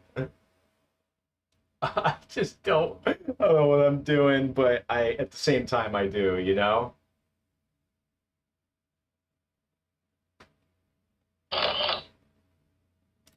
This makes me think of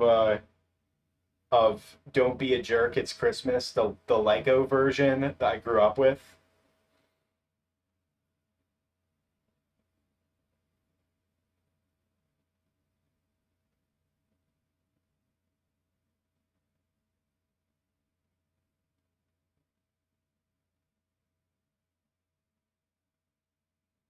Just shout out to Lethal Lord, everyone.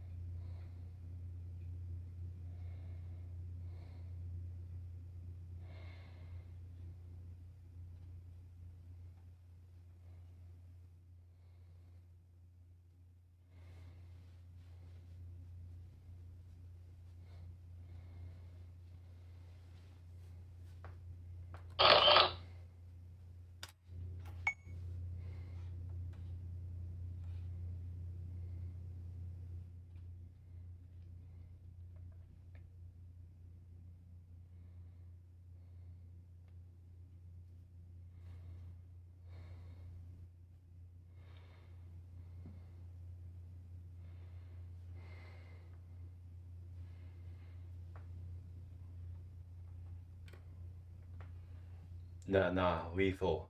We're ugly and we're proud. Especially right now. It's been a long haul.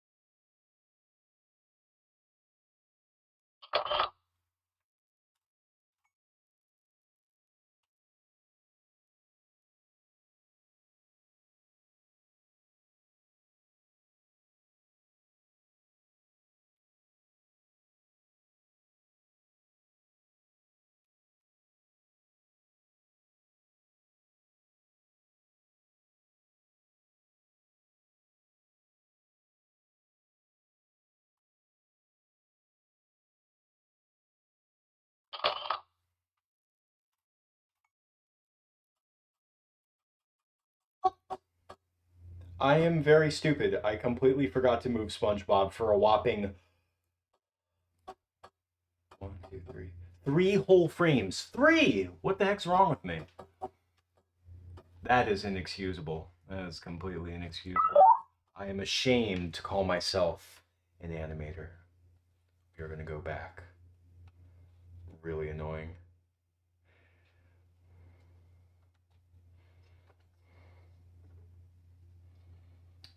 Where are we? Whoops.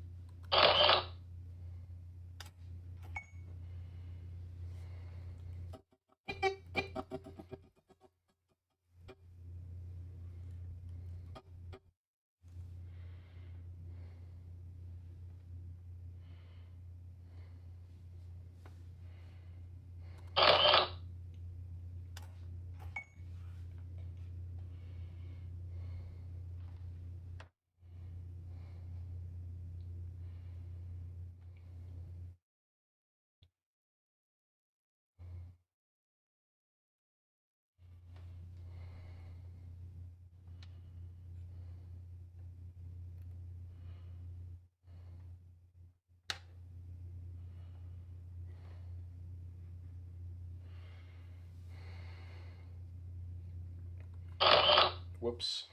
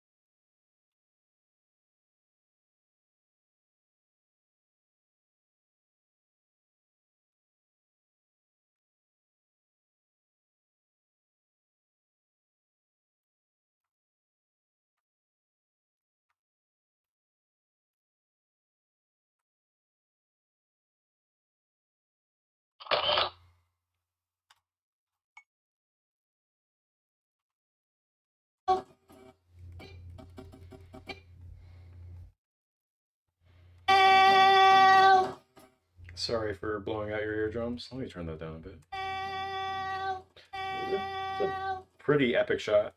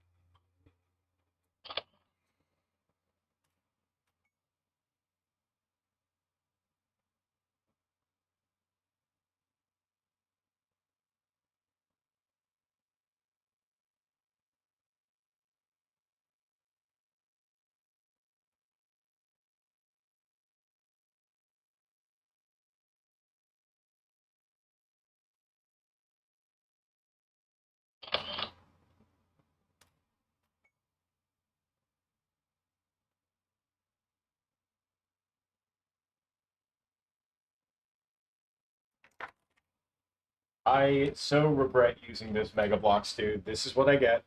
This is my punishment. he doesn't have any articulation in the legs. Like I can't make him like rock out, you know?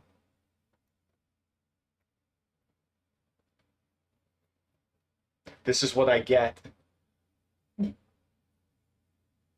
for giving you a chance.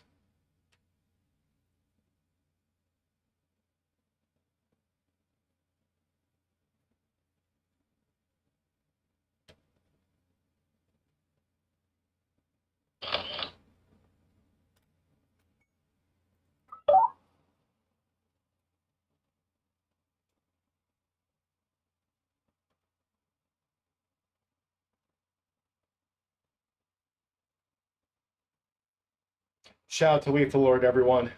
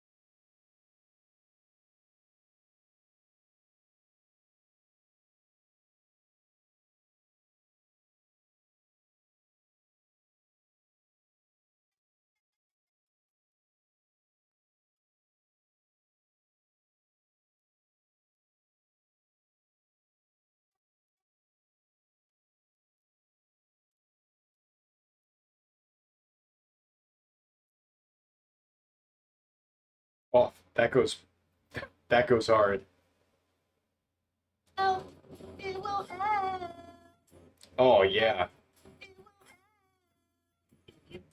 Help. It will help. It will help. It will help. It will help.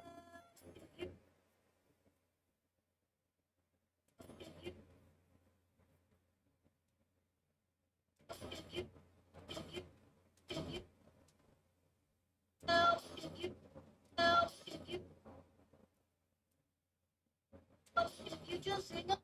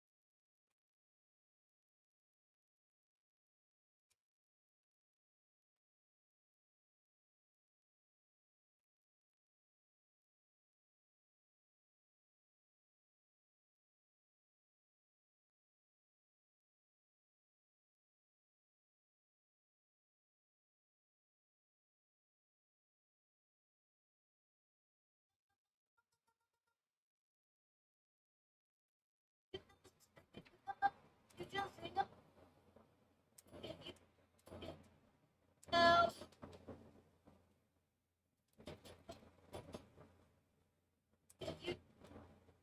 You just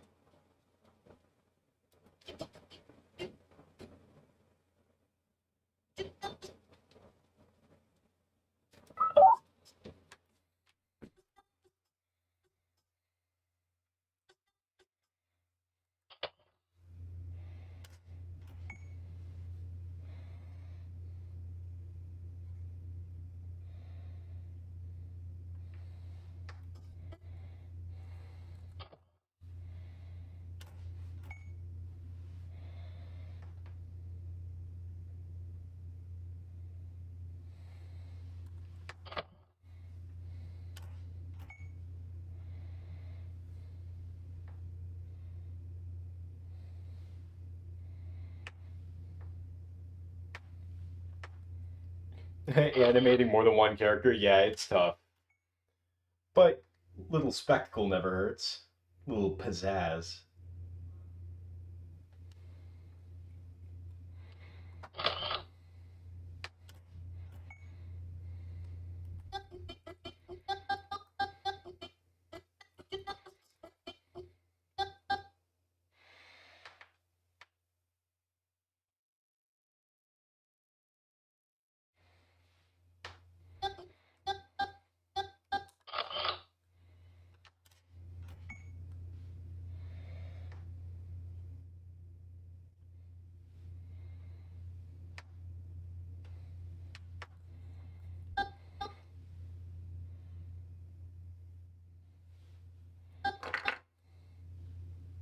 How did you fall, of all people?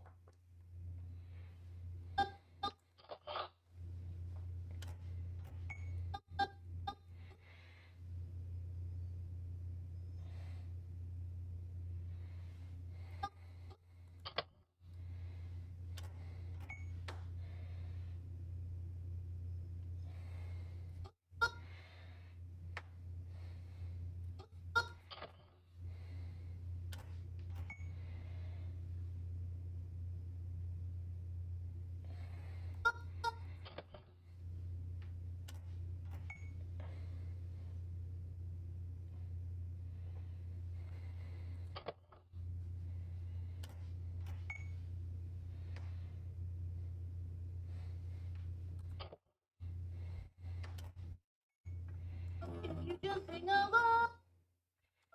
Just sing along.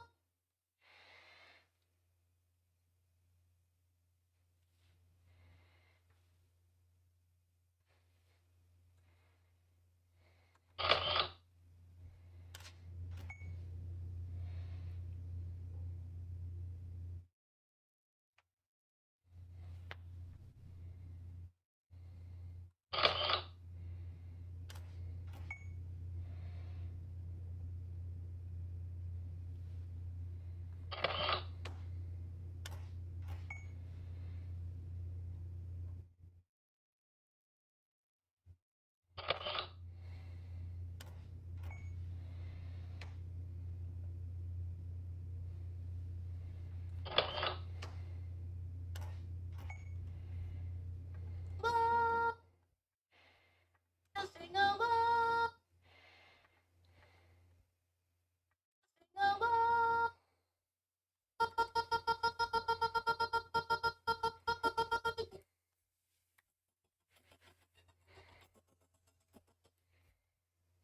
Along. Along.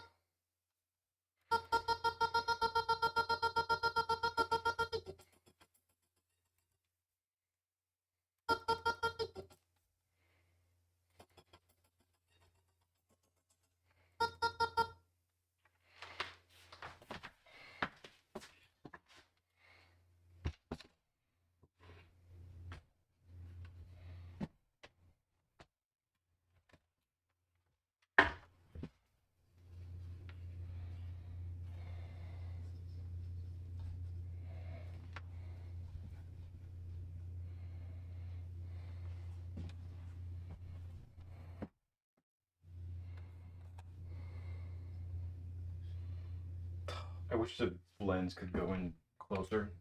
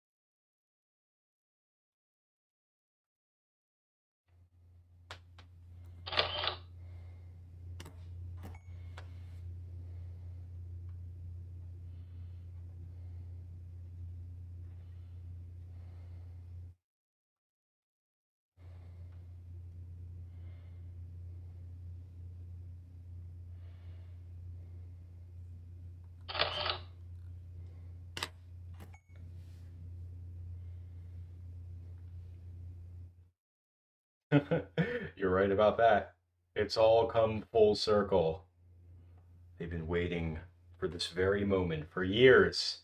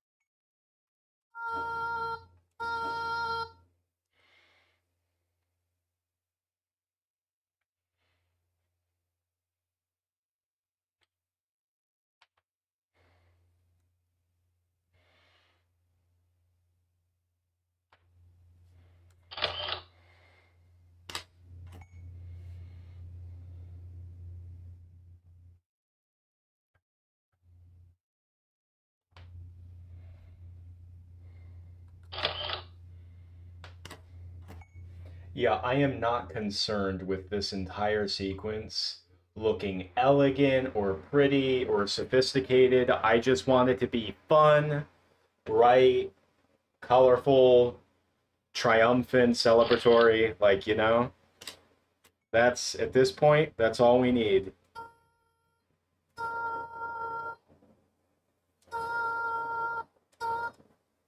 You just sing along.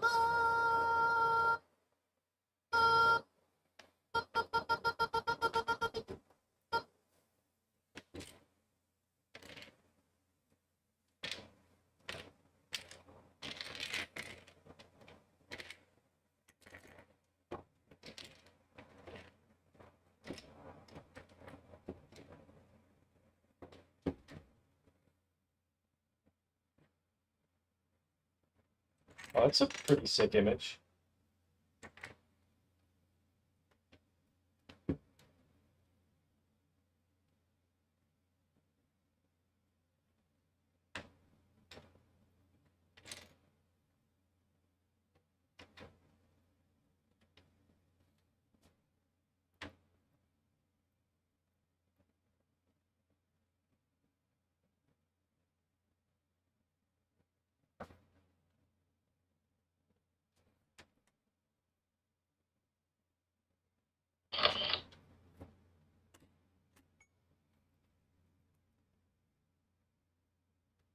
Spared no expense, nothing but the best. We are making something magnificent. Look at this!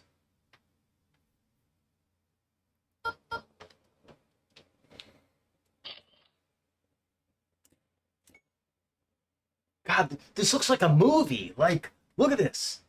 I feel like you guys are gonna have to go to the theaters to see this. People talking about back rooms and frickin' what do you call it? The digital circus. Like, come on. We got to get BrickBob films in theaters. If it wasn't for the obvious copyright issue.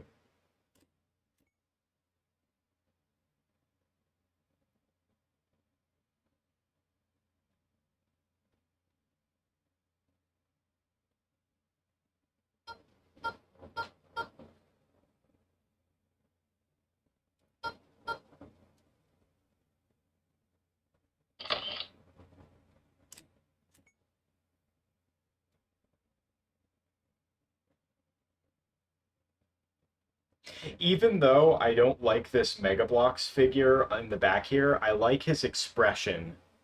That reads well in the background.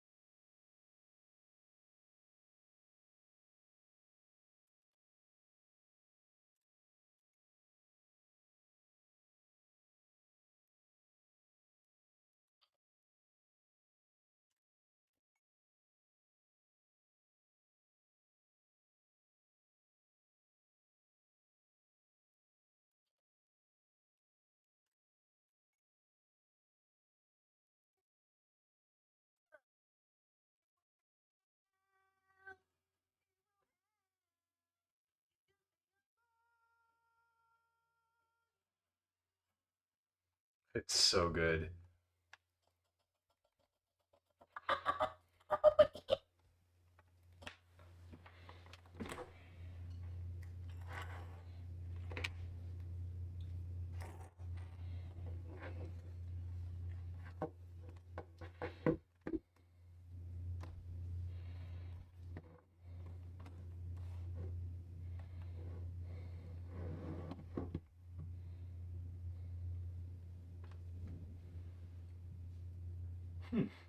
Is that thunder I hear?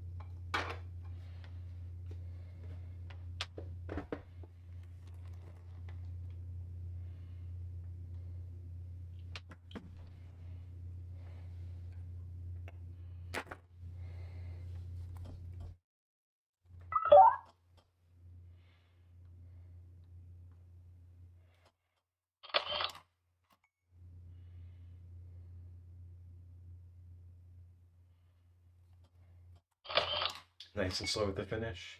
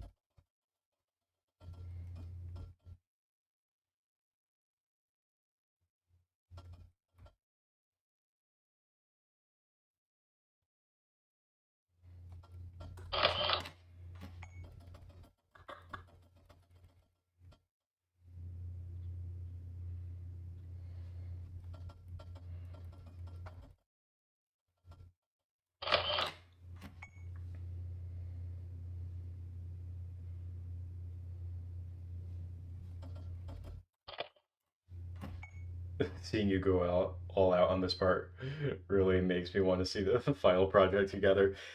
You and I both. It's gonna be good. Be magnificent, maybe. Magnificent. Even? We're gonna see. Yeah. I was like, oh, for sure. Gonna have it out this month. Not too sure because some stuff is coming up, but like I think I'll have like the video finished this month, but it'll probably premiere September because the time's just going by way too quick.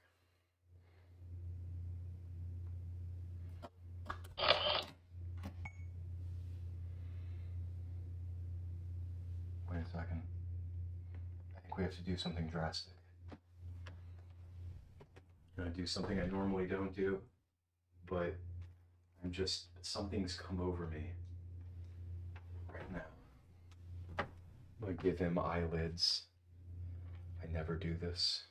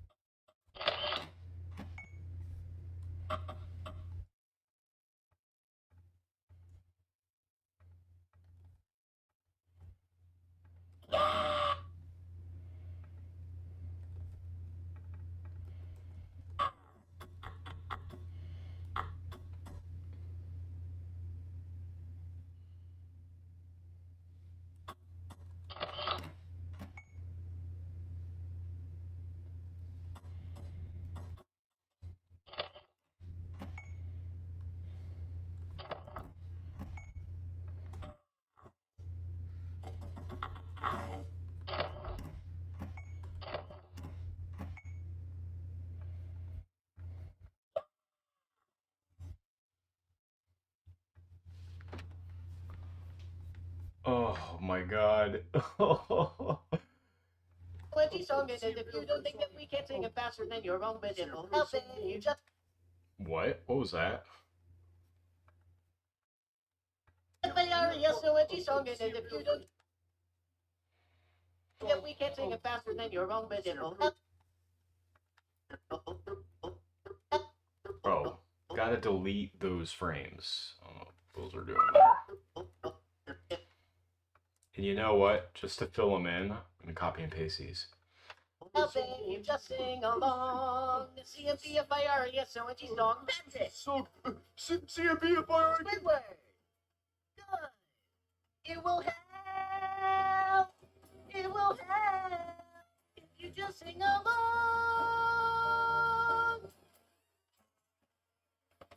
Oh yeah.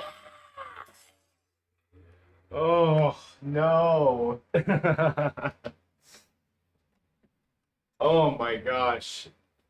I'm, guys, this is without a doubt the longest stream I've ever done. 5.5 hours. Oh my gosh. You know what? I think I'm gonna have to call it here. Hold on a second. Everyone, I am insanely tired. It has been such a long haul. Still have a couple more shots to do, but I think we got to call the stream here. I'm going to stop the clock. It is very late. I have to get to bed, and I do have things I have to get done tomorrow in preparation for traveling. For God's sakes, please consider becoming a patron or a channel member. We are going to be back soon. You guys are going to be hearing from me in all the updates about the project coming up. But you know what? I feel like this has to be the good stopping point. We went all out, we went a little crazy, but I love ending this on this scene, you know? Oh, look at that. Look at these shots. Looks like a movie. Oh. Day 19, camping episode, BrickBob Films. Everybody, you have yourselves a wonderful night. Thank you all for being a part of this production series. You know, it seemed like only a few months ago I was just envisioning getting the BrickBob Films audience and you guys on the production for an episode of BrickBob Films, and we are now entering the post-production phase. It's just so crazy. Oh my god, it is pouring outside. That thunder was no joke. Anyone, everyone, have yourselves a great time. Have an awesome night. And I'm going to be seeing you guys again soon. You'll be hearing from me. Once again, consider becoming a channel member or a patron. I must see you guys very soon. Have a good night, everyone. This is Lorenzo Volpentesta, making something magnificent, taking a nightcap.